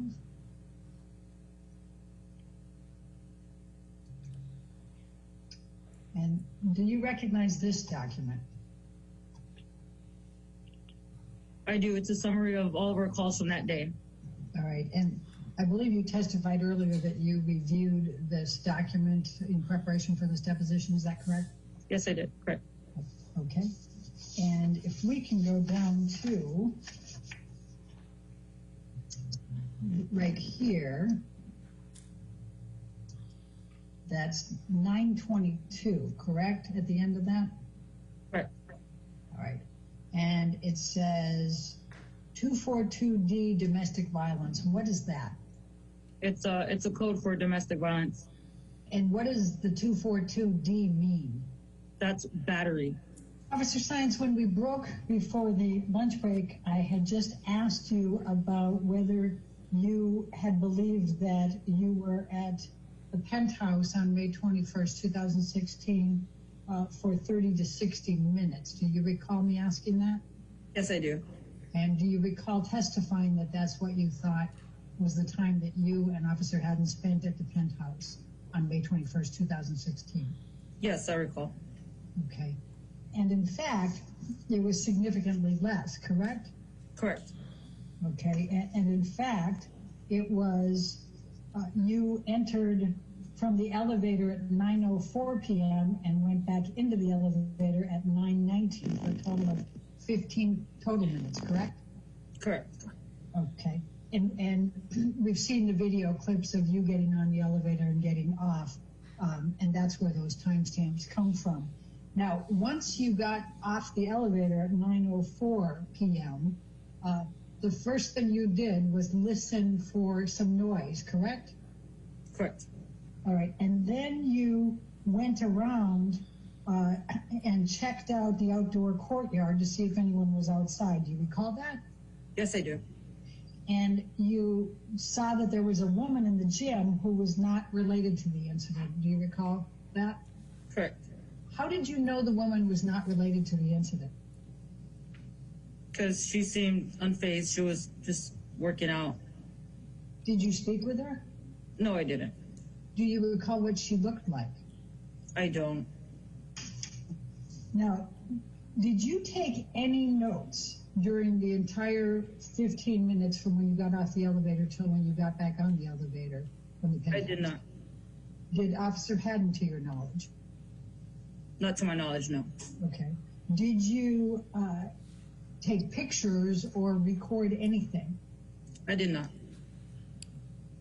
So after you saw the woman in the gym and looked at the perimeter, you went back to the hallway and you met with what you called a white male who was generic. Do you recall using that term?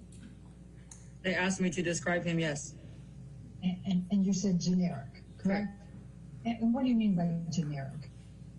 He didn't have any identifying, I don't know, nothing that I could remember. I just remember a male white, nothing out of the ordinary. What color was his hair? I don't even remember now. Did he have facial hair, a beard, or a mustache? I don't remember. Do you recall how tall he was, roughly?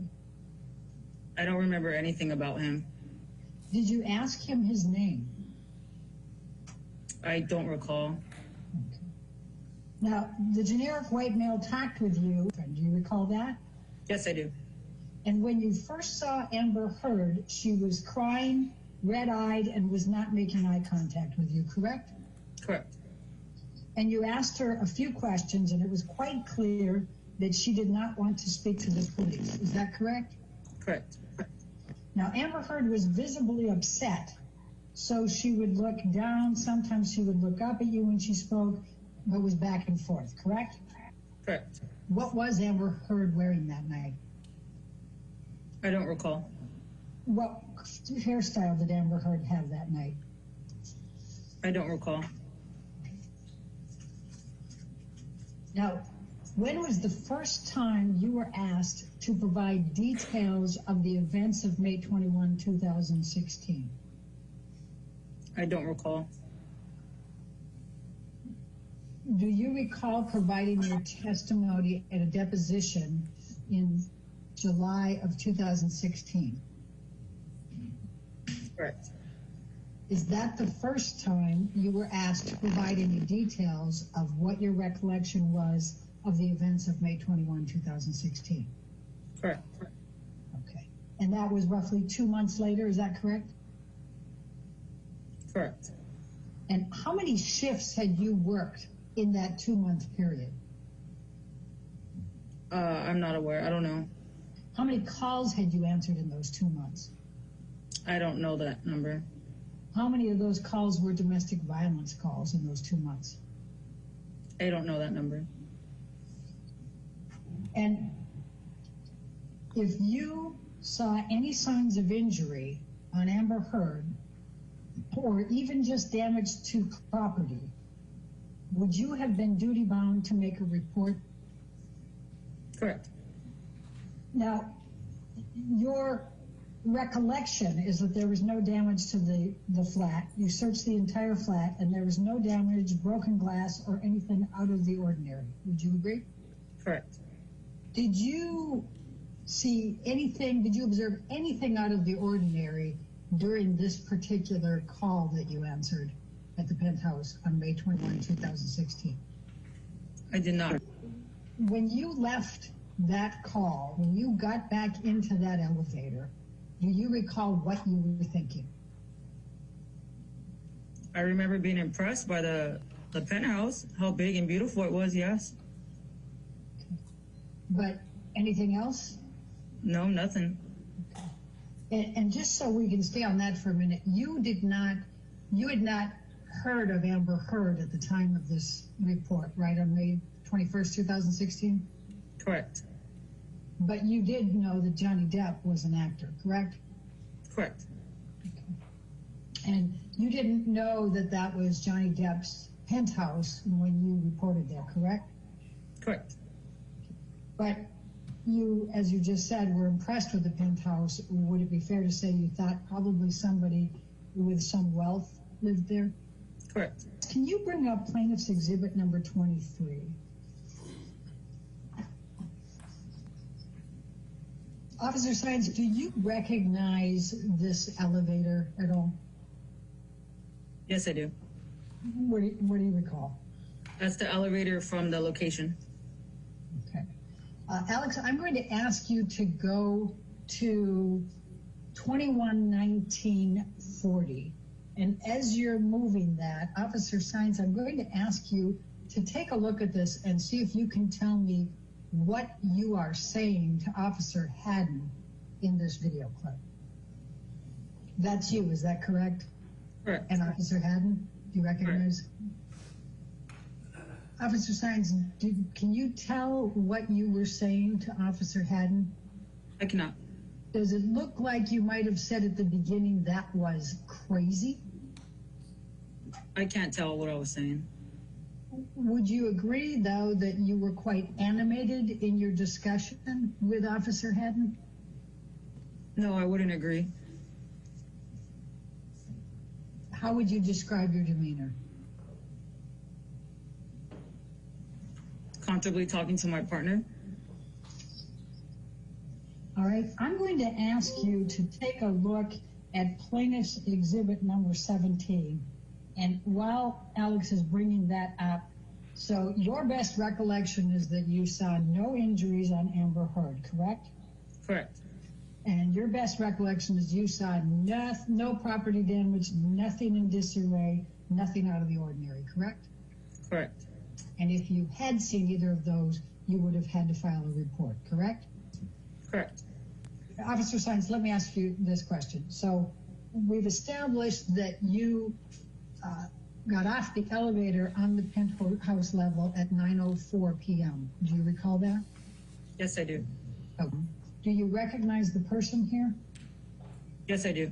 Amber Hurd. Okay. And do you see any signs of injury on Amber Hurd's face in this picture? I do not. Is it your testimony that you do not perceive this cheek to be reflecting an injury on Amber Hurd? Correct. No injury. I'm going to ask you to take a look at this section here above the eyelid, and now I think with the, I'm going to ask you to take a look at that eyelid. Is it your perception that that eyelid does not reflect an injury? I'm sorry, what was your answer, Officer Sines? Correct. No injury. Okay, and then up above on the forehead level where the redness is and it looks like there's a couple of bumps, is it your perception that does not reflect an injury? Correct. Officer Sines, I'm going to ask you to look at what has been marked as deposition exhibit number 18, close to the time that you alighted from the elevator, correct? Correct. Please describe for me what you see in this photograph. A striped carpet with discoloration on the right-hand side of the photo, and what I perceive as, I don't know if that's a reflection, some sort of mark. Now, you believed and testified, in fact, that you considered the hallways to be very well lit that night, correct? Correct. Did you see this, these stains? No, not that I recall. All right. Would you agree that those are reddish stains on the right side? Correct. What does it look like from your experience? Like a stain, like from a liquid. Red wine, possibly? It could be, yes. Okay. But you don't recall seeing that in the hallway after you got off the elevator? I do not. And you did not investigate this or take any pictures or record anything about it, correct? Correct. Okay. Now let's go to number 19. Do you recognize what is depicted in exhibit number 19? Yes, it's our business card. And it has 1A1 on the front of it. What is that? That's our unit designation. Okay. And then it has Haddon and a badge number. Is that his badge number? That is his serial number. Okay, serial number, thank you.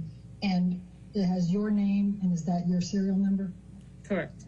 Who wrote this on the card? I don't recall. Would it have been either you or Officer Haddon? Correct. Do you recognize your handwriting? I can't tell from this. Now, I think you indicated when you were looking at the incident recall and the CAD summary that a business card had been left. Do you recall that? Yes, I do. And why did you leave a business card? I advised Amber Hurd that she could contact us at any time if she changed her mind and decided that she wanted to speak to us and cooperate. All right, let's go to number 20. Do you recognize this? What's been depicted in this picture? Yes, I do. It's the back of the business card. All right. and it says 5/21/2016, and the time is 9:16 p.m. Is that the time that it was written? Correct. Okay. And do you recognize the handwriting on this side?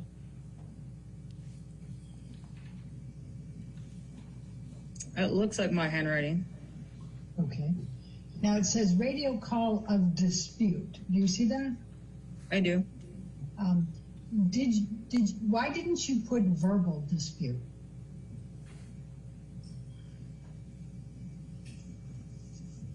It didn't. Verbal dispute, it's the same thing to me. And you have refused report on here, correct? Correct. Could you just read this next part that you wrote on here? Sure. Advice can call at later time if changes mind, because she was uncooperative and didn't want to speak to us. Okay. Now, why did you say if changes mind? Because I was giving her the opportunity to have a resource if she changed her mind. But if Amber Hurd had no injuries and there was no evidence of any type of physical property issues, disarray, breakage, etc., then why would it matter if she changed her mind? It's a courtesy that I choose to give people when I go to calls. Now, if Amber Hurd had called you later, you had already closed this out and had not written a report and had taken no notes, correct? Correct. But if I'm understanding your earlier testimony, that if you saw evidence of injury, or if you saw injury of evidence of property damage, even if the victim did not cooperate, you would write a report, correct? Correct. And we'll go to number 21. Officer Sines, this is just a picture. Do you recognize you and Officer Haddon here? Yes, I do. Okay, Officer Sines, is the timestamp on here of 9:19 p.m., 49 p.m., does that comport with your recollection of when you left? I don't recall what time I left. I'm just going based on the video that is in front of me. Okay, do you have any reason to believe that's incorrect? I don't. Officer Steins, I'm going to ask you to take a look at exhibit number 24. Okay. Do you recognize the person in this photo? Yes, Amber Hurd. Okay. Do you perceive there to be an injury or evidence of injury on Amber's face in this photo? No, I do not. What is your perception of the redness on the cheek and the eyelid and above the eyebrow? It's consistent with what I observed. Her crying, she's fair-skinned, her face is flush. I'm going to ask you to look at what has been marked as exhibit number 25. Do you recognize this as Amber Hurd? Yes, I do. Do you see a red mark on Amber Hurd's cheek and above her eyelid and above her eyebrow on this picture? Her face looks flushed, yes, redness. Okay. And what is your perception of what that is caused by? Like I said earlier, it's consistent with what I see in her crying. Right. But you don't think it's consistent with a cell phone being thrown at her? Correct. It does not look like an injury caused from a cell phone. Okay. And why not?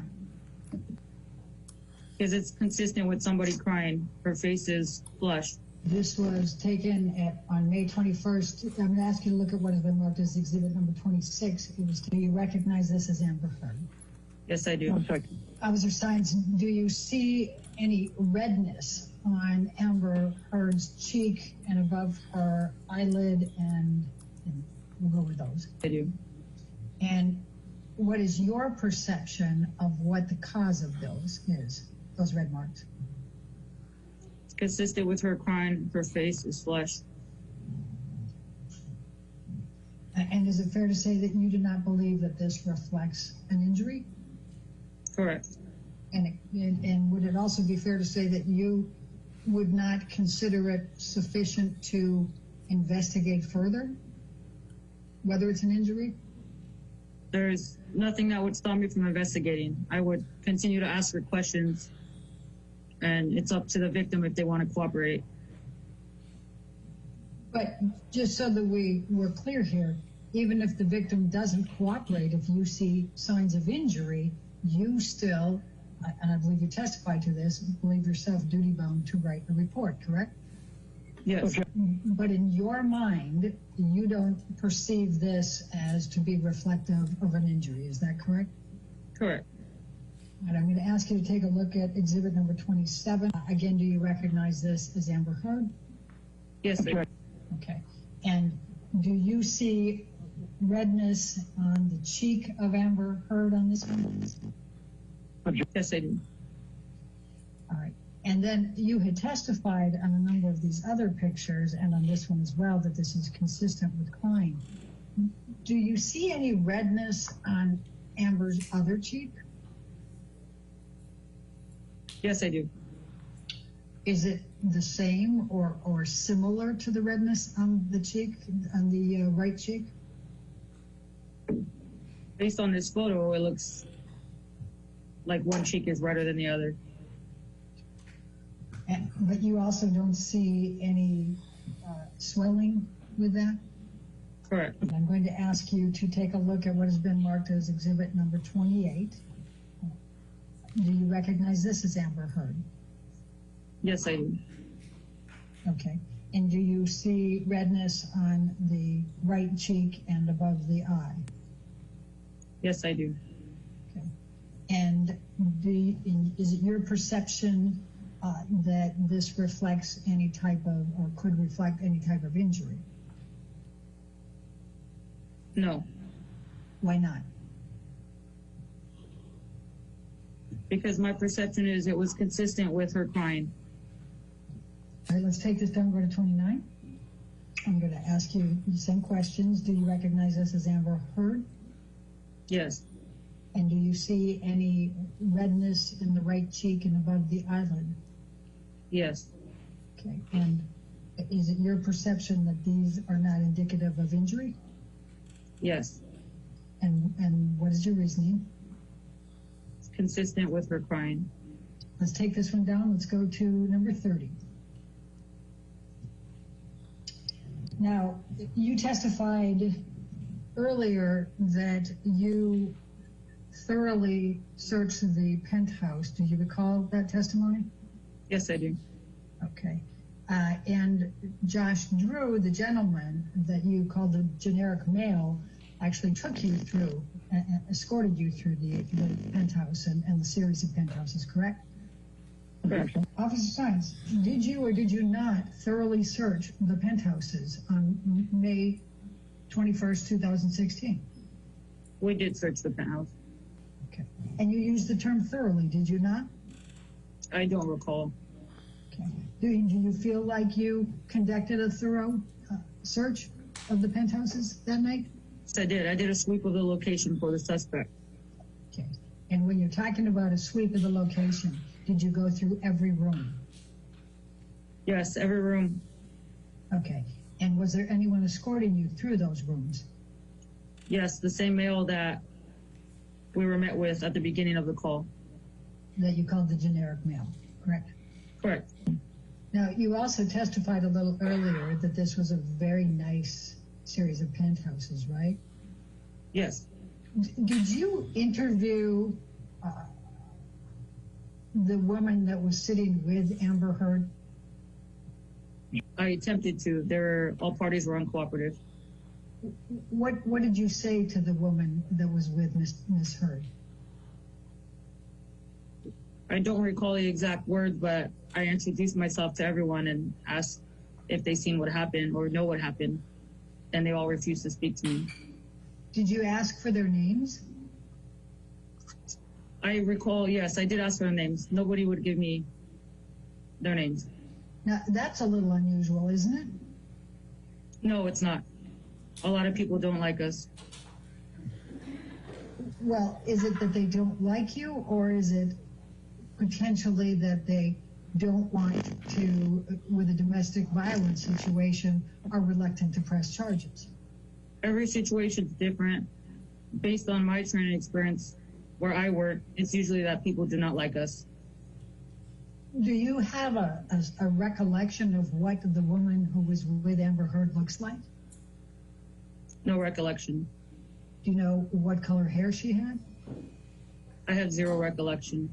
So you don't recall how old she was, how tall she was, what her hairstyle was, what she was wearing, anything about her? Zero recollection. But somehow you're sure you tried to interview her and she refused to answer questions. Yes, it's common practice. I try to interview everyone during my investigation. So did you pull out your notebook at any time while you were in the penthouse? I did not. I had nothing to write. No one would speak to me. Well, how did you know that when you started asking the questions that they weren't going to give an answer?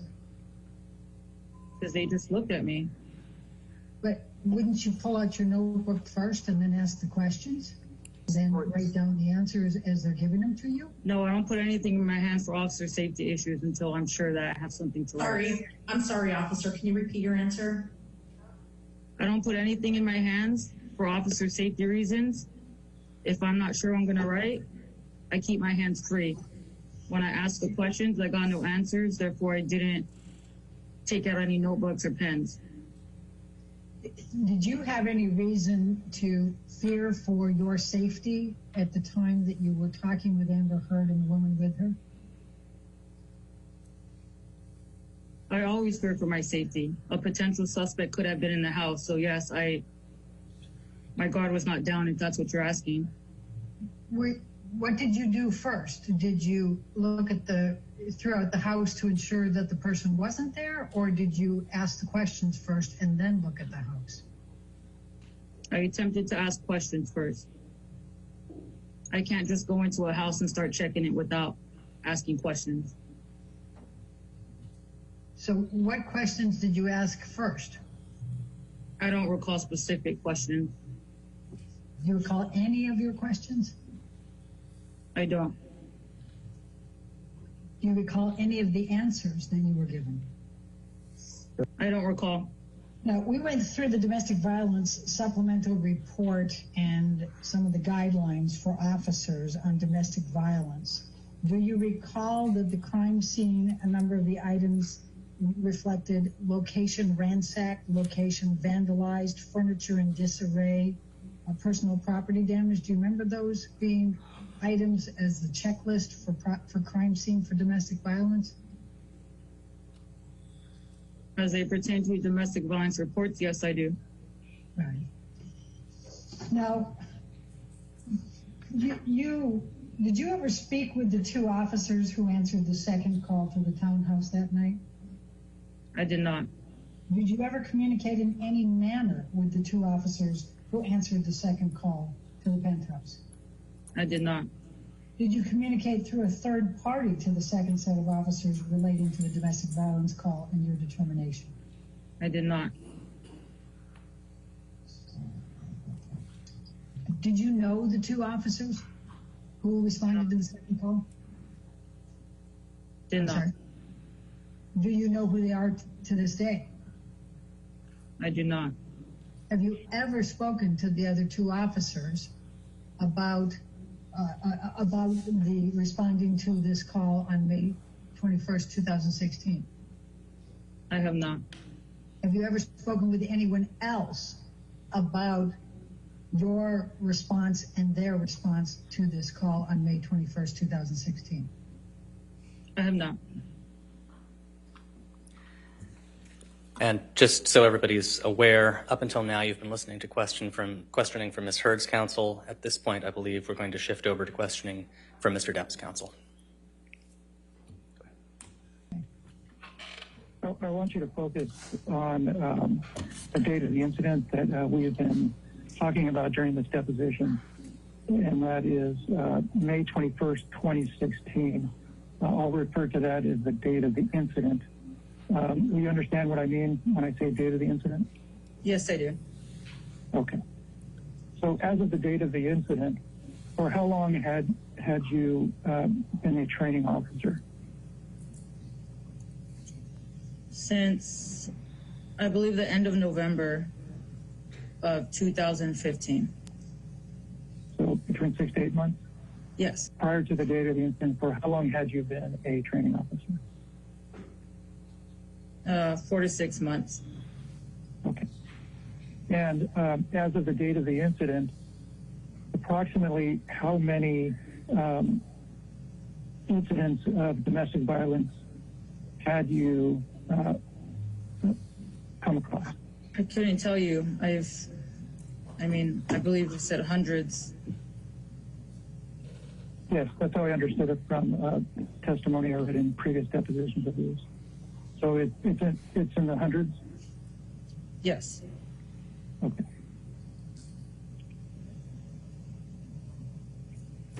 Now, when you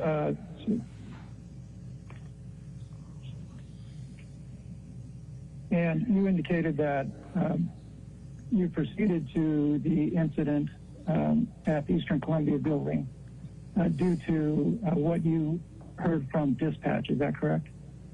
Correct. And do you recall, as you sit here today, what you were told from dispatch that led you to the Eastern Columbia building on the date of the incident?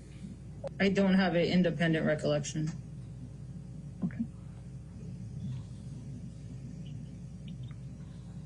As you sit here today, do you recall that it had something to do with a dispute at that location? Correct.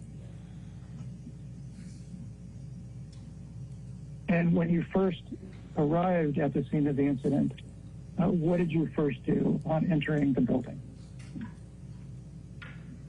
We met with a security guard in the lobby who escorted us to the elevator. Did you ask that security guard any questions about the building? Strike that. Did you ask that security guard any questions? Not that I recall.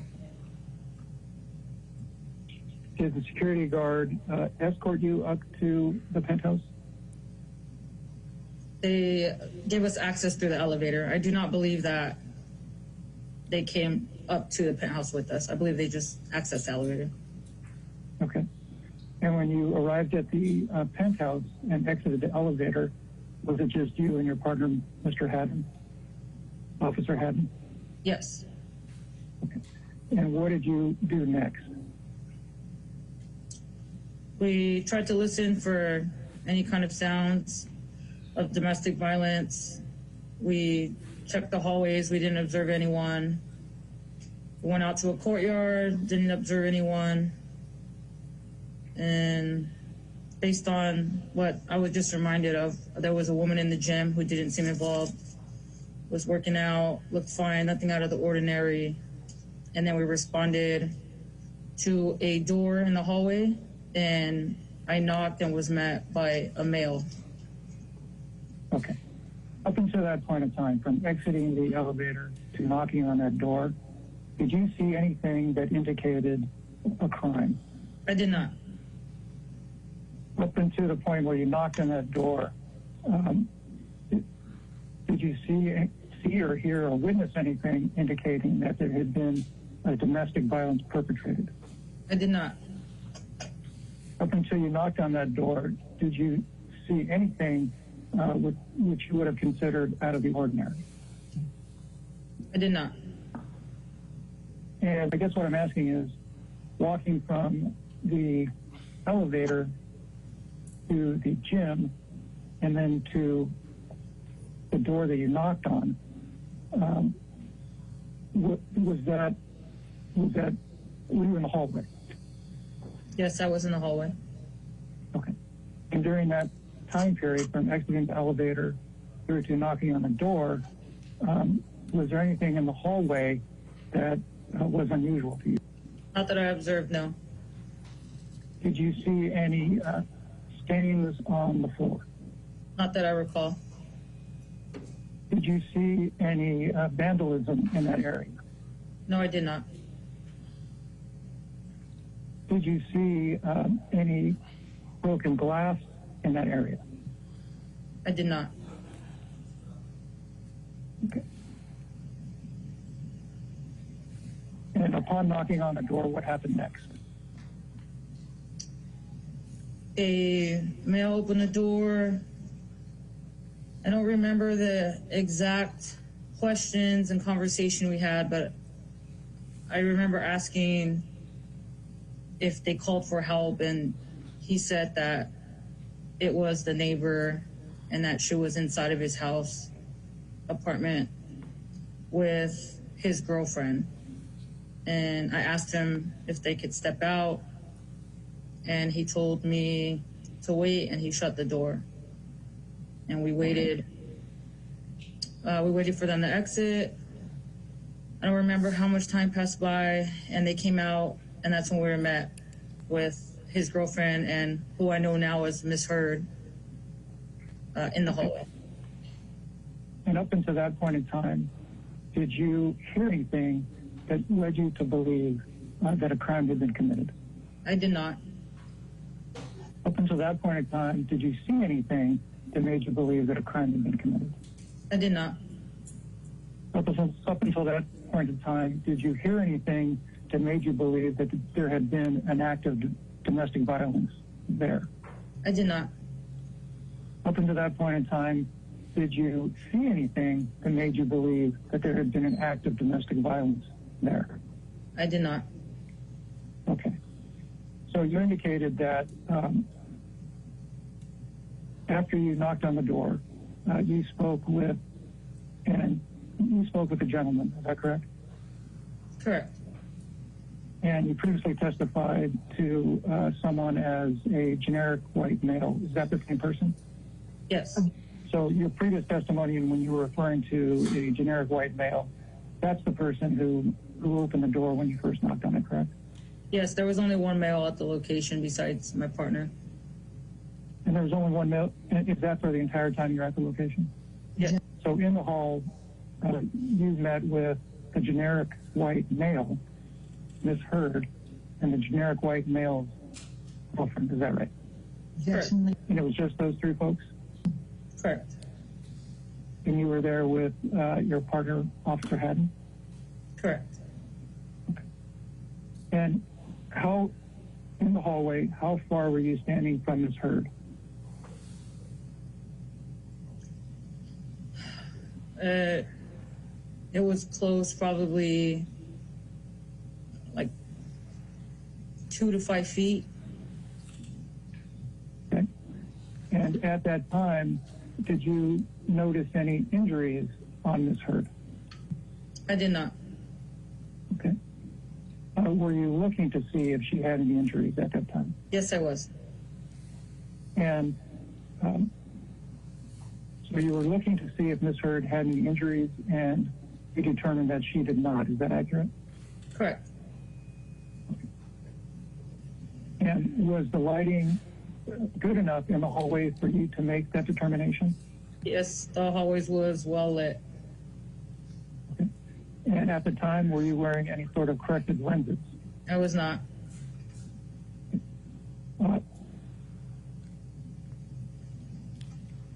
Although you are not wearing corrective lenses, were you prescribed corrective lenses at the time? No, I have never worn glasses, and I'm not prescribed. I have good vision. Okay. And at that time, did you have good vision? Yes, I did. At the time you were observing Miss Hurd, did you have good vision? Yes, I did. And did you observe any injuries at that time? I did not. What did you ask Miss Hurd at that time, if anything? I don't have an independent recollection. Again, it's been so long. I don't remember specific questions. Okay. Now, let me just back up a little bit. During the time period from when you left the elevator and when Miss Hurd came onto the hallway, at any time did the generic white male tell you that there had been an act of domestic violence? No, he did not. Did he tell you anything that made you think there may have been an act of domestic violence? No, he did not. Did he tell you anything that made you believe that a crime may have been committed? No, he did not. And during that time period, did you ask him what had happened or what was happening? Yes, I did ask him, and he just refused to give me any information. Okay. So now, fast forward to what we were talking about with respect to you in the hallway with the generic white male, Ms. Hurd, and the generic white male's girlfriend. After you observed her and saw no sign of injury, what did you do next? I advised her that we would be conducting a protective sweep just to make sure that there was no one else in the house. And she agreed if her neighbor, the male, could accompany us with the protective sweep. Okay. Up until that point in time, did you ask Ms. Hurd what happened? Yes, I did. And what was her response? No response. She was uncooperative. And Officer Sign, at that time, was Ms. Hurd cooperative? Ms. Hurd was uncooperative. Thank you. And by uncooperative, does that mean that when you asked her a question, she wouldn't say a word? Did she say something that made you think she was not cooperating? She wouldn't say anything. Okay. But just to be clear, you would ask questions and she wouldn't say anything? Correct. Okay.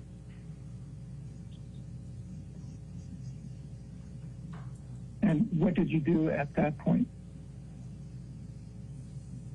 After the protective sweep, I asked her again if she wanted to talk to me, if anything happened.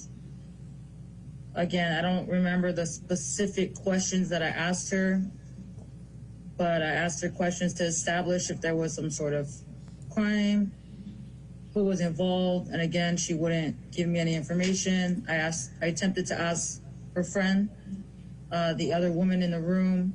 I even asked the males to wait in the hallway so it could just be us women in there so we could talk privately. Maybe she felt more comfortable that way. Still, they denied that there was any crime. They wouldn't answer any specific questions. So I wrote a business card. I advised her if she changed her mind that she could call us at any time and we would respond to help her out. So backing up a bit to the time you were in the hallway with the three of them, and you testified that Ms. Hurd was uncooperative, and then you indicated you did a sweep.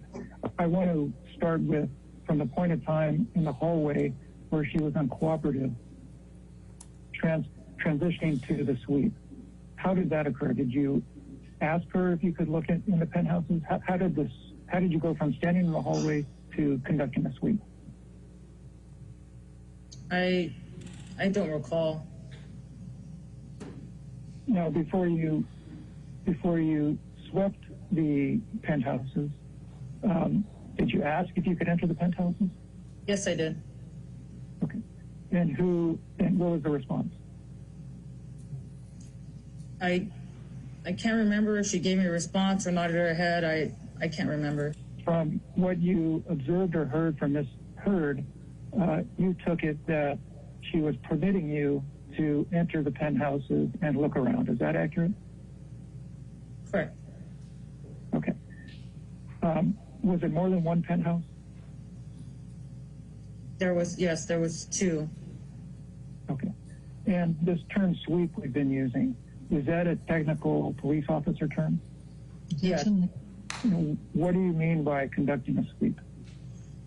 It's called a protective sweep, and we do so to make sure that there's no other individuals that may be victims that are hurt inside of the location or suspects hiding, concealing themselves from officers that would attack the victim after we left the location. So we go in to verify that any potential suspects are gone from the location for the victim's safety. Thank you. And you conducted a protective sweep of two penthouses, correct? Correct. What was your understanding of who owned or lived in the first penthouse that you performed a protective sweep on? It was my understanding that Amber Hurd, that it was her home. Again, the gentleman directed us. That's why he came with us, so we wouldn't get lost. I see. And during your protective sweep during the first penthouse, did anybody accompany you during the entire sweep? Yes, the only male that was there besides my partner. Okay. And your partner conducted the sweep with you? Correct. Okay. And as to the protective sweep of the first penthouse, did you go into every room of the penthouse? To my knowledge, yes. And was your knowledge based on the generic white male leading you around? Correct. Was it your understanding that your protective sweep included you looking in every room in the penthouse?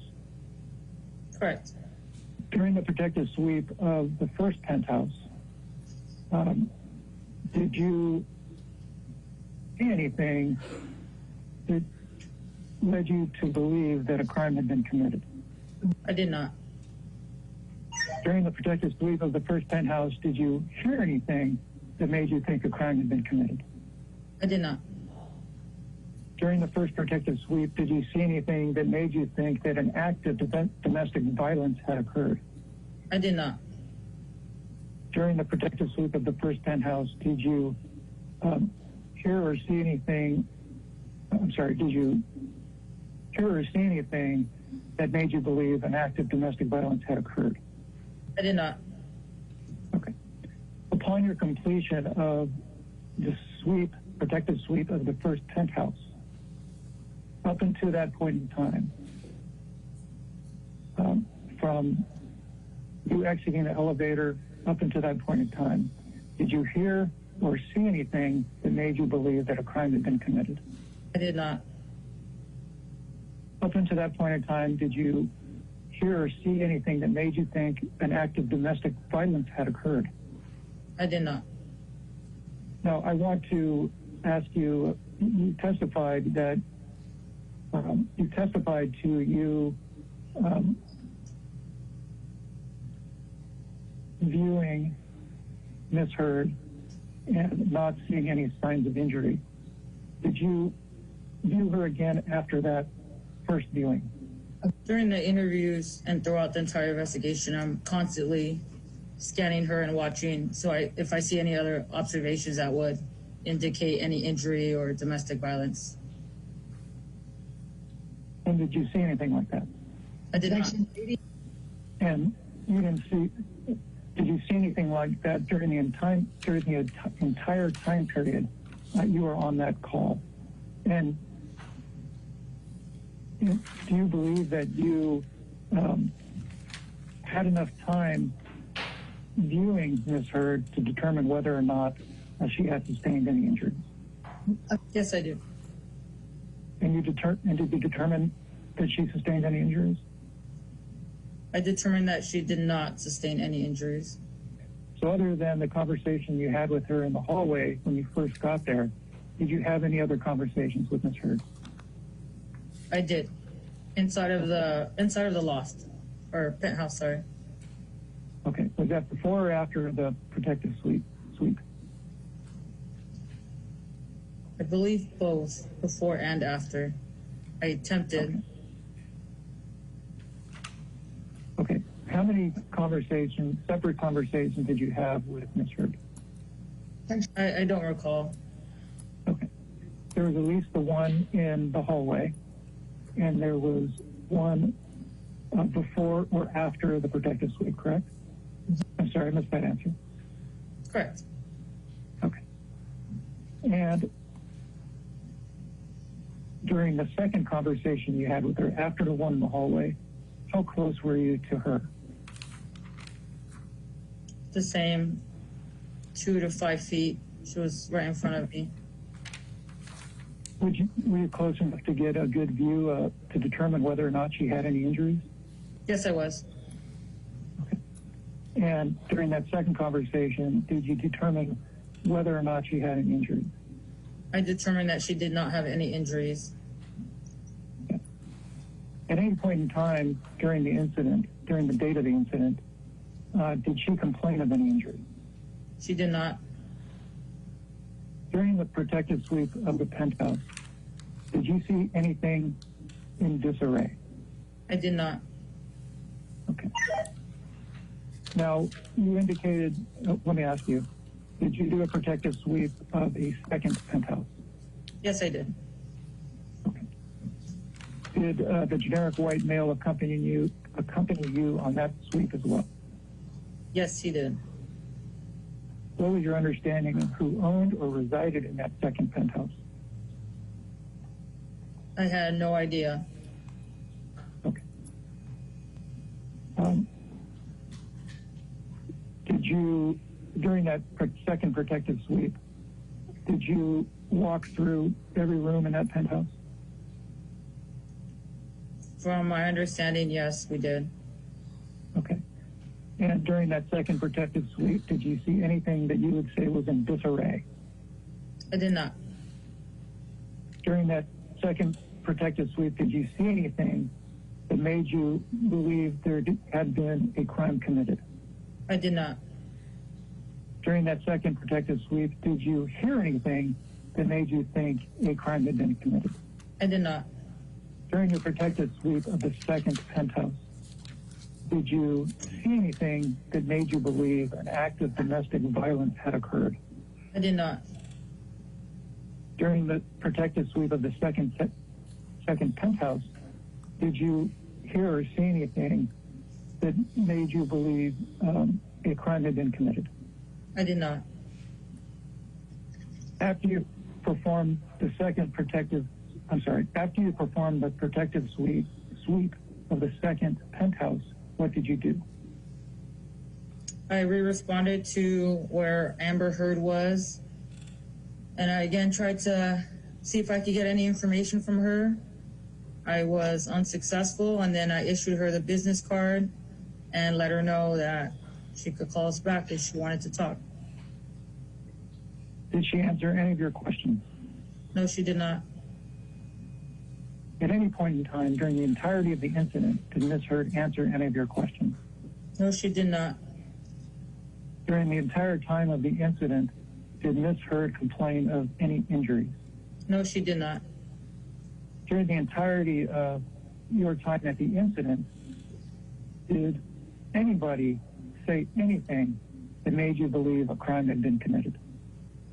No, they did not.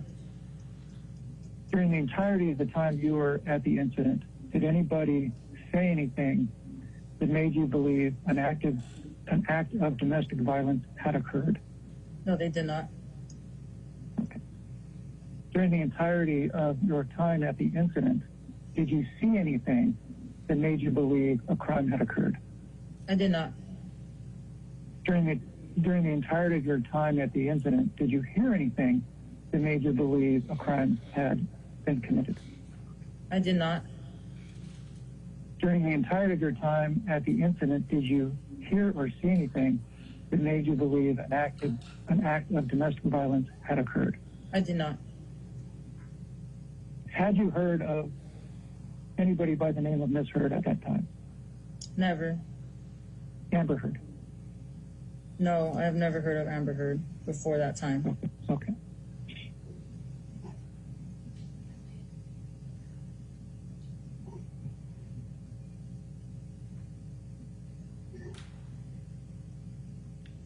Did you recognize any of the people that you encountered during the incident? I did not.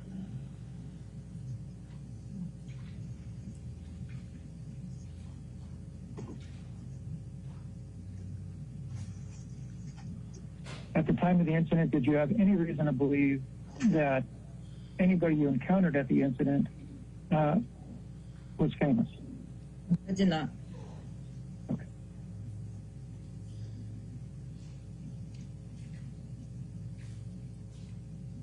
And during the entire time that you were at the penthouses during the incident,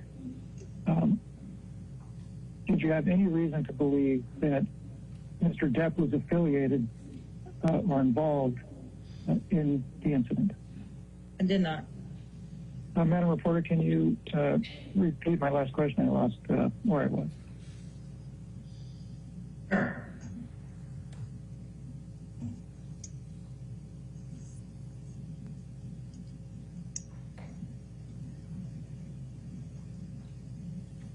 Question, during the entire time you were at the penthouses during the incident, did you witness any bruises on Miss Hurd? And there was not a response. I did not observe any injuries on Miss Hurd. Okay. Did you observe any swelling on Miss Hurd's face? I did not.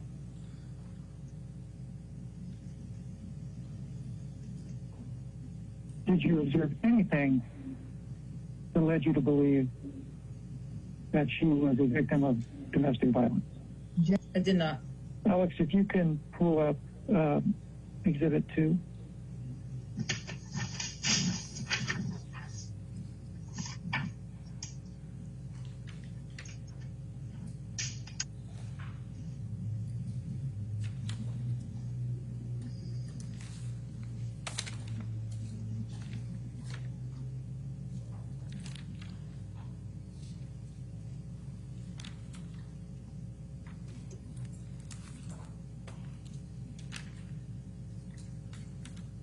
So is this going to be Exhibit 57? Yes.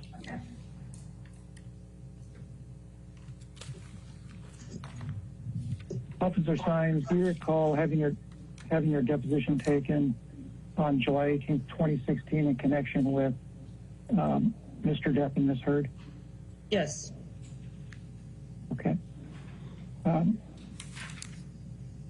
And do you recall giving testimony in connection with that deposition under oath? Is it yes? I'm sorry, officer. Yes. Okay. And did you give accurate and true testimony at that time? Yes. Okay. And you understood you were under oath, correct? Correct. Okay. Alex, if you can go to page 26. Officer Sines, do you recall testifying as to, that, and I'm talking about today, do you recall just testifying that you can recall what Ms. Hurd said to you, if anything? I do not have an independent recollection, but I can go off what I'm seeing here on my screen. Okay. Your Honor, we're at 5 o'clock. It looks like we have about 18 minutes left. Do you want to? You don't have any problem finishing it tonight, do you? Let's go ahead and finish it. Okay. Thank you. And do you agree with me that your memory of the day of the incident was fresher on July 18, 2016 than it is today? Yes, that is correct. Okay. And the incident was May 21st, 2016. This deposition was taken July 18th, 2016. How long after the incident was this deposition taken? A few months. Okay. And Alex, if I could have control.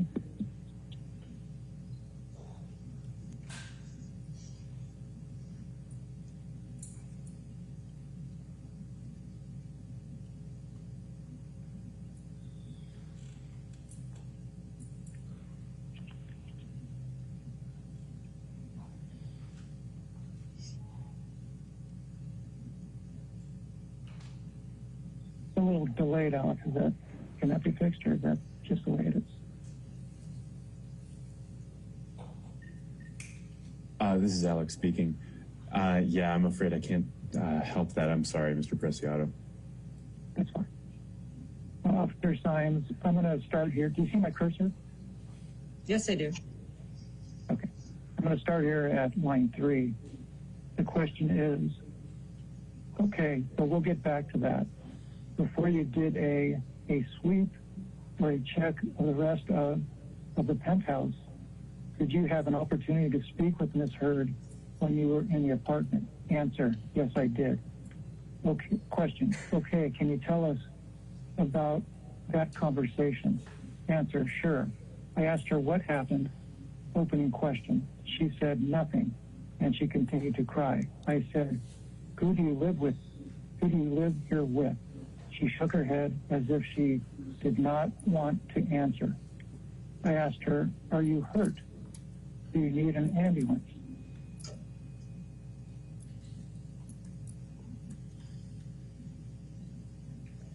And she shook her head again, no. At that point, I asked her if she would mind if I checked her apartment. And that's when she said no. Officer, does this refresh your recollection of the conversation you had with Ms. Hurd at that time? Yes, it does. And your testimony that I just read, is that true and accurate? Yes, it is. During the entire time period you were at the penthouses on May 21st, 2016, did Ms. Hurd say that she had been assaulted in any way by anybody? No, she did not.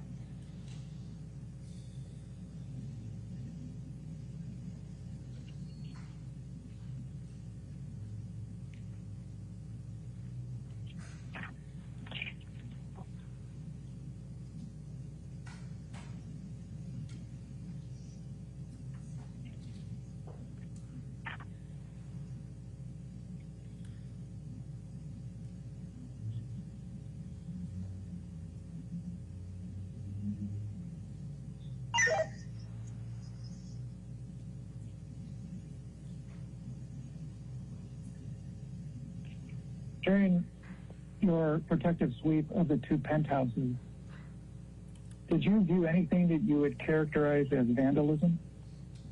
I did not.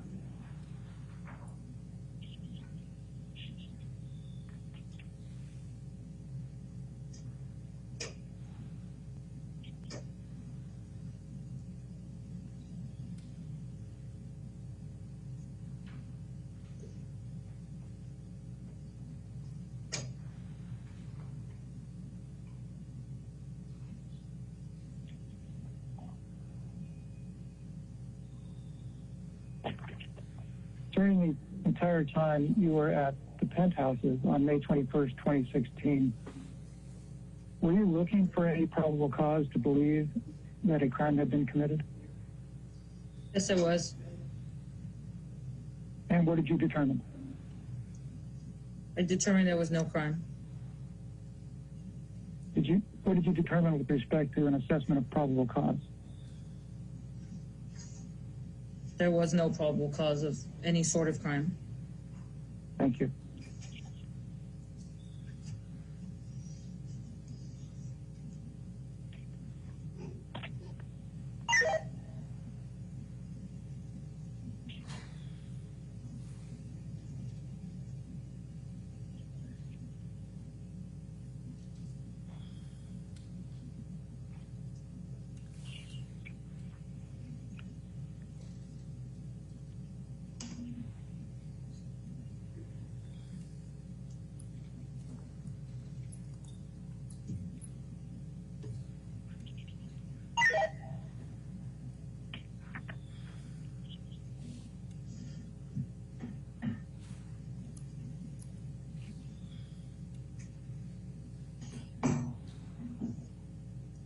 During the entire time you were at the penthouses on May 21st, 2016,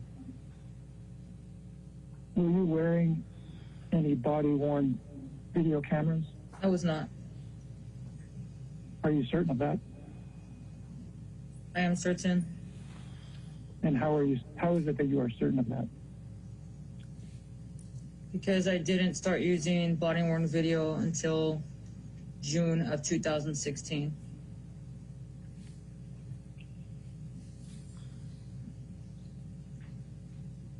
And that's after the date of the incident, correct? Correct. Alex, if you would mind putting Exhibit 9 back up.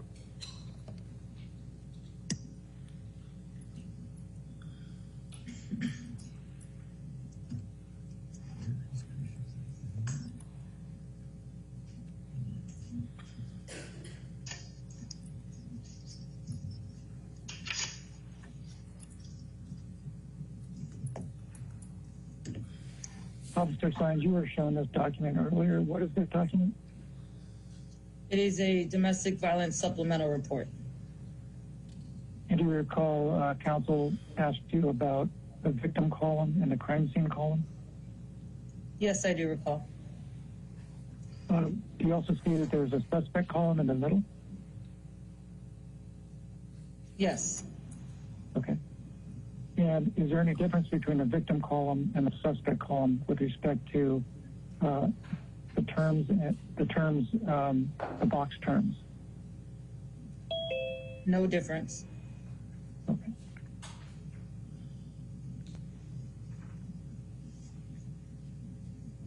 Did you fill out one of these forms in connection with your investigation on May 21st, 2016? I did not. Why not? Because it was determined there was no crime. And Officer Sines, just one more question with respect to that Exhibit 9. I know it's not up, but the fact that you did not fill out that form, is that consistent with your training? Yes, it is. I wouldn't fill that out because there was no crime. It's not called for. When you testified during the London trial, at the time, did you believe your testimony was accurate? Yes, I do.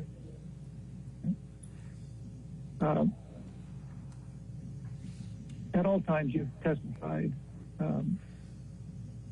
under oath in any legal proceedings, trials, depositions. Do you always give accurate and truthful testimony? Yes, I do. And do you have any reason to not give accurate and truthful testimony in connection with this deposition? I do not. Officer Sines, do you see these two pictures? Yes, I do. Do you recognize the person in the pictures?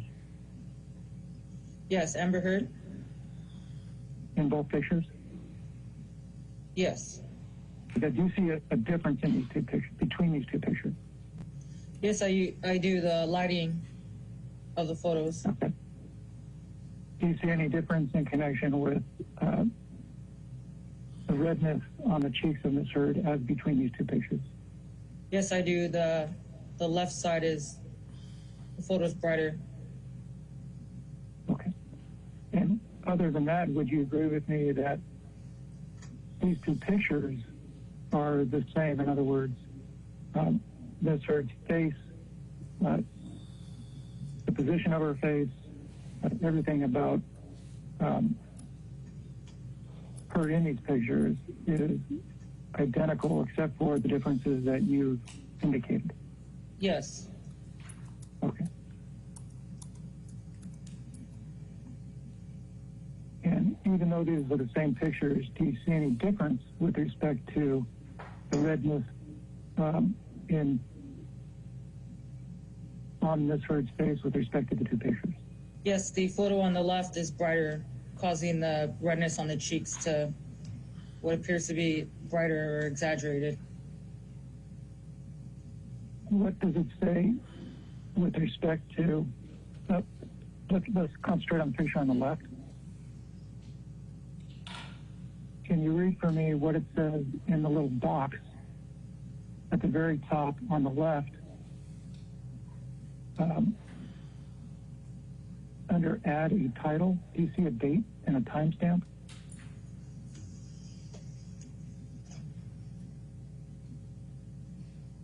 Yes, I see it. What's it say? Date and timestamp? Date is May 21st, 2016. Timestamp is 9/25/12 p.m. And now let's look at the other picture, Exhibit 29, at the same spot. Can you read for me what the timestamp says there?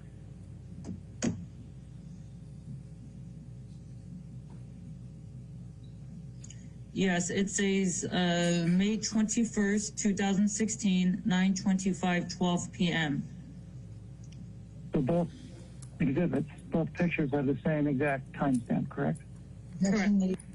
And even though that's the case, do you still believe that there's a difference between the two pictures as you previously described? Yes, I do. Three signs, do you see Exhibit 41? Yes. Do you recall counsel asking you questions Yes.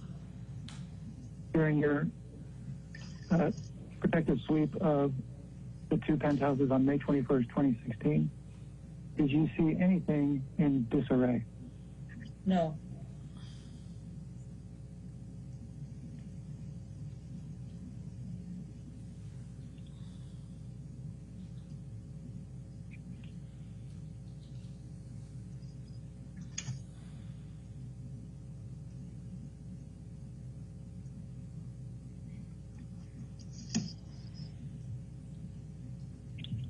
Officer Sines, I think you answered this, but up until the present, for how long have you been a LA Los Angeles police officer?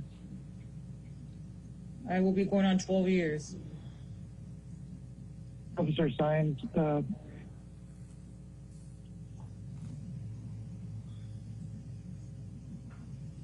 in connection with your investigation at the Eastern Columbia building on May 21st, 2016, were you in a rush in any way to complete the investigation? No.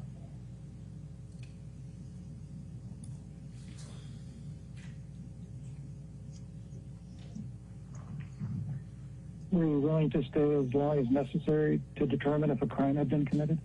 Yes.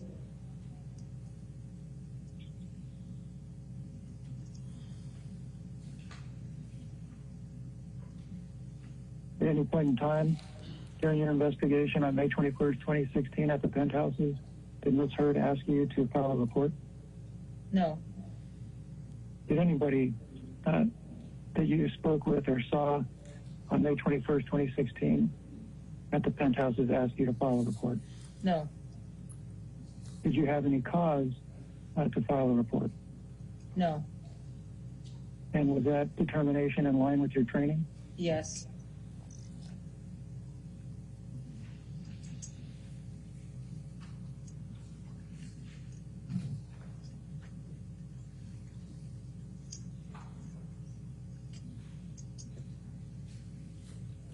If you had witnessed anything that led you to believe that an act of domestic violence had occurred, would you have filed a report? Yes. And you, in fact, did not file a report, correct? Yes. Correct. And if you had witnessed something that led you to believe that an act of domestic violence had occurred, would you have filed a report even if Ms. Hurd had asked you not to? Yes. And is that in line with your training? Yes. Officer Sines, you were asked some questions. And just so everybody's on the same page, we have about a minute and a half of questions from Ms. Hurd's counsel at this point.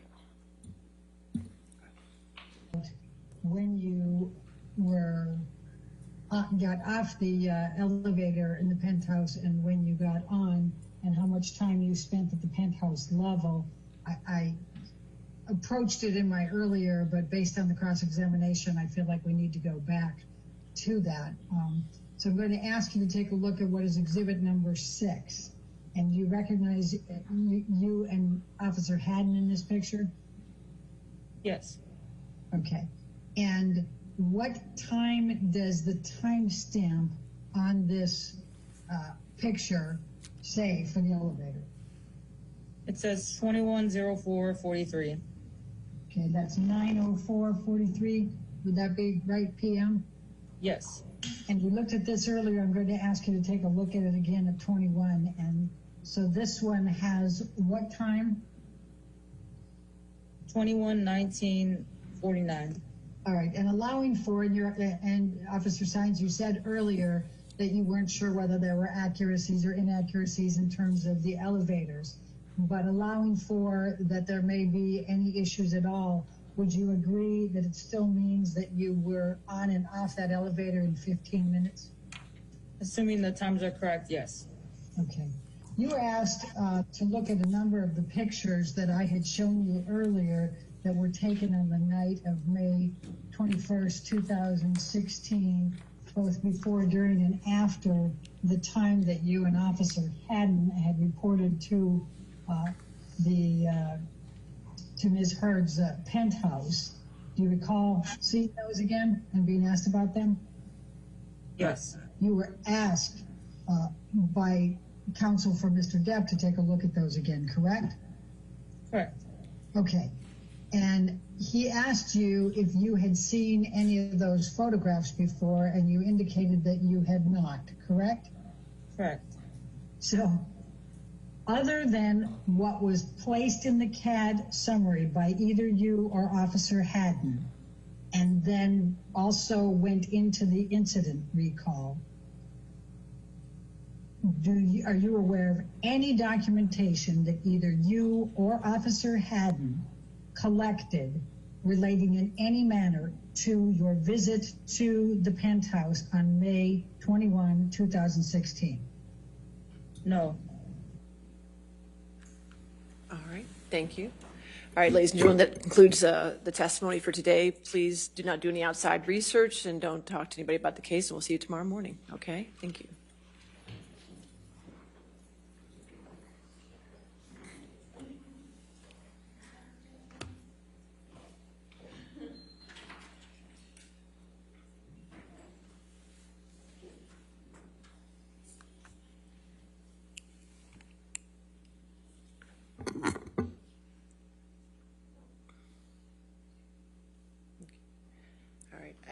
I still have some outstanding exhibits, so if you could get with Jamie and see which ones those are so we can get that taken care of so we don't get backwards and we keep up, all right? All right, we'll see you in the morning. All right, thank you.